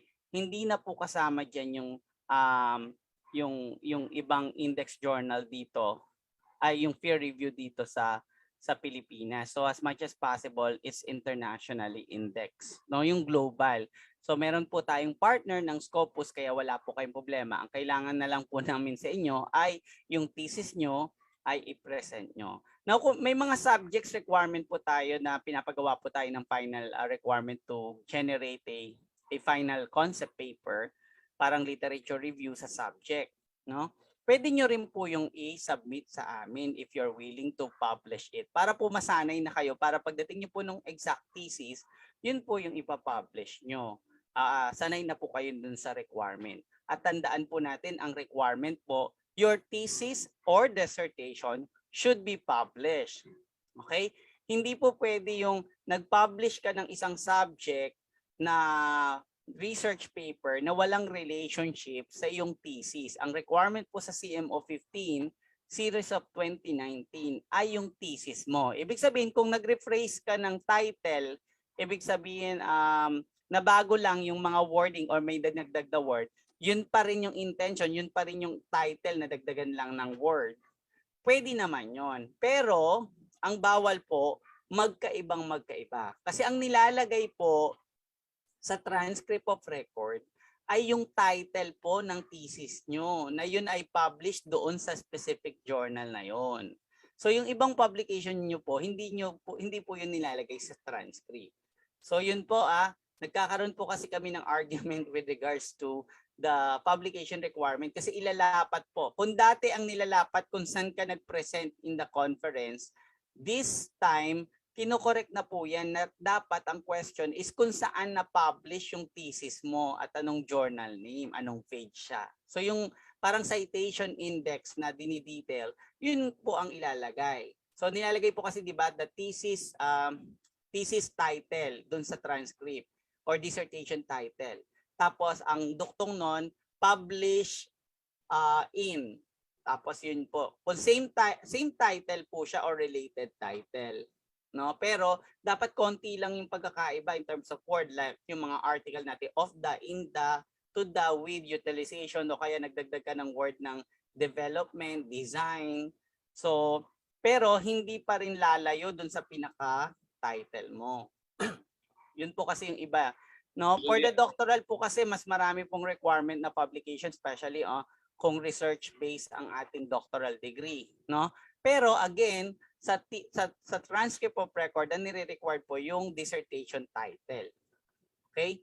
So achievement nyo lang po yung publication tsaka requirement po yan kung yun po ang nakalagay sa policy. Kasi meron po, like for example sa Open University, ang Doctor in Engineering program, they are required to publish 2 paper. So yung isa po, yung paper nila, pwedeng sa program, pwedeng sa course. Pero hindi po pwedeng nag-research ka ng paper mo nang walang relationship sa mga programs, sa mga courses within the program. Tapos pangalawa po is your dissertation. So number 1 po yung requirement. May ibang sa ibang university like LaSalle, hindi po isa. I think 2 yata, 3 yata ang requirement nila. Sa ibang university like TIP yata tsaka AMA, we have 3 to 4 publication. Tapos hindi po sila nag-i-issue ng transcript hanggang hindi ka nakakapag-publish. Ibig sabihin, di ba pwedeng na-claim mo na ipapublish? Ang verification and validation po nun ay nasa international index. Ibig sabihin po, kailangan viewable na siya sa Scopus, sa WOS, ACI, ISI. Kung hindi pa po siya viewable, ibig sabihin, hindi pa totally published siya sa international index. Okay? So yun po, no? Yun po yung mga natin. Tinitingnan at binabalidate po. So isa po sa trabaho ng GS Reo sa graduate school is pag nagpasa po kayo ng requirement, i-check namin kung red tag pa yung conference na sinalihan nyo at saka yung publication. So that's why we are emphasizing to the student on the orientation pa lang na pagka meron po kayong event na sasalihan, please send us the link and information. Email us so that we could verify the website. We could inquire to them ano yung mga requirements, ano yung mga policies nila. Is this a peer review publication? Baka kasi ano lang red tag yan yung nagpapabayad tapos ipapublish tapos biglang mawawala. Kasi may cases na po tayo sa experience ng mga nakilala namin, no? Meron silang na-publish na work sa isang journal na tag siya sa Scopus tapos after few months na pull out siya sa Scopus. So isa rin 'yan sa mga tinitingnan natin, no, na mahigpit na checking natin sa mga conference at publication. That's why gumawa kami ng avenue para ma-resolve ba yung problemang ito na kakaharapin ng Graduate School Research and Extension or ng GS-REO in the future. Kaya so ngayon establish na namin siya last year. So meron na wala na kaming problema sa publication. Ang problema na lang namin kailan sila magpa-publish at makakagawa ng research journal yung mga estudyante po namin dito sa PUP Graduate School. So ini-invite din po namin yung mga ibang university if you are interested. You could coordinate with me, email me, no? In line with your requirements for the presentation and publication. We're willing to extend our help, no? That's part of the university's collaborations with other institution and other university also. So, ito po yung aming collaboration project. So ito yung first is the community extension. We have a community extension project. Pero ito po yung isa, yung nasa second image po, yung second HSMET 2022 International Conference on Humanities Education, Sciences, Management, Engineering, and Technology that would be held on November 24th, 25th, and 26th, 2022. This would be hosted by Ban Lang University in Vietnam sa Ho Chi Minh. Now, it's a partnership with the Polytechnic University Graduate School and Research and Extension, together with Mechatronic and Robotics Society of the Philippines, National Capital Region. So, dito po sa sa conference na to, hybrid po siya. This time around is hybrid. Kung last year is virtual po siya, the second HSMET is a hybrid. So yung may event po talaga ng face-to-face sa Vietnam. So kung hindi ka po makakapunta ng Vietnam of whatever reasons you have, like for financial or whatsoever, so pwede ka pong mag-register, pay the registration fee, and then pwede ka po mag-present via Zoom. Kasi po iba po yung registration fee ng face-to-face at saka yung registration fee po ng virtual. Kasi si virtual, di ka naman po kakain doon sa event. Di ka makakain sa event. So, yun po. Because of the meals and the refreshment on the event, so meron pong kaukulan na dagdag para ma-entertain you in terms of your needs. Hindi naman po pwede na nandoon ka sa event tapos lalabas ka para mag-lunch break, merienda. So that's why medyo iba po yung price nung sa accommodation. Pero hindi naman po masyadong mahal. No? Last year po kasi 1,500 ang registration fee namin virtually. So ngayon madadagdagan lang ng meals. No? Kung meron lang naman po tayong 3 days na session, so that would be enough na maidagdag po namin. So we are coordinating with Ban Lang University about what is the total cost for the Filipino community, no? Kasi since partner kami or partner ang PUP, so humihingi tayo ng mas mababang rating, no, together for the Philippines participant as a whole, not only PUP. So yun po yung aming coordination since HSMET is a product of a international activity of Polytechnic University Graduate School Research and Extension and MRSP-NCR together with Ban Lang University. So if you're interested, you could visit hsmet.com. So yan lang po yung pangalan, hsmet.com. Visit nyo po yan. Yung easy chair po doon hindi pa masyadong active for 2022-2021 po. We're waiting for the approval of easy chair. Click nyo lang po yun once na meron ng update. So i-announce naman po namin doon kung kailan kayo pwedeng mag-upload or mag-submit ng iyong paper. Tapos po nandun po rin ilalagay namin kung magkano yung bagong registration. For now po, yung website ay inuunti-unti pa lang po namin i-update to 2022 detail. So ngayon po kasi ay nasa 2021 pa yung detail. Even the committee there is yung last year pa po. So we are updating the website para po in preparations with the HSMET 2022 para sa ban ng university. That would be on November 24, 25, and 26. Ako po yung overall conference chair doon, together with one of the program chair of the graduate school, si Dr. Philip P. Armita. Siya po ang conference chair for 2022. At yung aming mga officials like si yung program chair po ng MS Civil Engineering, siya po ang vice chair for publication. So lahat po ng isasubmit yung paper ay dadaan po sa kanya. Again, HSMET is open to all colleges, University of PUP, even branches and campuses, and it's also open to other university in the Philippines, no? May mga partner po kami sa MRSP like FPU, and then meron po kami mga sumali from the province. So again, they are welcome to participate. Kung gusto niyo pong pumunta sa Vietnam, you could inform us kasi nga po meron po kaming nag-aasikaso ng arrangement, no? Para lang po maka-coordinate kasi mamaya pagdating nyo doon wala pala kayong venue or accommodation. So gusto rin namin na hindi na kayo mahirapan. So we will be coordinating with Banlang University for possible arrangement na ang accommodation. So para ang gagawin nyo na lang po ay magbabayad kayo sa kanila or bibigay niya sa inyo yung information po ng hotel para po ang aasikasuhin nyo na lang po ay yung inyong flight. Kasi we wanted that the accommodation is nearby the university, nung Banlang University po. Okay? So that would be it. You could visit our website again, is gsrayo.net.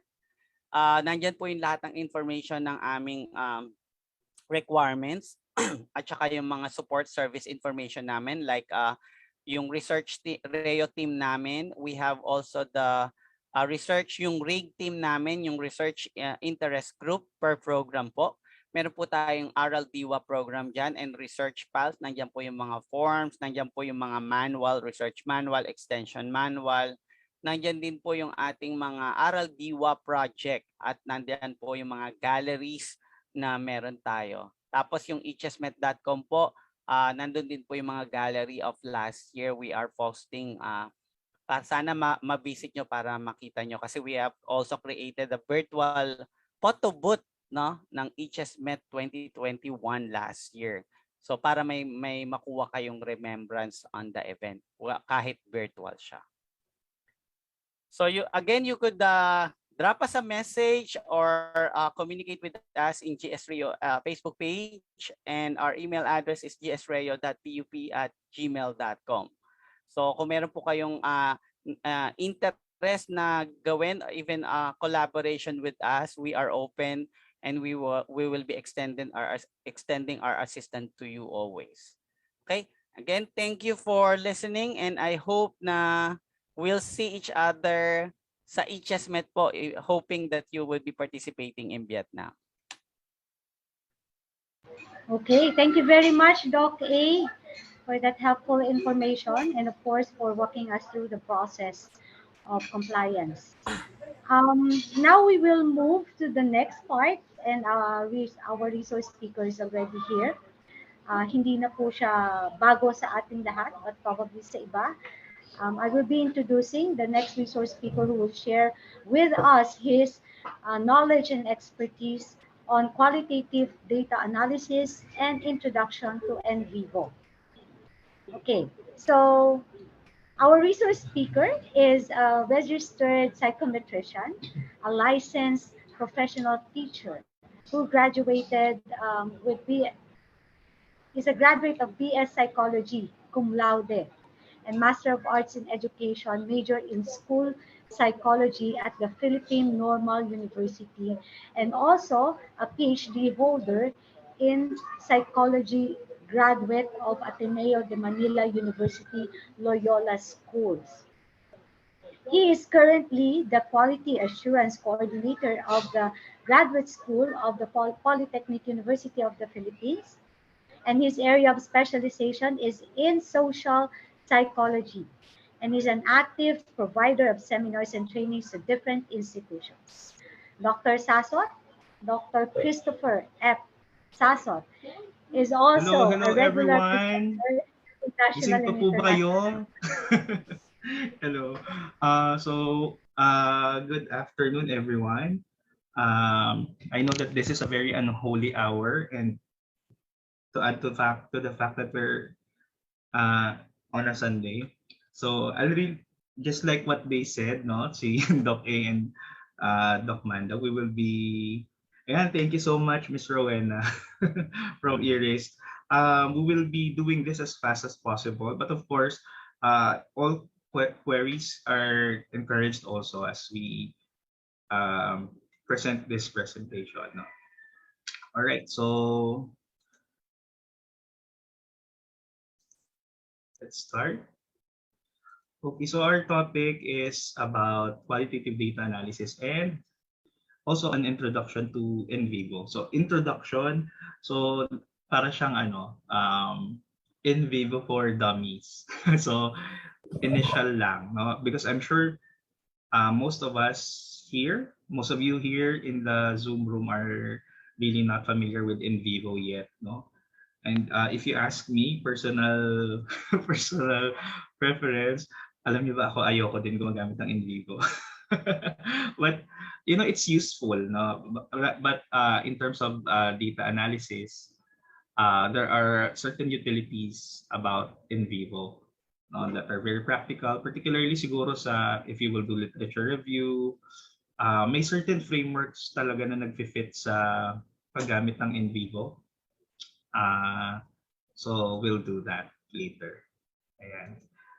Okay, so again, no, our discussion will focus on quality research, of course.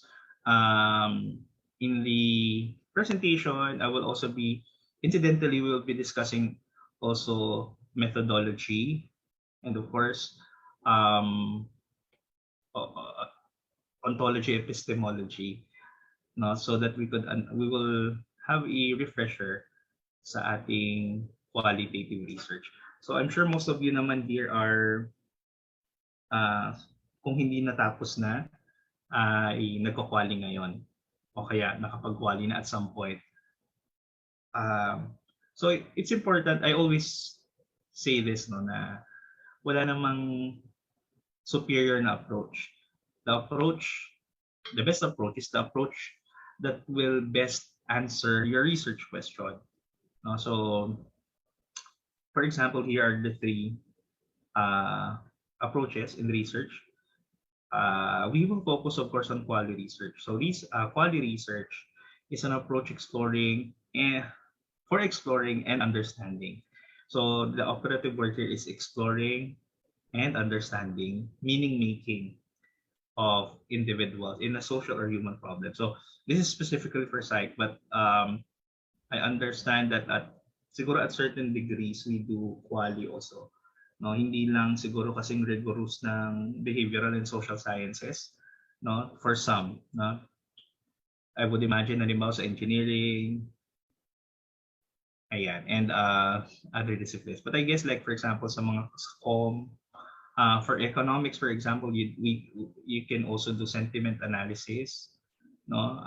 For those who are familiar with data science, yung gumagamit ng R Studio, diba? So, ayun. Okay ang quali for those questions. No, for quanti naman, of course, we all know na we focus on theories, how they are applied, no? And testing whether the theory is applicable to a specific context or at least yung generalizability nung theory. And also, Ideally, we use big data, breadth, yes, for quantity. And for mix, of course, we know that it's both. Although there should be a deeper rationale why you will use mixed methodology. Yeah.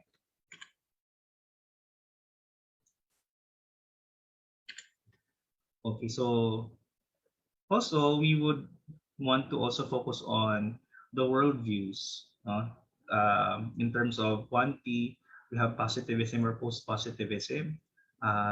Yung nature niya na deterministic, or mechanistic nature of the world, di ba? Of course, there's utility to that, no? And paggamit ng empirical evidence and measurement and theory.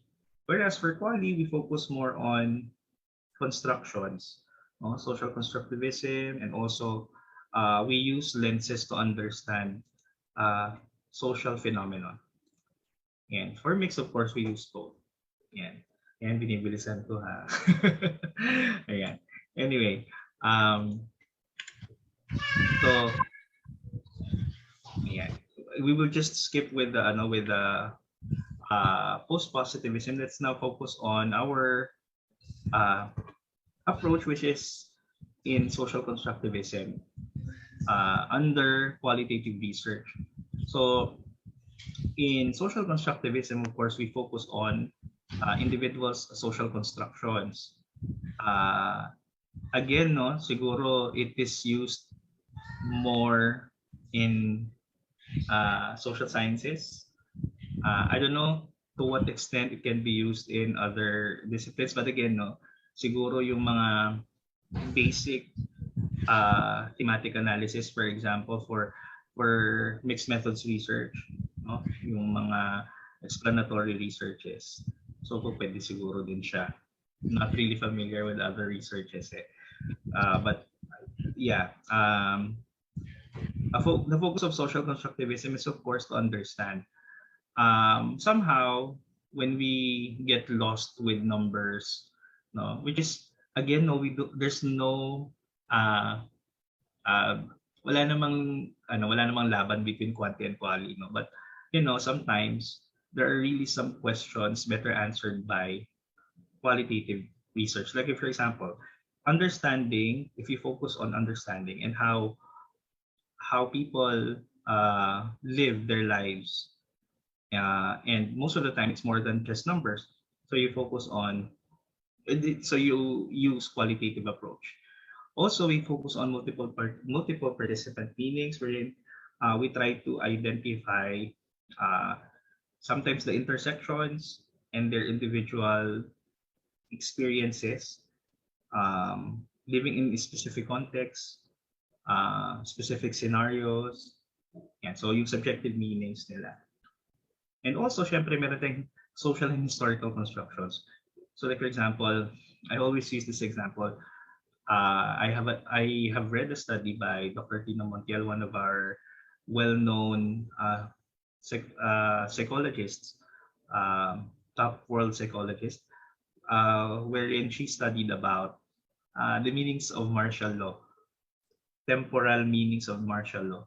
So realities are also situated temporally, no, through certain points in history. And yung mga subjective meanings natin depende rin sa kung nasaan ka. So it has also a geographic aspect to it.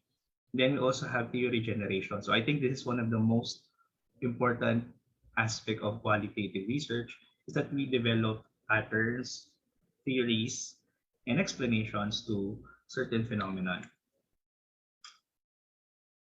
Yeah, quality can also be transformative, no? Actually, what I really want about quality research is that it's critical nature, wherein we try to look into the world, the normative world, and we try to challenge the norms, and we try to unpack and problematize what's wrong with the world using certain lenses. So, for example, no, usually kasi when we use post-positivist lenses, or the lens of using post-positivism or positivist lens, it's sort of marginalized because we make use of norms, we make use of uh, standards, right? But when we use qualitative, we try to give voices to those who are marginalized. So these are the different transformative aspects of qualitative research. First is political because we try to look into um, oppression, unfair treatments, and politics and power. Then next we have power and justice oriented. We focus on marginalized voices, specifically social issues. Then we also do collaborative researches, no? Na nagsusulat. Nagsusulat ng green tsaka ng red. Anyway, then we also have qualitative research approach is transformative in such a way that it's change oriented. So coming into the research, you already have an agenda, and common misconception is that it diminishes the value, no? But in Quali, we try to really report that in our reflexivity, and we try to understand that when we have that in mind, no, we take a certain scientific position. So change oriented. Usually yan yung may mga advocacies, so like yung consciousness raising, consciousness raising, or pag-set forth ng agenda, things like that. Then, of course, we can use certain lenses also like feminist perspectives, wherein sa feminist perspectives, of course, ang ginagamit ko metaphor dito parating, meron tayong mga hats. No? So, you can use a feminist perspective when looking into a workplace, for example, a workplace oppression, for example, or organizational culture. Titingnan mo siya sa feminist perspective. Pag babae ka, paano ba nangyayari dito ano ba yung nangyayari? So, feminist perspective. And of course, we also have racialized discourses where ang focus naman natin ay races, yung mga race. Diba? Hindi po mga karera yan. Hindi siya masyadong big in the Philippines because hindi naman tayo ganun ka-melting pot. But somehow we look into different aspects of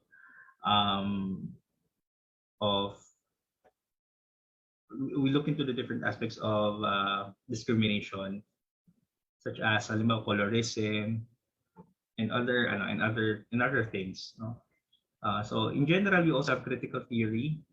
We look into how people can be empowered, and we try to question certain structures and what are the glass ceilings, and we try to critique processes.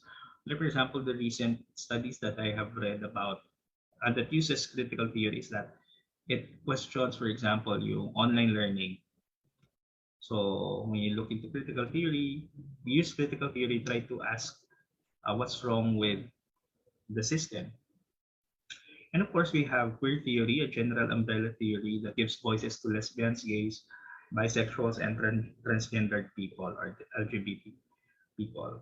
Then we also have disability theory, addresses the meanings of inclusions with individuals with disabilities. So skip na rin natin yung sa mixed. So usually pragmatic, and for quanti we have post-positivist, no? So ano ba yung strategies of inquiries natin? So these are just some. I know that there are a lot, no, especially for quali, which we have emerging methods, no? So for example, in quanti, we normally use experimental designs and surveys, and for quali, we use narratives, phenomenologies, ethnographies, grounded theories, and case studies. Whereas for mixed, of course, we use both. Yeah. Sorry if I'm going too fast. Yeah. Conscious ng konti kasi sabi 3 daw eh. Okay, so we have, of course, we focus now on the strategies of inquiries for quali. For sociological studies and other behavioral sciences, behavioral science areas, we use ethnography. So ethnography, syempre alam natin na yan yung gumagamit tayo ng very participative. Wag po kayong mag-drawing. Nagdo-drawings. Yung mga anak niyo po, huwag niyo pong pag-drawingin. Ayan, para happy lang. Pero nagdo-drawing kasi, nakita ko, psychology yung nagdo-drawing. Anyway, so, yan, sa ethnography. So usually, you go to a specific, what you call this, culture. Pero ngayon, very strict na tayo, no? When we study IPs or indigenous people, we really need to ask permission to government agencies, hindi na lang doon sa community nila mismo, to protect them then, no? I don't know if you're familiar with the case yung kay Apo Wang-od, diba? So, yun. Then we also have grounded theory. So this one, from the term itself, you ground the theory with the participants themselves using different stages of data collection. It includes also looking into in negative case. No? So talagang bubuo ka ng explanation ng theory. Yan. So yung mga conditions. Yan. So yun. For those who are my students, hindi ko to in-encourage for a SEM. So kapag magre-research tayo na isang SEM lang kasi medyo yung method niya medyo tedious, no? And of course we do have case studies. So wherein we use in-depth exploration of an event or activity. Most of the time we use multiple sources. Yan. And then syempre meron tayong phenomenological research. Arguably this is one of the more popular strategy in the qualitative approach, wherein we understand lived experiences. Yan, and then also we have narrative research, retelling of individuals' life stories. Yeah, and then we will now go to methods.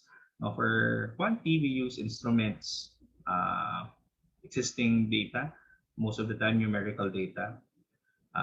It uses statistics for interpretations. For quali, of course, we use emerging methods, such as open-ended questions, interview data, observation data, etc.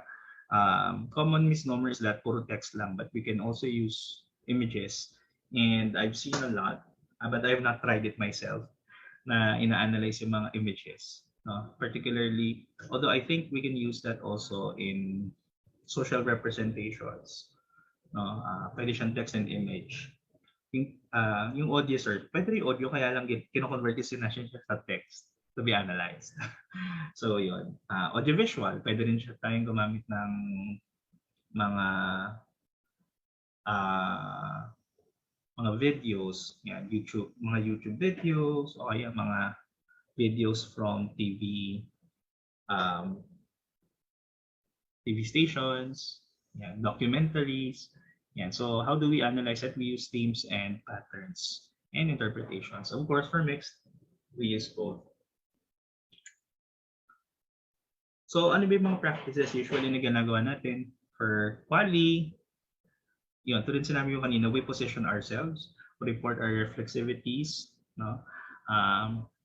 We collect participant meanings, we focus on a single phenomenon. So usually, isang phenomenon lang. If you may, one episode, for example, no? And again, you bring your personal values to the study. And we validate findings. We don't have reliability because hindi kasi talaga scope ng quali, because syempre, if you believe in multiple quote-unquote truths and multiple sources and different meaning makings, syempre hindi mo mababalidate yun. Hindi ka maka-establish ng reliability. Then, of course, you interpret data. And also, you have agenda for change. And you collaborate with participants. So for quanti, we already know this. Most of us grew up using quanti or making quanti as our gold standard. So I guess most of us are familiar with this, no? Yung using variables, hypothesis, etc. And syempre, statistics. Yeah. And of course for mixed, parehas lang din. Pinagsama lang siya. And so, siyempre, yung quality approach, we use constructivist or social constructivism. It's mostly for advocacy and it's participatory. Yeah. Okay. And parang summary na to, we have narratives, phenomenologies, ethnographies, grounded theories and case studies, and collects open-ended and emerging data.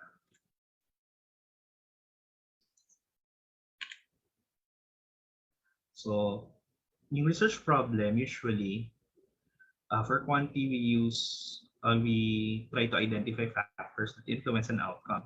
Usually, we look for causality or relationships, connections, and also yung utility ng interventions, effectiveness of things, prediction of outcomes, yung mechanistic aspect of a study. And main goal talaga natin is to test a theory or an explanation. For quality, ang main goal natin is to understand the concept or phenomenon. Ito yung pinakamahalaga, given little research on it. Yeah, most of the time, kapag sobrang exhaustive na yung litin, parang nabuo na yung scientific data about it. No? Yung universal na talaga. Baka hindi na tayo mag-quali. Then, exploratory, to know variables or to examine it. And then, usually the topic is new, has not been addressed with certain sample or group. Or when theories, ang ano lang talaga dito minsan, ang ginagawang card talaga is culture card. Ay, hindi mo natitest sa culture natin. Ay, hindi mo natitest sa context na to. At times, valid naman. Pero yun, pag sobrang exhaustive na, ideally, we try to use that na. And syempre for mixed, we use both. Okay, are you still with me, guys? Okay, sige. So we will now proceed to thematic analysis. No? Why thematic analysis? Kasi usually ito yung pinaka-central din naman ng ginagamit natin yung thank you Sir Ace and Sir Kev. Ayan. Ito yung ginagamit naman natin usually to start and to analyze qualitative data. Of course, there are different ways how you use thematic analysis.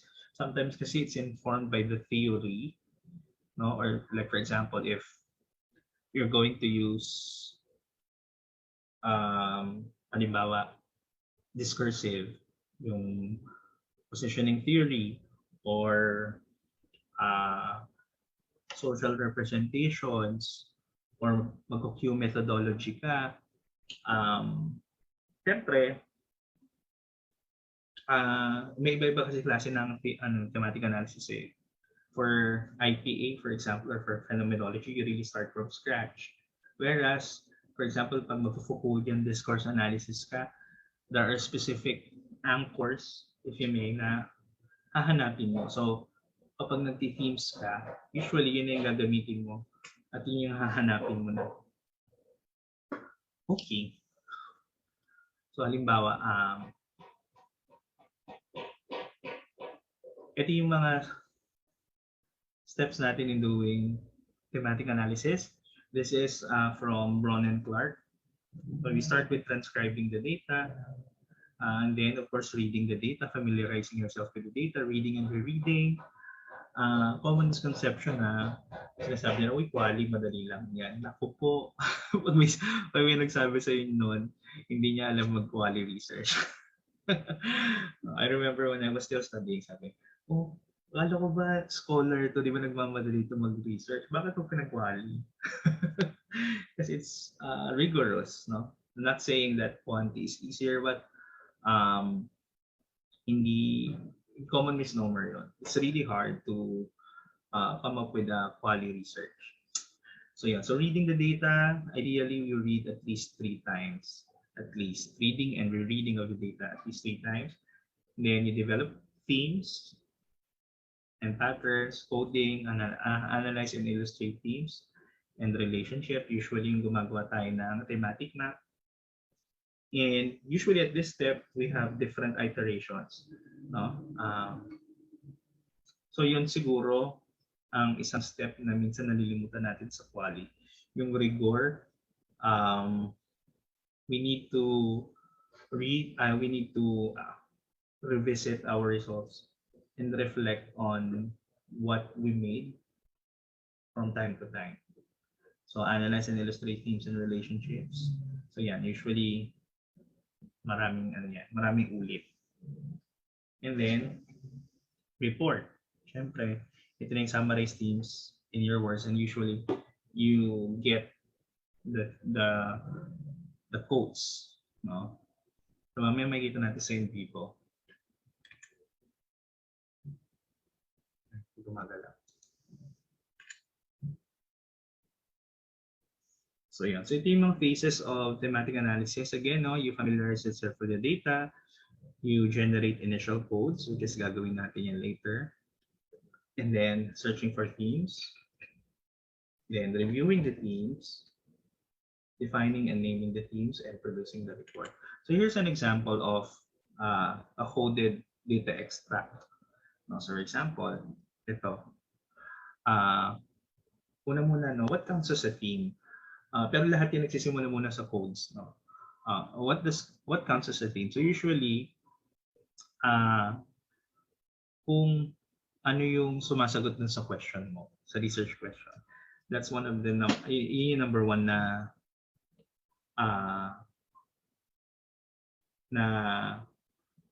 indicator na baka pwede to.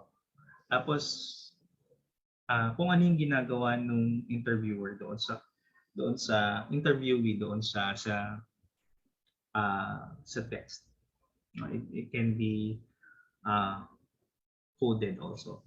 But yung major talaga na guide mo dyan is ano ba yung sumasagot sa tanong mo. Yeah.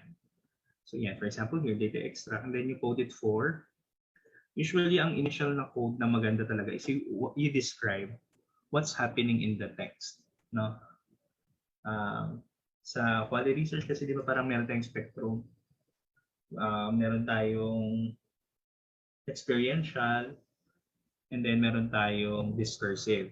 So sa experiential, usually nasa descriptive level, no? Parang you're trying to describe. Although, syempre spectrum nga siya, merong bandang gitna, merong contextual na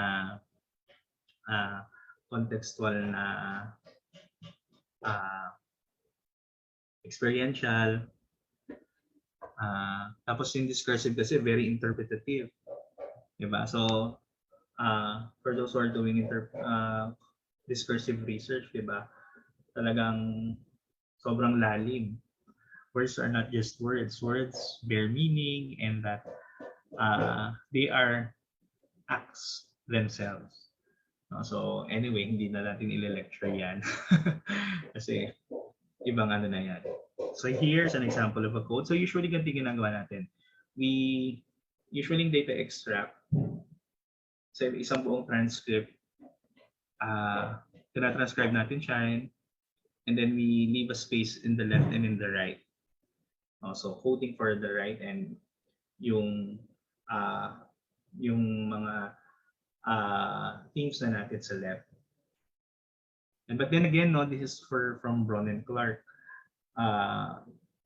Magiging iba yung process natin ng pag-analyze depende sa theory na ginagamit natin. So like for example, kapag IPA, although magko-code ka rin doon at mag-theme ka rin doon, very idiographic doon, case per case. No? Iba din naman kapag narrative. You look for certain aspect in the text such as themes, diba? Yung narrative structure, etc. So here's an example of an initial thematic map. So dito sa initial thematic map, you can read this, no? Favorite ko tong example kasi nagigising yung mga yung mga students natin.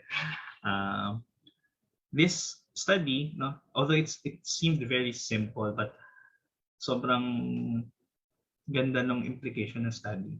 But this study is explores how do women talk about the vagina, no? And kung makita niyo dito, meron tayong mga superordinate themes and sub-themes, no? But as you can see, parang medyo messy pa siya, di ba? So, ito yung mga initial codes, tsaka yung mga superordinate themes, yan. Tapos yung second iteration, magiging ganito siya, 3 major themes na lang, pero yon, tinitingnan pa rin niya uli, and usually ganito yung nagiging ending. So, 2 superordinate theme na lang, and then we have 3 sub-themes, or themes. So, for example, sa positive talk, vagina as an asset, it is a source of power, pleasure, and satisfaction. Then we also have negative talk. So, dito naman, vagina as a liability. So, they define it as nastiness and dirtiness, anxieties, vulnerabilities. So, syempre, when we ask how is data processed, usually, binivisit natin yung ontology and epistemology niya, no? And usually may kakambal yan na acceptable na methodology and methods. No? And also, ano ba yung sources ng data na pwede natin kuhanin? So just like what we discussed earlier, pag quanti, usually may mga sources ng data lang tayo na pwede. For quali, may mga klase ng sources ng data lang tayo na pwedeng gamitin. So generally, when we do qualitative research, ito yung process niya. No? So you import interview documents, you explore the interviews, then you code, and then you run a text query, and then you reflect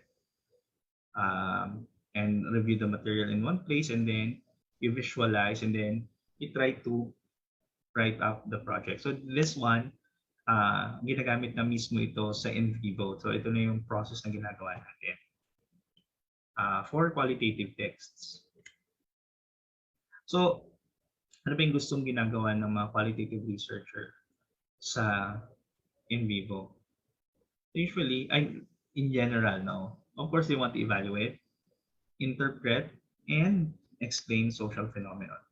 So in vivo helps us to analyze unstructured or structured data like interviews, surveys, field notes, web pages, and journal articles. So ano ba yung mga methodologies na sinusupport ng in vivo? So syempre, depende sa research question and kung ano ba yung acceptable na methodology. No? Like for example, grounded theory and also evaluation methods. No? Just like thematic analysis in general, in vivo doesn't favor a particular methodology. But dahil quantity research tayo dito, syempre quantity research yung discuss ko. But you can also use it to organize your data, particularly for those who are doing literature review. Halimbawa, nag-literature review. Pwede natin siyang gamitin to organize our data. Yan. Ang hindi niya lang pwedeng gawin talaga is to interpret. Yan. Pwede rin kasi siya mag-analyze ng patterns. Okay, makikita natin later. So what can in vivo do for you? Organize files. So ano ba yung mga pwedeng files na gamitin natin for in vivo? We can use PDFs, images, videos, etc. But for this illustration, we're going to use text. Word yung ginamit ko, no? And images. So assist in data coding and identification of major themes. And ang maganda rin dito is pwede siyang mag-visualize. So, yun. Mamaya, pero mga basic lang ang gagawin natin kasi I was informed na general to. So, yun. So, susunod na lang tayo mag-advanced. Tsaka number 1, wala akong in vivo na na paid na advanced, na pro, no? Plus pala in vivo kasi tatlo yan eh. Yung pinaka-advanced, yung in vivo plus. So what what in vivo can't do for you? Siyempre, hindi niya kayang i-analyze yung data mo. Kaya nga, di ba, disclaimer nung una sinabi ko, sometimes, lalo na kung hindi ka sanay, para mas okay na ikaw na lang yung mag-analyze manually. Pero kung sanay ka gumamit ng in vivo, actually maganda rin talaga siya. So yun nga, free perpetual use, pero 14 days lang. Pero within the 14 days, kahit ilang ulit mo siyang gamitin. Just like what I did. 14 days trial lang yung gagamitin natin. But in PUP, just like what Dean Jose said earlier, we have a license for in vivo. So if you would like to analyze your data, your files sa gagamit ng in vivo, pwede nyo siyang gamitin. Yun, pwede siyang gamitin. Punta kayo nga lang sa PUP. I just don't know about the restrictions about entering the university yet. Pero, yun. Pwede siyang gamitin. Even the SPSS and also yung EQS. I think we have the EQS also. Yeah, so, yun, pwede natin siyang gamitin. Yun. But just like what Dean Jose said earlier, no, talagang yung basics na ginagamit natin, nasa ano talaga ng researcher yan, how yung utility ng program, ng software. Ayan. Kasi like for example, what I will be showing here is more on the organization of the data. Yan, auto-coding, yan, word cloud. So yun. So yung mga bagay na yon. Kasi nga, free lang yung gamit ko. Anyway, then, but there are other qualitative data analysis softwares na pwede natin gamitin. So like for example, we have HubSpot, MaxQDA. I don't know, no, please enlighten me about this softwares. They have been mentioned several times, no? And but just like statistical tools, SPSS for example, pag nasimula mo na mag-SPSS, parang nakakahinayang na mag-aral ng iba pa. Diba? Anyway, SPSS kasi naman nag-evolve din, diba? There are more, merong mga mas advanced na versions na rin ang SPSS. So, yun, nag-update naman siya. So, here are some of the other qualitative data analysis softwares na pwede nyo gamitin. And if you're familiar with them, very good po yun. Yan. Yan. Ako, hindi ko po alam yan. And PCOS, Qualtrics, Raven's Eye, Square Feedback, Free QDA, and QDA Minor Light, Connected Text, and Visao. So these are some of the qualitative data analysis softwares that we can use, no? So yeah, so we will now go to the use of NVivo, no? Again, so this is just for beginners, ha? So we will just, I will just make use of a sample text and a few images also. So gagamit tayo ng kung paano mag-code. Again, this is particularly useful for those who are doing thematic analysis. Tapos, kapag kayo halimbawa ay nag-literature review, yan, so pwede nyo siyang gawin. Then, word count. Yung word count, bakit natin siya ipapakita rin? Kasi, usually yung word count, ano ba yung utility niya? When we use, halimbawa yung mga framework like, halimbawa sentiment analysis, no? Yung mga nagmamine ng tweets, for example, like for business courses, and then they would like to know the sentiments of people regarding a specific release of a product, or halimbawa yung nag-aano pa lang sila. So pwede yung i-mine yung mga tweets, no? And then use the data, and look for the sentiments. And yeah, so word cloud as a word count, and you can convert it to a word cloud later to look for the salience ng mga data, ng mga words pala, no? Somehow, di ba? Yun nga, tulad ng sinabi ko kanina, minsan pag yung level ng analysis natin ay halimbawa experiential or descriptive, I think po pwede siya. Pero kung halimbawa kung sobrang deep nung analysis natin na parang it's discursive and yung underlying meaning of words ang kailangan nating makita, we really have to look for the actual text. Yan. And minsan yung mga latent meanings at hindi yung explicit meanings yung tinitignan natin. Minsan, baka hindi siya pwede, but I think okay lang din naman. And then, syempre, saving outputs. Okay, so let's stop share na.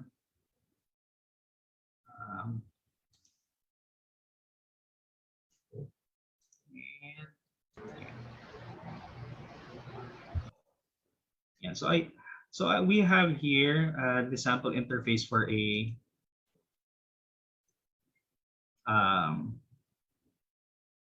for in vivo. Ayan. May kumakatok. Okay. Ayan. So as you can see here, here's a sample text. You can actually select multiple files for analysis. So pero here I chose one text. Actually ano na 'to kasi dito sa text naman na to, meron dito mga several na utterances already. So, makita ninyo, dito yung file na yan. What you need to do is just like in any other software, i-upload nyo lang yung file. Pero, meron tayong tinatawag na project. So, if you're working on a project, i-save nyo yung pangalan ng project. For example, here, I named the project gsreo.nvp or in vivo project. Then, yun, mag-upload ka lang ng file. Yan, and then, maka-classify naman yan dito kung ano klase ng file siya. So, for example, here, again, no, basic lang po gagawin natin. Hindi ba masyado updated, but, yan. So, halimbawa itong kay Louden na text. So, we will start first with coding. For example, yan. Pwede kayo actually mag-start with, halimbawa, you can click here codes. Yan. And if you have pre-existing codes, for example, tulad ng sinabi ko kanina, no? Kasi hindi niya i-classify siya as as a major theme or sub-theme.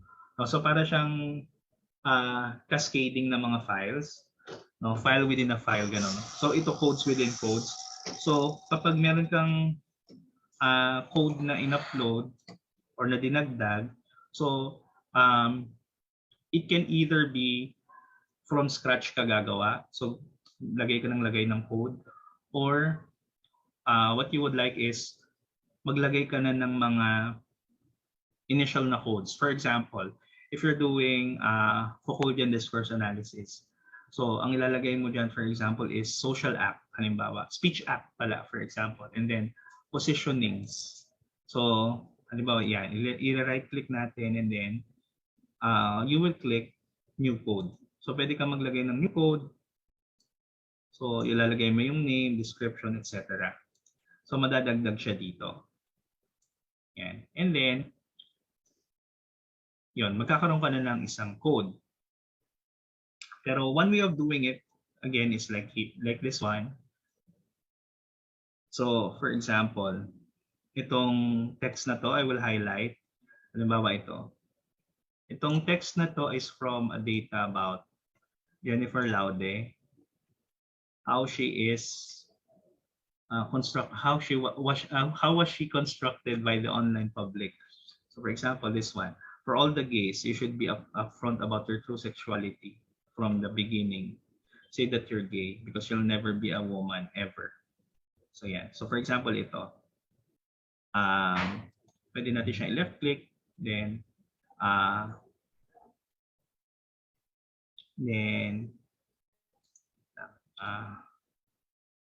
right click pala. And then naano ko na yata yan. Ito na lang. Yan. So ilalagay mo siya as code. So gawin mo siyang top level code if it's a new code, no? Pero kung hindi naman, you click the existing code and then under it, ano ba yung gusto mong ilagay, for example, no? Pero dahil halimbawa new code siya, i-click natin yan, tapos lagyan natin ng pangalan. Dito na ako. Ilalagay natin yung code selection, top level code. Then, halimbawa ilalagay mo dyan ay mapanlin lang, halimbawa. So now you have a new code. So may kita nyo ngayon dito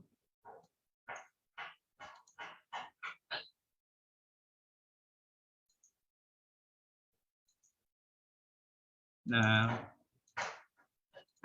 nadagdag. New code.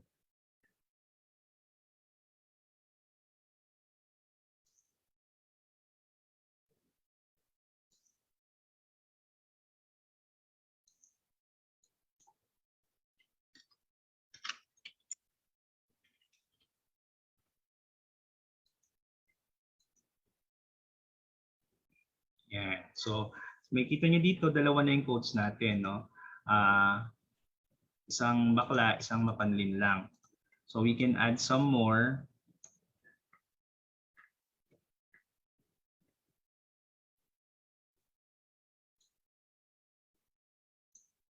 Halimbawa ito, God created man and a woman. Kung ano yung rason ninyo, kasalanan yun sa batas at sa Panginoon. Hindi makakapasok sa kaharian ng Panginoon. Halimbawa yan. Yan. So, halimbawa ito, code selection.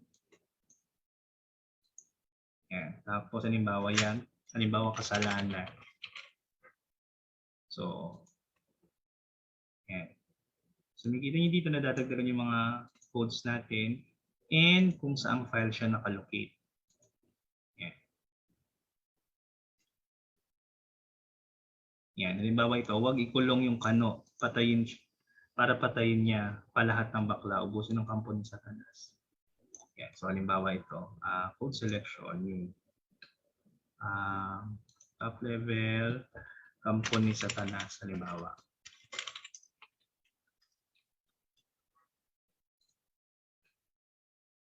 So yeah, as you can see here, madadagdagan yung mga codes natin. So you can go as much as you can, no? So pipiliin mo lang din yung file kung saan siya nanggaling. For this webinar, isang file lang yung ginawa ko, sama-sama na siya dito. Yan. So ito. Mapagpanggap na babae, nilin lang niyang Amerikano para kaya walang masisisi, kundi siya rin. So, gawa ka ng bagong code, lagay mo dyan ay tapos na pala yung mapanlin lang. So, kung halimbawa meron na, no, yeah. So, idadagdag mo siya sa mapanlin lang. So, dalawa na yung text natin for mapanlin lang. So, yeah. So here for the text. So as you can see, ganun lang siya, no? Kapag halimbawa, marami na siya, usually, pwede mo siyang pagsamahin. Tulad yung ginawa ko, hindi nyo lang nakita. Halimbawa, gusto mo siyang isubsume. Halimbawa ito. Makikita nyo dyan, no? Yung code, pinag-isa ko siya, no? So yan. So makita niyo yung text under ng kasalanan when you click this. Tapos ilang percentage siya ng text. So for example, ito yung mga sample text for mapandim lang. Yan. Or bakla. Sorry, mabagal yung PC. So ganun siya. You can also use this for text, for image. For example, this one. Halimbawa, gusto mong i-analyze yung image. No? Pwede mong gawin is i-highlight mo yung image. Halimbawa si Duterte yan.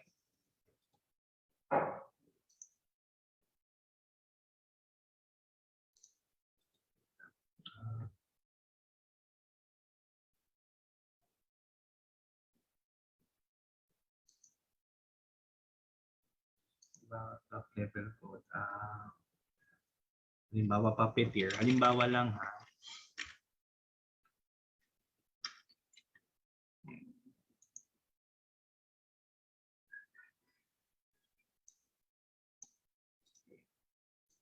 Click natin yan, may kita natin yung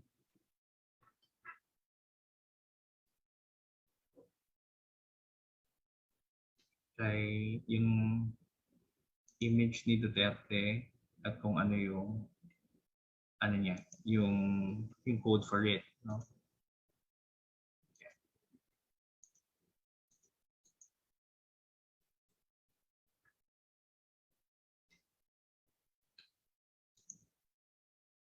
What we can also do, so for example, no, halimbawa yan na yung mga existing na mga codes. Again, pwede po natin siyang i-subsume. Halimbawa, sobrang dami na nating nagawa. Tapos we want to cluster. So pwede natin siyang gawin, no? I-drag lang natin yung mga existing nodes or codes sa kung saan natin siya gustong i-subsume. Yan. And then we also have files.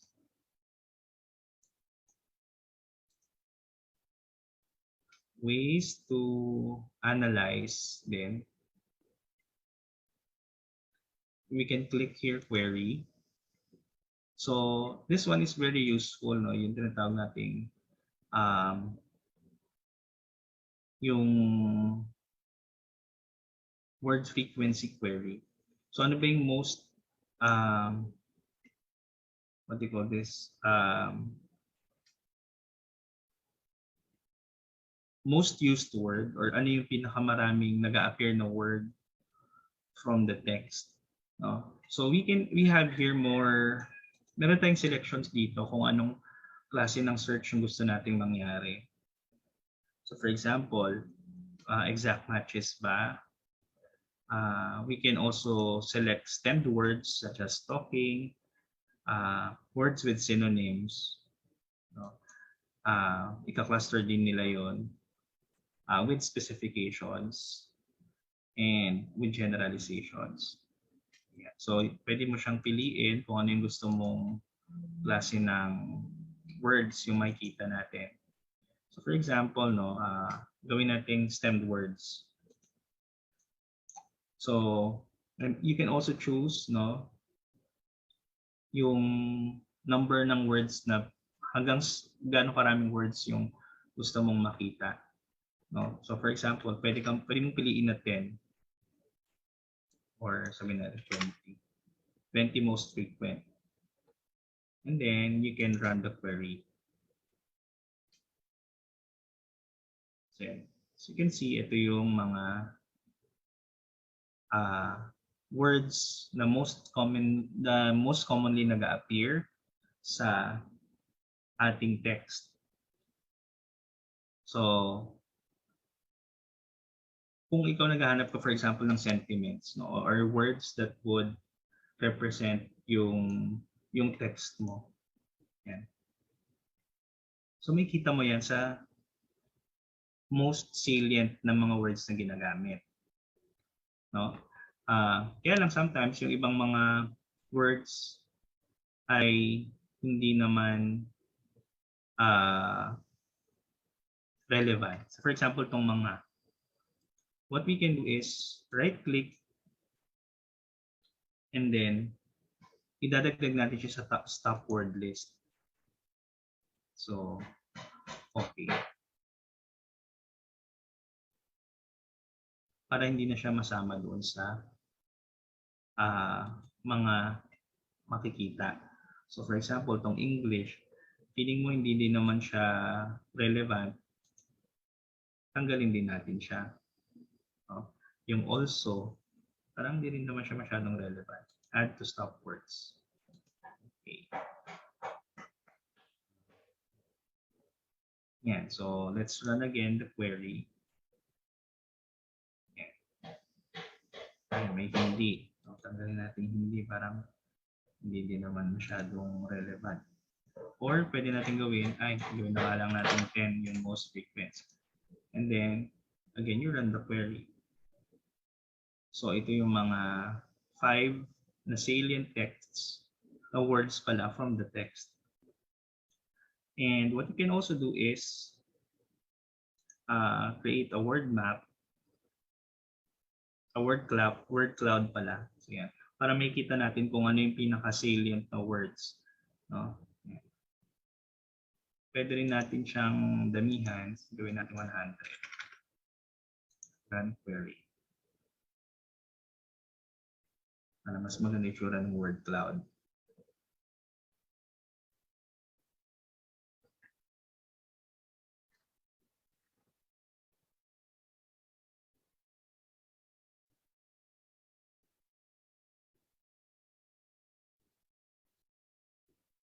Tagal mag-read kasi maraming words. So, yan. So, ito na siya. 100 words yan. So, we will now look into the word cloud. Ayan. So, syempre, yung mga malalaki yung ano, you can also choose yung design ng word cloud.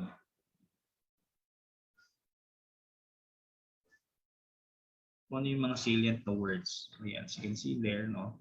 Justice, bakla, Filipino, gay, victim, community. So this somehow will give you an idea. Ano ba yung mga talk surrounding the phenomenon?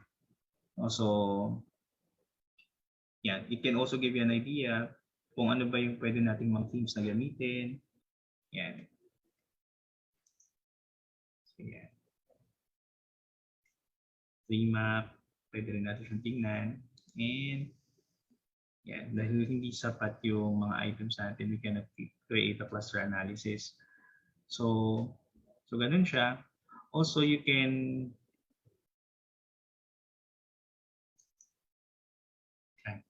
stop.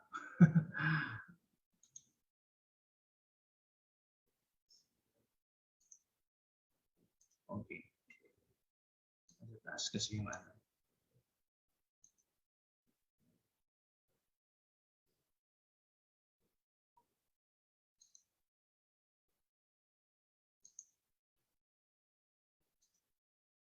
Also, you can use visualizations. Yan nga na syempre, mas okay kung mas marami ka ng code na nagawa para mas okay yung ma-develop niya na diagram.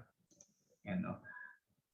Also, depende sa klase ng data na meron ka. For example, you want to check relationships, connections ng mga tao. You can use nodes, connection nila sa bawat isa. And then you can use visualizations also. Hindi lang maganda yung text ko, sorry. Kasi hindi ko pa nagagamit talaga completely yung in vivo completely to analyze text. But yun. So yun yung mga pwede nating gawin for in vivo. As you can see, it's very practical to use, no? And also, yan, yung mga codes natin, you can choose the codes, no? And you can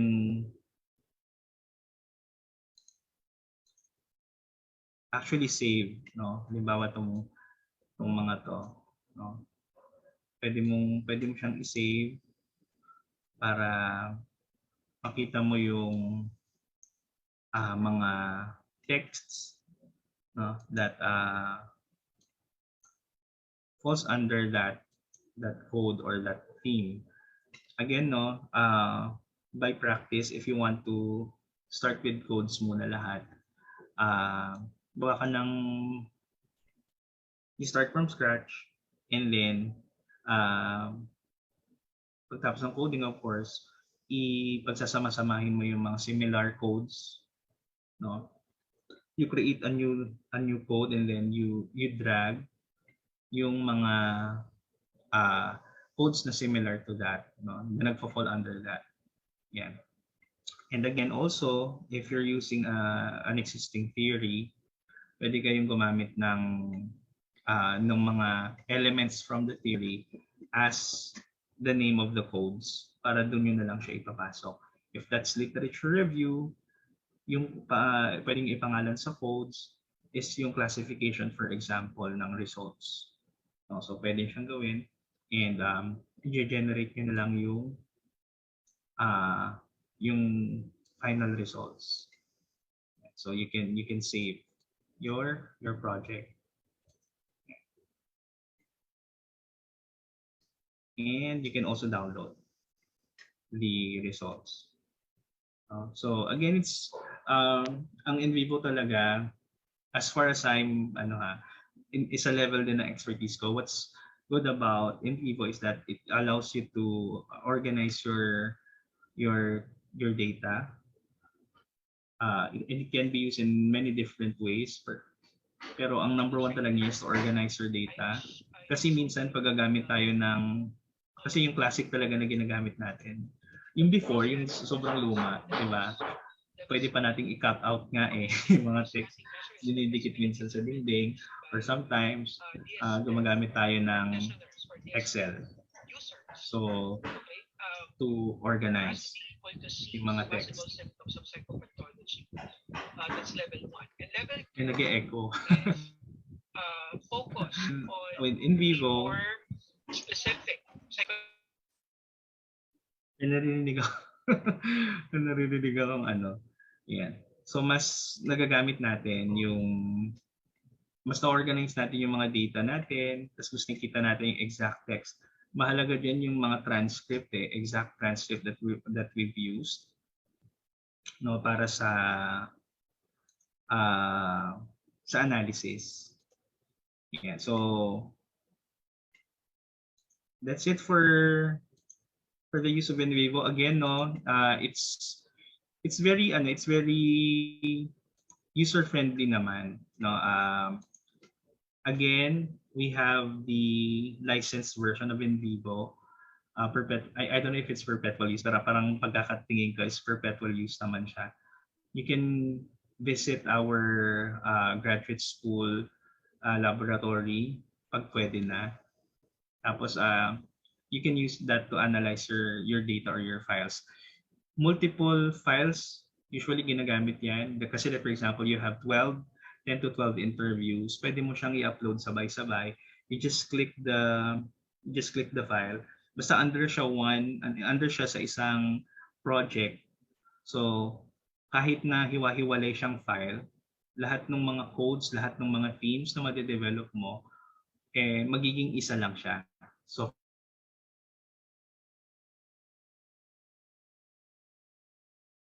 for all of you can use images, even audio, no? So ika-cut mo yung portion ng audio, tapos yun yung lalagyan mo ng code. But then again, the more practical way to do it talaga is to convert the audio muna to text para mas madali siyang i-analyze. Anyway, gagawin mo rin kasi siya namang write-up. So that's it. So I hope that you've learned something from our presentation. Thank you so much, and I hope that you have a wonderful Sunday. Thank you so much. Okay, thank you very much, Dr. Saso. Do you have any questions? Now we are going to open the floor, the virtual floor, the chat box, to the questions, further inquiries of our participants. Si Dean Elmer have shared about the Max QDS, one of the, I think one of the apps or programs that you can use for thematic data analysis. And Thank you. then And meron daw also, tayong in vivo 12. oo, That's si 12. si Ma'am Amy, si Dean Elmer of course, and si Sir Mark ba? And I don't know kung sino pa yung ibang naka-attend for training ng NVivo. So, hindi lang naman po ako yung nakakaalam ng NVivo. Yan, mga experts din po yan sila. They have certificates for training din.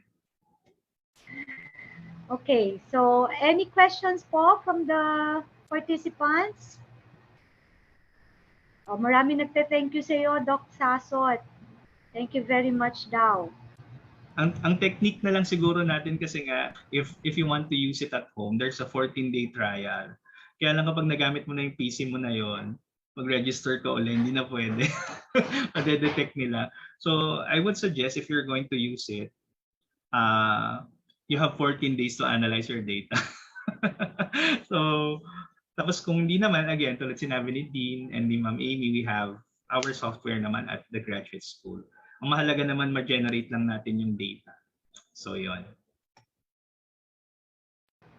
Mukhang mukhang sobrang nakinig yung ating mga participants. Wala nagtatanong o natatakot magtanong.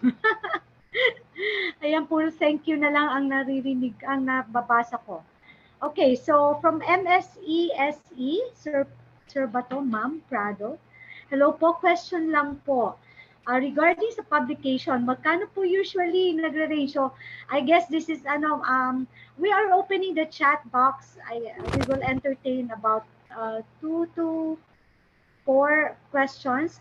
In general, whether it is from the talk of Dr. Sasot, nandito naman si Dean Elmer. So, about the process, you can ask questions. And of course, si Doc A, nandito pa rin. So, anyone from our resource speakers, may question daw po, magkano usually ang publication? Usually, yung publications natin no, sa international is range around as low as $300. So meron pa naman mas lower, kaya lang so far hindi natin makommit yon kasi ang contact natin is nasa $300 yung offers nila sa atin sa partnership. So pero we're trying our best to look for lower, no? Pero yung meron po tayo, no, recently in HSME 2021 we have the conference proceeding around 14,000. So including the registration, that's a rough draft of $250 or $300 pa rin.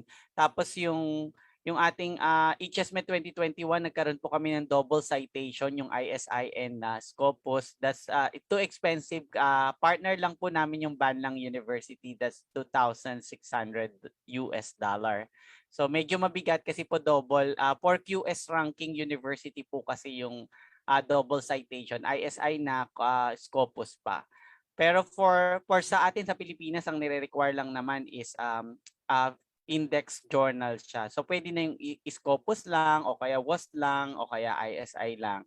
As long that it's index journal at hindi po siya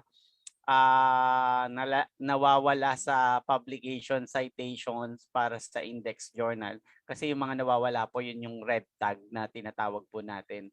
Na parang nag-a-apply sila sa Scopus na pinapalabas nila na marami silang publication continuously. Tapos once that the Scopus investigated, nalalaman na may mga issues and concern. Like for example, yung first publication nila halimbawa 40 lang. Yung sumunod na issue nila 2,000 research. Ano nangyari? Bakit na ganoon? Paano nila na index review? So there is an investigatory on that matter.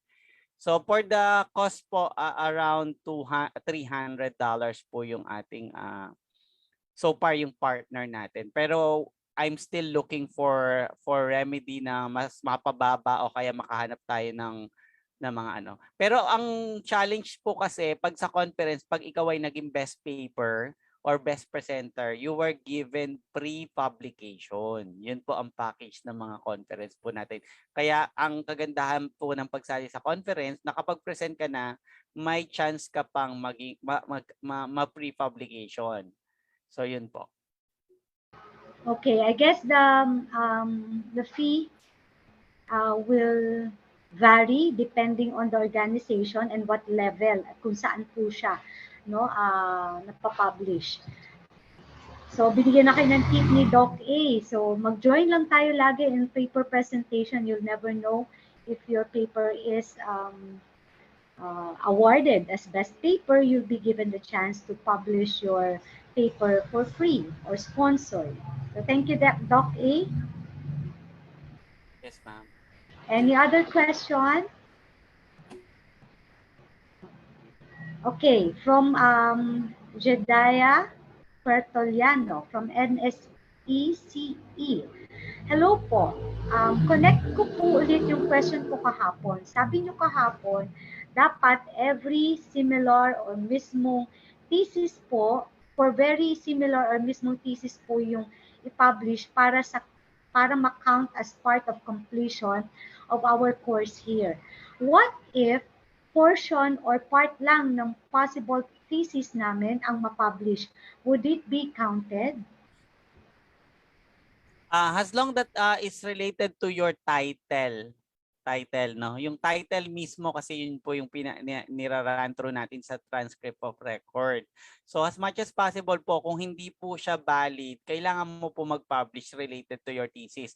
Magiging achievement mo lang po yun sa personal sites mo, no? Academic scholarly level mo. Pero pagdating po sa transcript of record sa compliance, kailangan po related yung topics po sa transcript of record kasi yun po ang nakasaad sa CMO, yung thesis title po mismo at saka yung dissertation title. So, you could coordinate with your supervisor o kaya kung pwede nyo po rin kaming lapitan sa GS Reo kung sa tingin nyo tama pa yung pagkaka-revise nyo ng research journal nyo para po ma-assisan namin kayo in lines with the publication kasi yun po yung nagiging problem namin ngayon. May nagpapasa po sa amin ng compliance, iba po yung title na pinapublish niya tapos iba yung thesis niya. So isa yun sa mga keynote namin doon sa estudyante at we are assisting the student kung paano mariresolve yung issue ng requirement for publication po.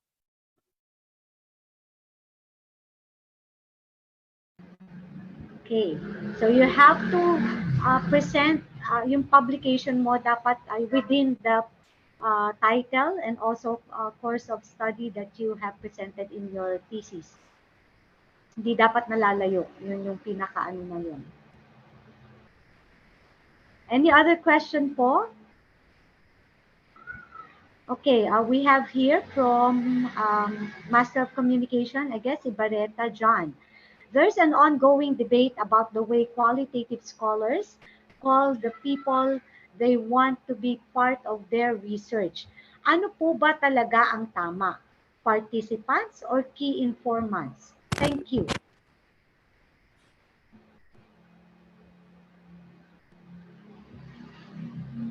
Sir Dags or Dean, ano po ba daw dapat ang ginagamit nating how do we call the participants?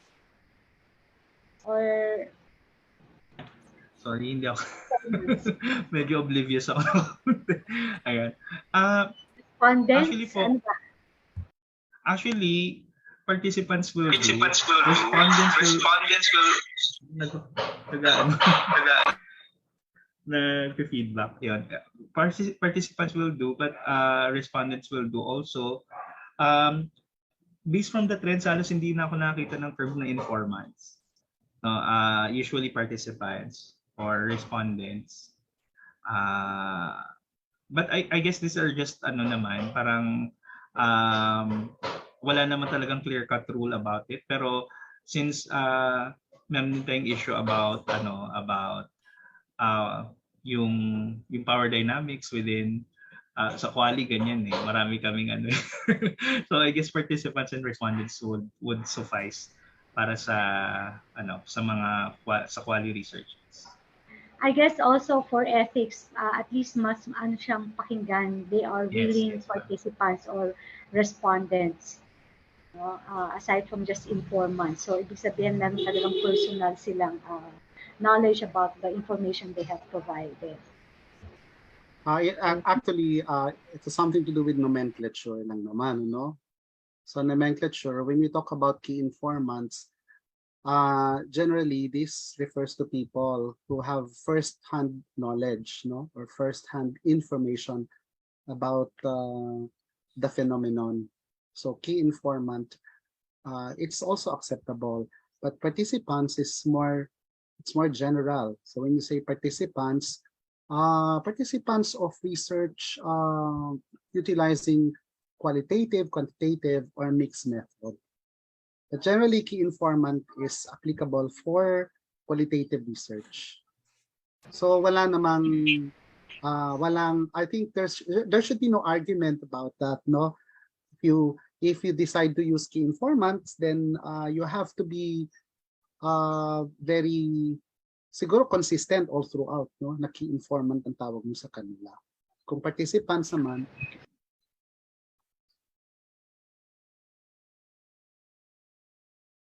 Ayan.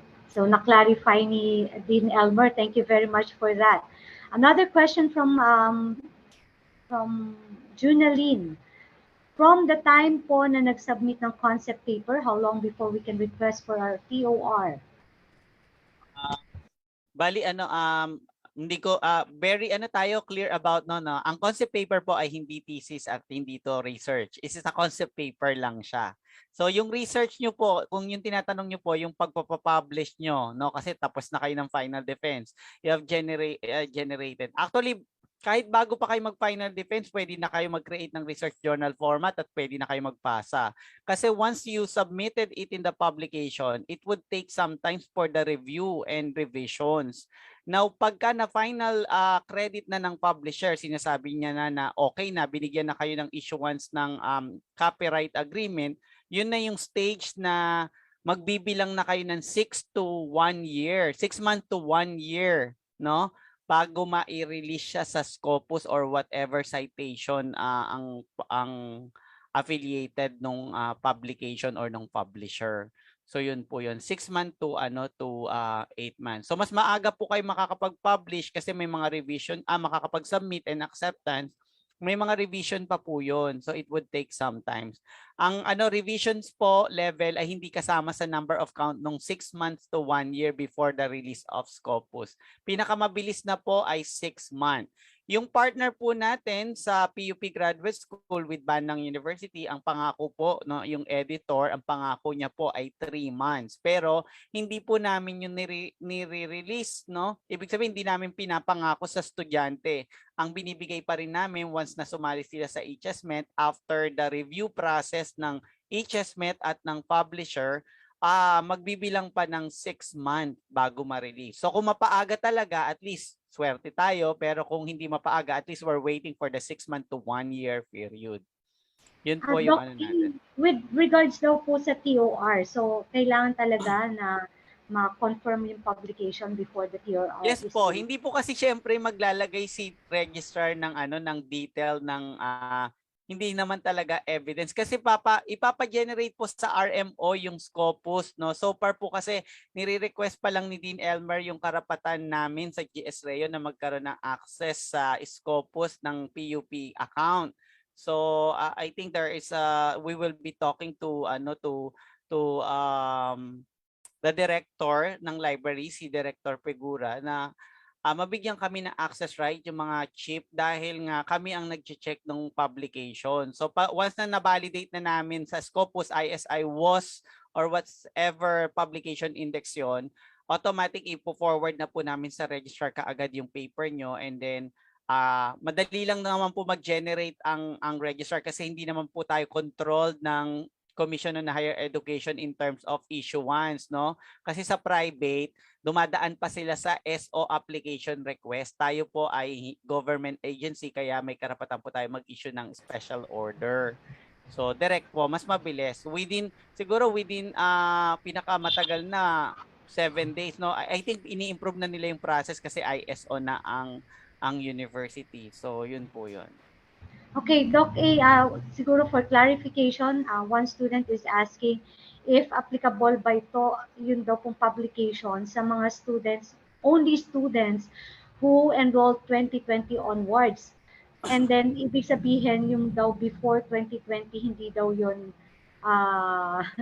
hindi daw yun nag-a-apply sa kanila. Kung ikaw po ay nag-enroll bago mag 2020, so balit na hindi ka po nakatapos, no? Nagtagal ka po sa PUP. Dumadaan ka na sa proseso ng compliance requirement. Kasi po yan po ang utos ng Commission on Higher Education na wala silang isi-certify na graduates, no, nang hindi po publish ang research, no? Isa rin po yan sa actually tulong na rin yan ng Commission on Higher Education para tumaas po ang level ng education natin para lahat po ng school ay mag-apply ng QS ranking o yung mga tinatawag nating 3-star school na lumalaban globally, at isa na po ang Polytechnic University of the Philippines na nag-a-apply po for QS ranking. Dati na po tayong QS ranking, we will be renewing for application at ang target po ng president natin ay mapataas po yung level natin kasi may level din po yan kung 1-star, 2-star or 3-star ka. Okay, so malinaw na po. Clarify ko lang, ano? Okay, tama na, tama yung information, no, ni Dr. Arvin. Right now, the deans of the graduate school are actually discussing about this, no, kasi may mga may mga tanong na nga kung kailan ang implementation nitong publication as a requirement for graduation. So the what we have actually decided is that those who are graduating, no, this is school year 2021-2022, this coming year and graduation, will have to comply with the requirement of publication. Kasi ang CMO ay na-release ng, actually it was issued in December 2019, but it was released on January 2020, and the public presentation was done in July 2020. So we had our orientation later part of 2020 and early part of 2021.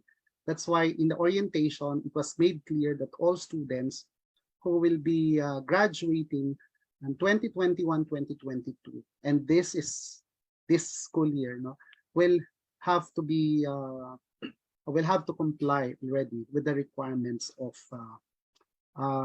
the CHED CMO 2015 series of 2019. So for all of you who are working on your thesis and dissertation, you need to publish. You are already covered in the requirement to publish your paper before you will be able to get your transcript of records, no? So yung TOR. Okay, so yun ang usapan natin ngayon. Okay? Okay, thank you very much po, Dean. Ito, further clarification pa po. If mag-co-author po ang advisor sa ipapublish na research, counted pa rin po ba na nakakomply sa grad school requirement for publication? O hindi po necessary na mag-sole authorship? Since meron po tayong binding agreement po sa supervisor level o yung bagong tawag natin sa advisor, required na po silang maging co-author ng research. Pero it's considered a research of the student. So ang lead author lagi yung student po, hindi pwede maging lead author yung supervisor po. So yun po yung requirement natin. Tapos kung sakali, kasi minsan meron tayong research na kumuha pa tayo ng consultant and the consultant wanted to be part of the research. Now, as much as possible, you could add, pero hindi rin i-recommend. Ang recommendation is with the hanggang advisor lang yung ano natin. Pero kung talagang siya yung expert at tatlo kayo, pwede naman yon. Basta ikaw yung lead author, yung researcher po.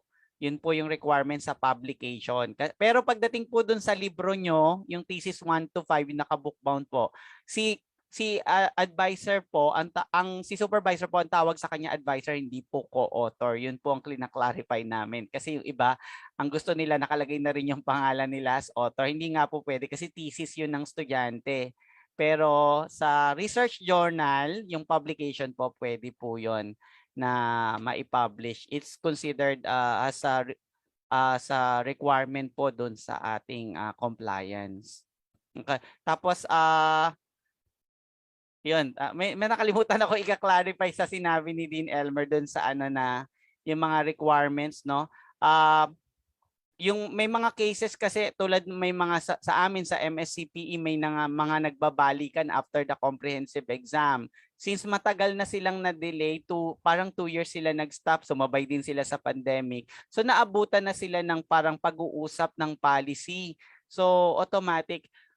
Ang kagandahan lang po, yun po yung pinangako ko kay Dean Elmer, no. So dahil na-resolve na po namin yung isa sa pinoproblema ko nung naging GS Reo chief ako, is paano ko ipapapublish yung mga paper ng graduate school. So nagkaroon na po tayo ng partner. Except po, no, paumanhin po sa mga Master of Arts in Filipino.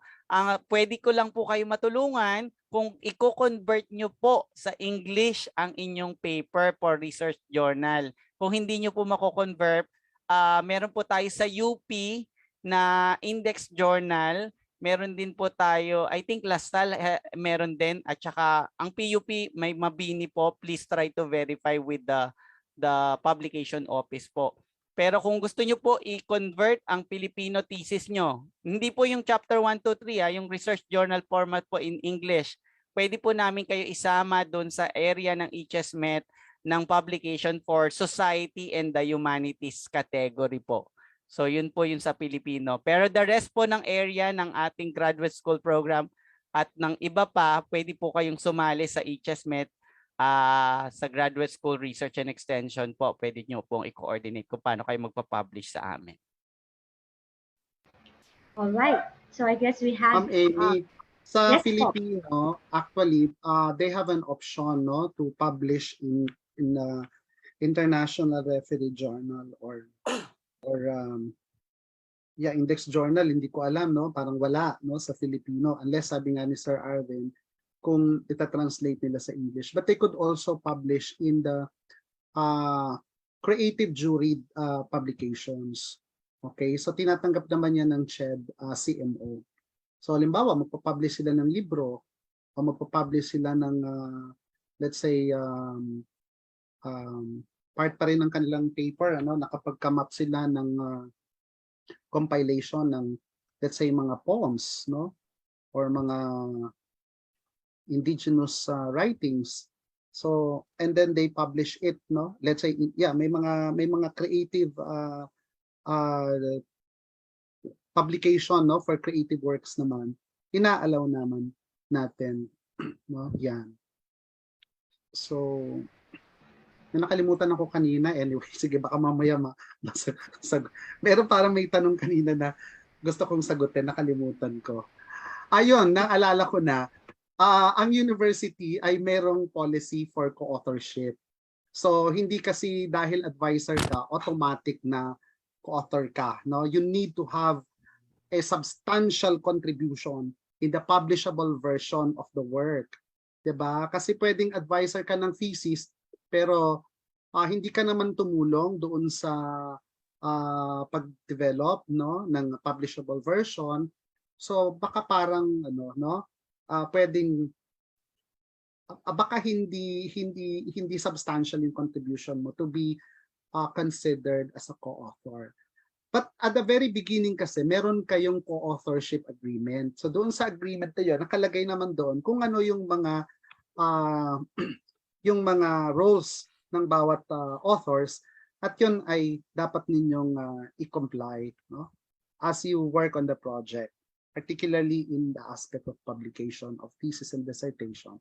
So ang publication ay excerpt lang, hindi naman natin pinapublish yung buong dissertation or thesis, kagaya nga ng sabi ni Sir Arvin, no.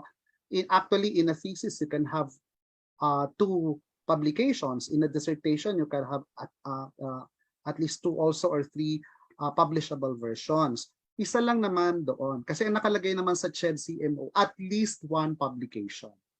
Kung gusto niyo mag-publish ng marami, nasa sa inyo na yon, di mas maganda, di ba? Lalo na kung taga-PUP kayo, edi makakatulong yan sa inyo, sa promotion ninyo, no? At saka sa mga incentives.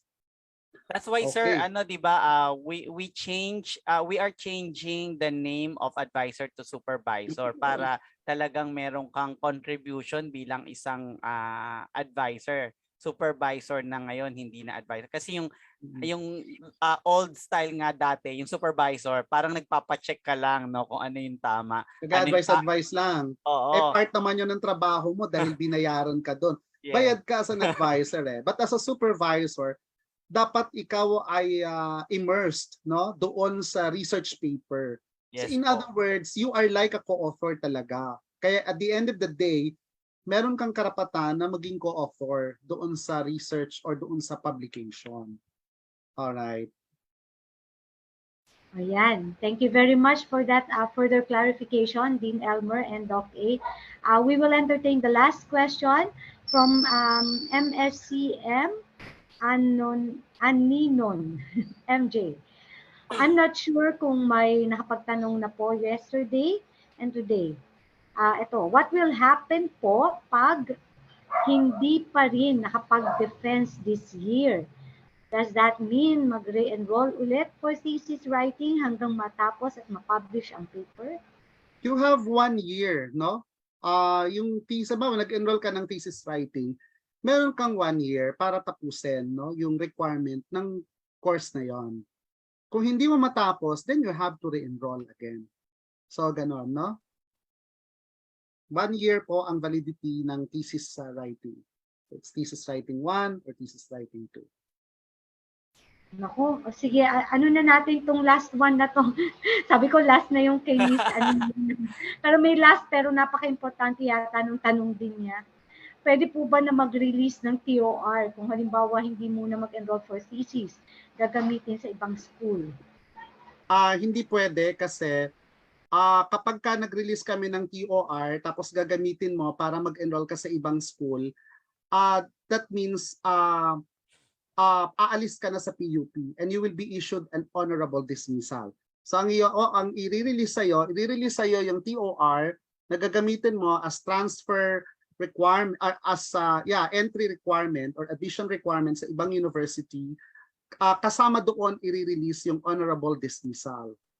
Okay, even copy of grades for evaluation. Hindi ka pwedeng mag-enroll sa ibang university habang ikaw ay enrolled pa sa ibang university. I think it's not only a requirement of PUP. This is true for all universities. So, ibig sabihin, kung lilipat ka sa ibang eskwelahan, kailangan ma-release ka muna doon sa school na panggagalingan mo. And then pagka na-releasean ka na ng honorable dismissal ng PUP para doon, halimbawa, master's degree, nagma-masters ka sa PUP, lilipat ka sa ibang university para mag-masters, then hindi ka na pwedeng bumalik sa PUP. Kung halimbawa, hindi mo natapos yung masters mo sa university na yun, hindi na pwede kasi ikaw na isyuhan mo ng honorable dismissal. Ganon din naman yung iba kasi dahil sa halimbawa, may master's degree na sila, tapos mag-enroll sila ng another master's degree sa PUP, tapos naisip nila na wag na ako magma-master's degree, magdo-doctoral na ako. So magdo-doctoral sila sa ibang university. Kailangan ka munang i-release ng PUP bago mo makuha yung mga credentials mo, no? Kasi yung master's, yung sinabit mo na credentials sa PUP, hindi mo na makukuha yon. Kaya ang ibibigay sa'yo na credential ay yung TOR mo, whether you finish your program or not, yun ang ibibigay sa'yo as transfer, as admission requirement mo naman sa university na papasukan mo. Okay? Hindi pwedeng, hindi po inaalaw ang namamangka sa dalawang ilog. Okay? So parang you have to stick to one. Parang ano yan, parang relationship, 'di ba? Hindi pwedeng may relationship ka sa PUP tapos meron kang the same relationship, no? same level of relationship or other relationships sa ibang university. So, I pwede guess po bang nakasubmit na ng thesis and awaiting publication prior to transfer? Ito rin ba yung case na ano? Kasi ang kailangan mo para makapag-transfer ka is the transcript of records. So, just the same, hindi ka i-issuehan ng TOR hanggat hindi pa nakukompleto yung requirement. Kasi sa ngayon, kasi ang CHED requirement is before you will be allowed to graduate, you have to publish your paper. Mabuti nga ang PUP Ang PUP na-allow kang graduate, but you have to submit your manuscript. So yung final manuscript kailangan nakasubmit. So pwede kang graduate, tapos habang pinoproseso yung mga graduation credentials mo, ay kailangan comply mo yung requirement ng publication. So as soon as your paper has been published, you have to let us know, and then we will provide it to the registrar, and then we will ink the details of the publication in your TOR, and then we will release the TOR. Okay, ayan. Maraming nanganganak na tanong sa clarifications po na hinihingi from the PUP Graduate School. Ano kaya itong tanong na, will this affect the tenure? Ano kayang tenure? Tenure sa sa PUP? You have 5 years. Baka mag-LOA ka kung talagang kasi kapag final defense ka na, okay na yun no? Wala ka nang iintindihin na baka affected yung tenure mo. Kaya ang problema kapag hindi ka makapag-defend ng paper mo, tapos naabutan ka ng 5 years kasi ang requirement, no, ang regular residency kasi natin sa masters ay 5 years. So kapag hindi ka nakagraduate at mag-extend ka, so papasok ka doon sa maximum residency. So ngayon meron na yung maximum residency na you will have a maximum of 3 years sa masters. Maximum of 3 years kapag hindi mo natapos, sabihin naka 8 taon ka, hindi mo pa matapos-tapos yung masters mo, you have 3 options. Number 1, either you apply for honorable dismissal. Number 2, either you apply for honorable dismissal, or you will be readmitted again with 0 credit units. Pangatlo, maswerte ka kung kung nakapag-comprehensive exams ka, no, within the 8 years na pwede mo pang tapusin yung yung paper mo. Pero kung naka 8 years ka na, your option is only to apply for honorable dismissal or reapply again. 8 years yan. Sa doctoral, 7 years tayo, no? Plus another 3 years. So 10 years. Okay. Thank you, Dean. Dalawang question na lang po para makamove na tayo sa next part of our program. From DepEd po, si Sir Neil may tanong, pero unahin ko muna yung case kay Sir Prado. Ilan daw po ang normal maximum content from the thesis or dissertation ang pwedeng gawing research for publication? Like kunwari, from the dissertation or thesis, mga ilan daw po maximum na dapat na po pwedeng ma-extract for publication? Depende sa iyo yan, no? Depende sa iyo kasi kung masyadong marami kang variables, actually pwede naman ang isang dissertation mo ay yung, let's say, yung problem number 1 lang, yun yung gawan mo ng publishable version, no? Let's say you can focus on 1 or 2 problems, then another set of problems can be written, no, or developed into another publication. Depende po sa inyo. Yan. Basta isa lang ang requirement niyo na publication. Okay, and then lastly, from DepEd, Sir Neil Salvacion is asking your opinion po. daw kung ano pa ang kulang or dapat na amendment sa CMO 19. Din. We cannot comment on that kasi ano na yan that is already a memorandum order at yan ay actually sabi ko nga noong July 2020 lahat ng mga stakeholders ay tinawag na dyan. So nagbigay na ng mga recommendations, ng mga comments, no? Lahat, different universities. And the CMO has been finalized. So no comment na, no? Although syempre meron tayong mga comment din, no? Dahil unang-una talagang napakahirap naman talaga ang publication.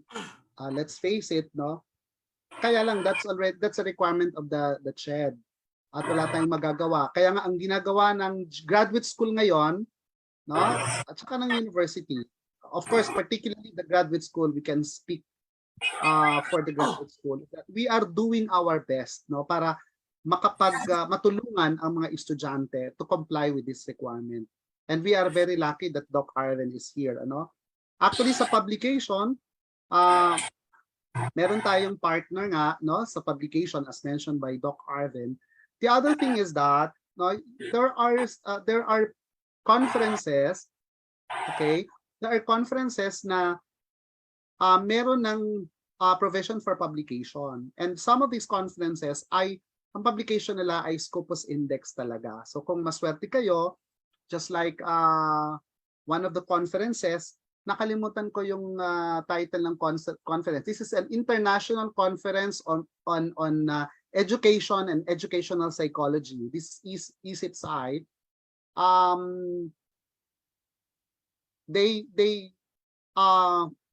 They welcome papers for presentation at kung okay ang paper mo, ipapublish nila yon. Ang kanilang publication ay Scopus Index at kasama na doon sa registration fee. So if the registration fee, let's say, is $400, kasama na doon yung publication fee.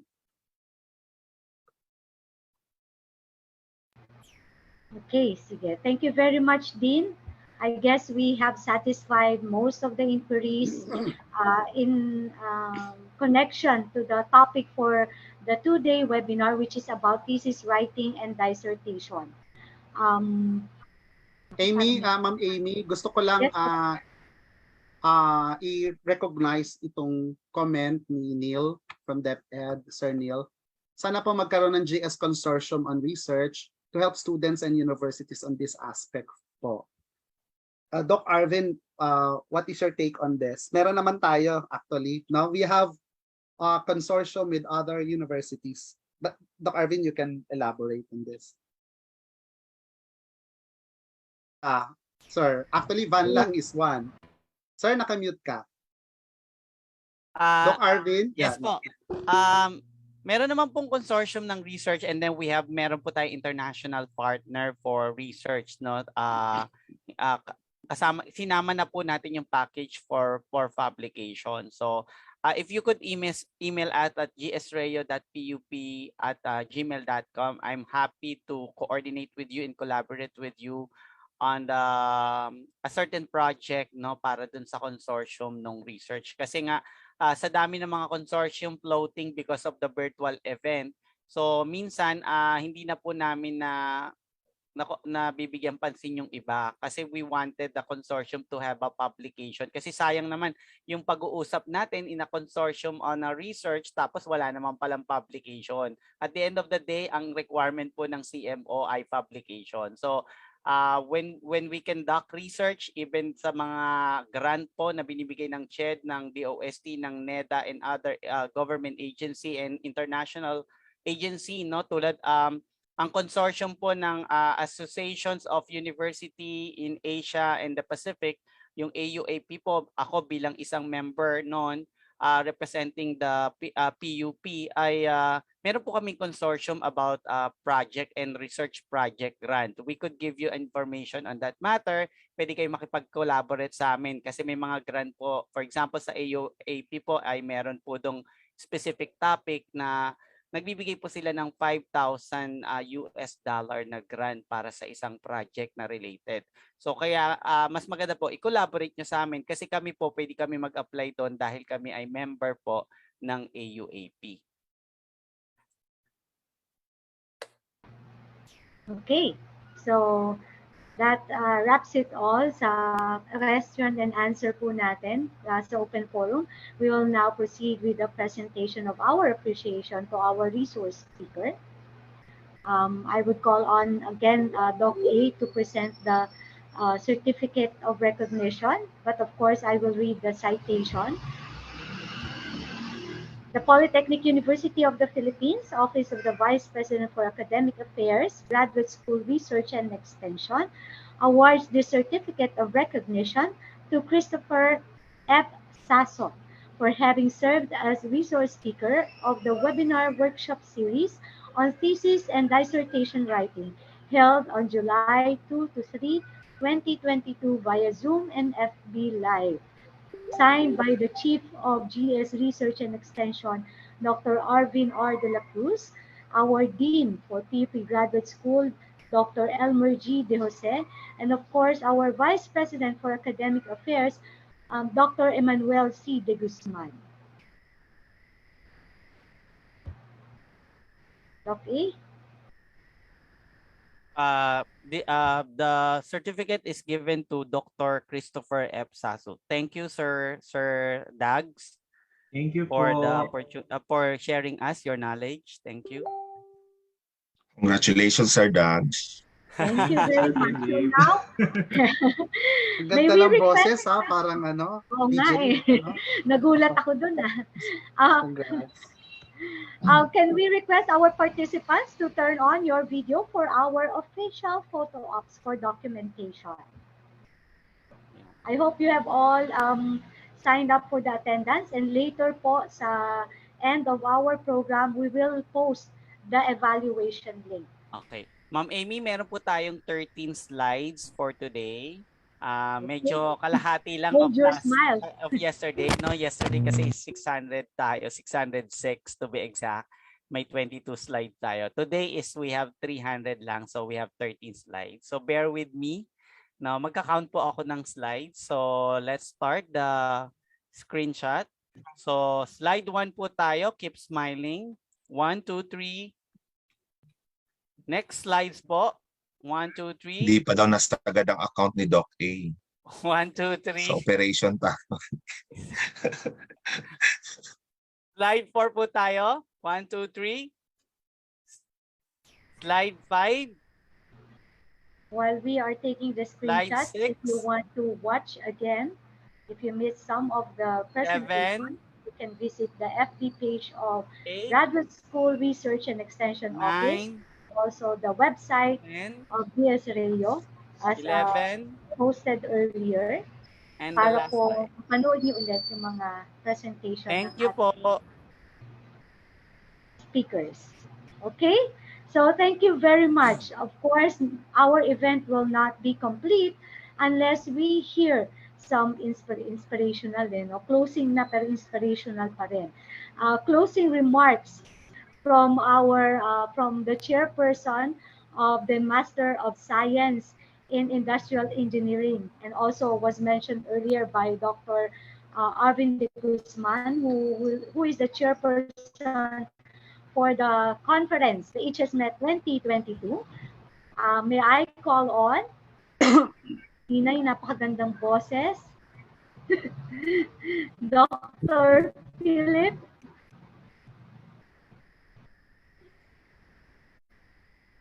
Asa na si Doc? Ermita. Wala Nasa si na. Dr. Philip Hello. Ermita. Okay, sorry. Okay po. So, in behalf of our Associate Dean, no, I think may urgent lang si Associate Dean. So, allow me to give the closing remarks. So, as we approach the fourth industrial revolution, research and innovation have always been the drive and direction among higher education institutions. In Polytechnic University of the Philippines, we envision embedding a culture of research, innovation, and publication. As a state university, we strongly believe that research and innovation building is our pathway towards transformation and enhancement to nation building. We are truly blessed that we are given this today, no, the time and opportunity through the medium and support of the PUP Graduate School, specifically on the extended program of the GS-REO, the Graduate School Research and Extension Office, through Aral Diwa program of Dr. Arvin de la Cruz. So also we would like to extend our gratitude to the speakers, or also we can say PUPGS officials, Dr. Marian Crescencio and Dr. Blanco, for giving us information or giving us tips on how we can comply with the different chapters of a thesis and a dissertation.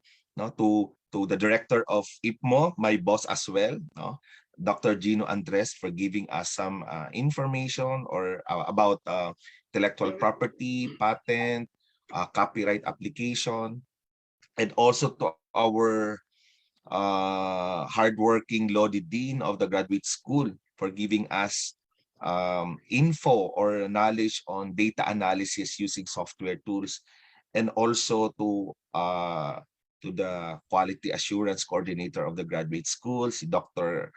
Christopher Satsot, for giving us techniques also on qualitative. Ako medyo weak ako dito sa qualitative. No? So thank you very much, Sir Dags.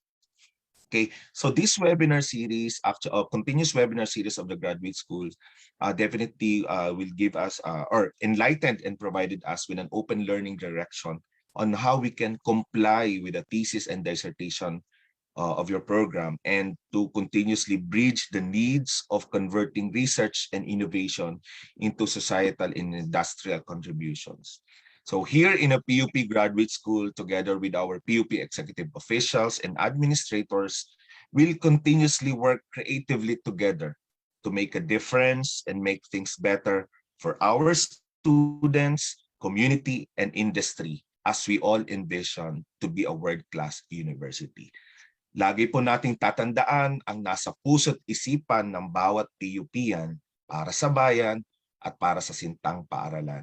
Muli, magandang hapon po and mabuhay tayong lahat. Thank you very much, Doc Philip, for that very nice closing message. So again, thank you to our officials, GS officials, to our, of course, the assistance of our GS-REO staff, Ma'am Yeyen, thank you, nasa behind the scenes, to our students, and to the participants from different institutions and organizations. Thank you for joining us in this two-day webinar series. I am Dr. Amy Rose Arguelles Manda, the Faculty Extensionist of Graduate School, bidding you good afternoon. At manatili po tayo para po sa himno ng Sintang Paaralan.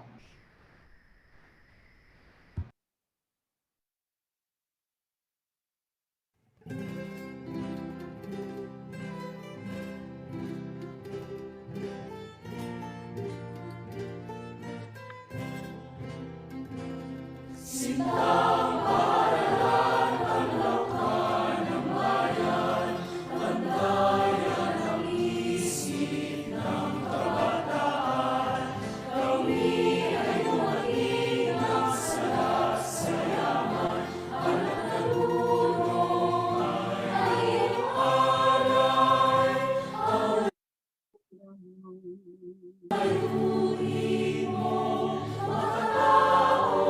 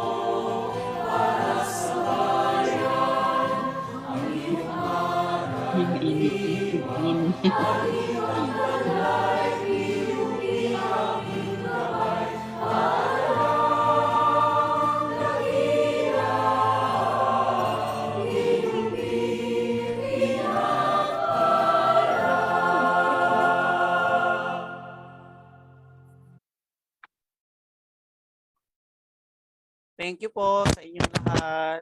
God bless po. Thank you guys. Maraming salamat. See you in the next webinar. Thank you to my MSI students Thank you for po, attending in Doc. the 2 days. Salamat sa mga estudyante namin. Thank you, Doc. Salamat sa mga estudyante natin from overseas. Thank you. Maraming salamat po from SG. Thank you po. Thank you, Singapore and Dubai. Ang dami, no? Thank you. Thank you, sir. Thank you po sa inyo, Doc Arvin. Thank you, sir. Also pala sa mga DENG students, OFW. Yes, Thank you. Thank you, sila. Doc Philip. Mga MSCM. Thank you for inviting us. Thank you, sir. Thank you again po.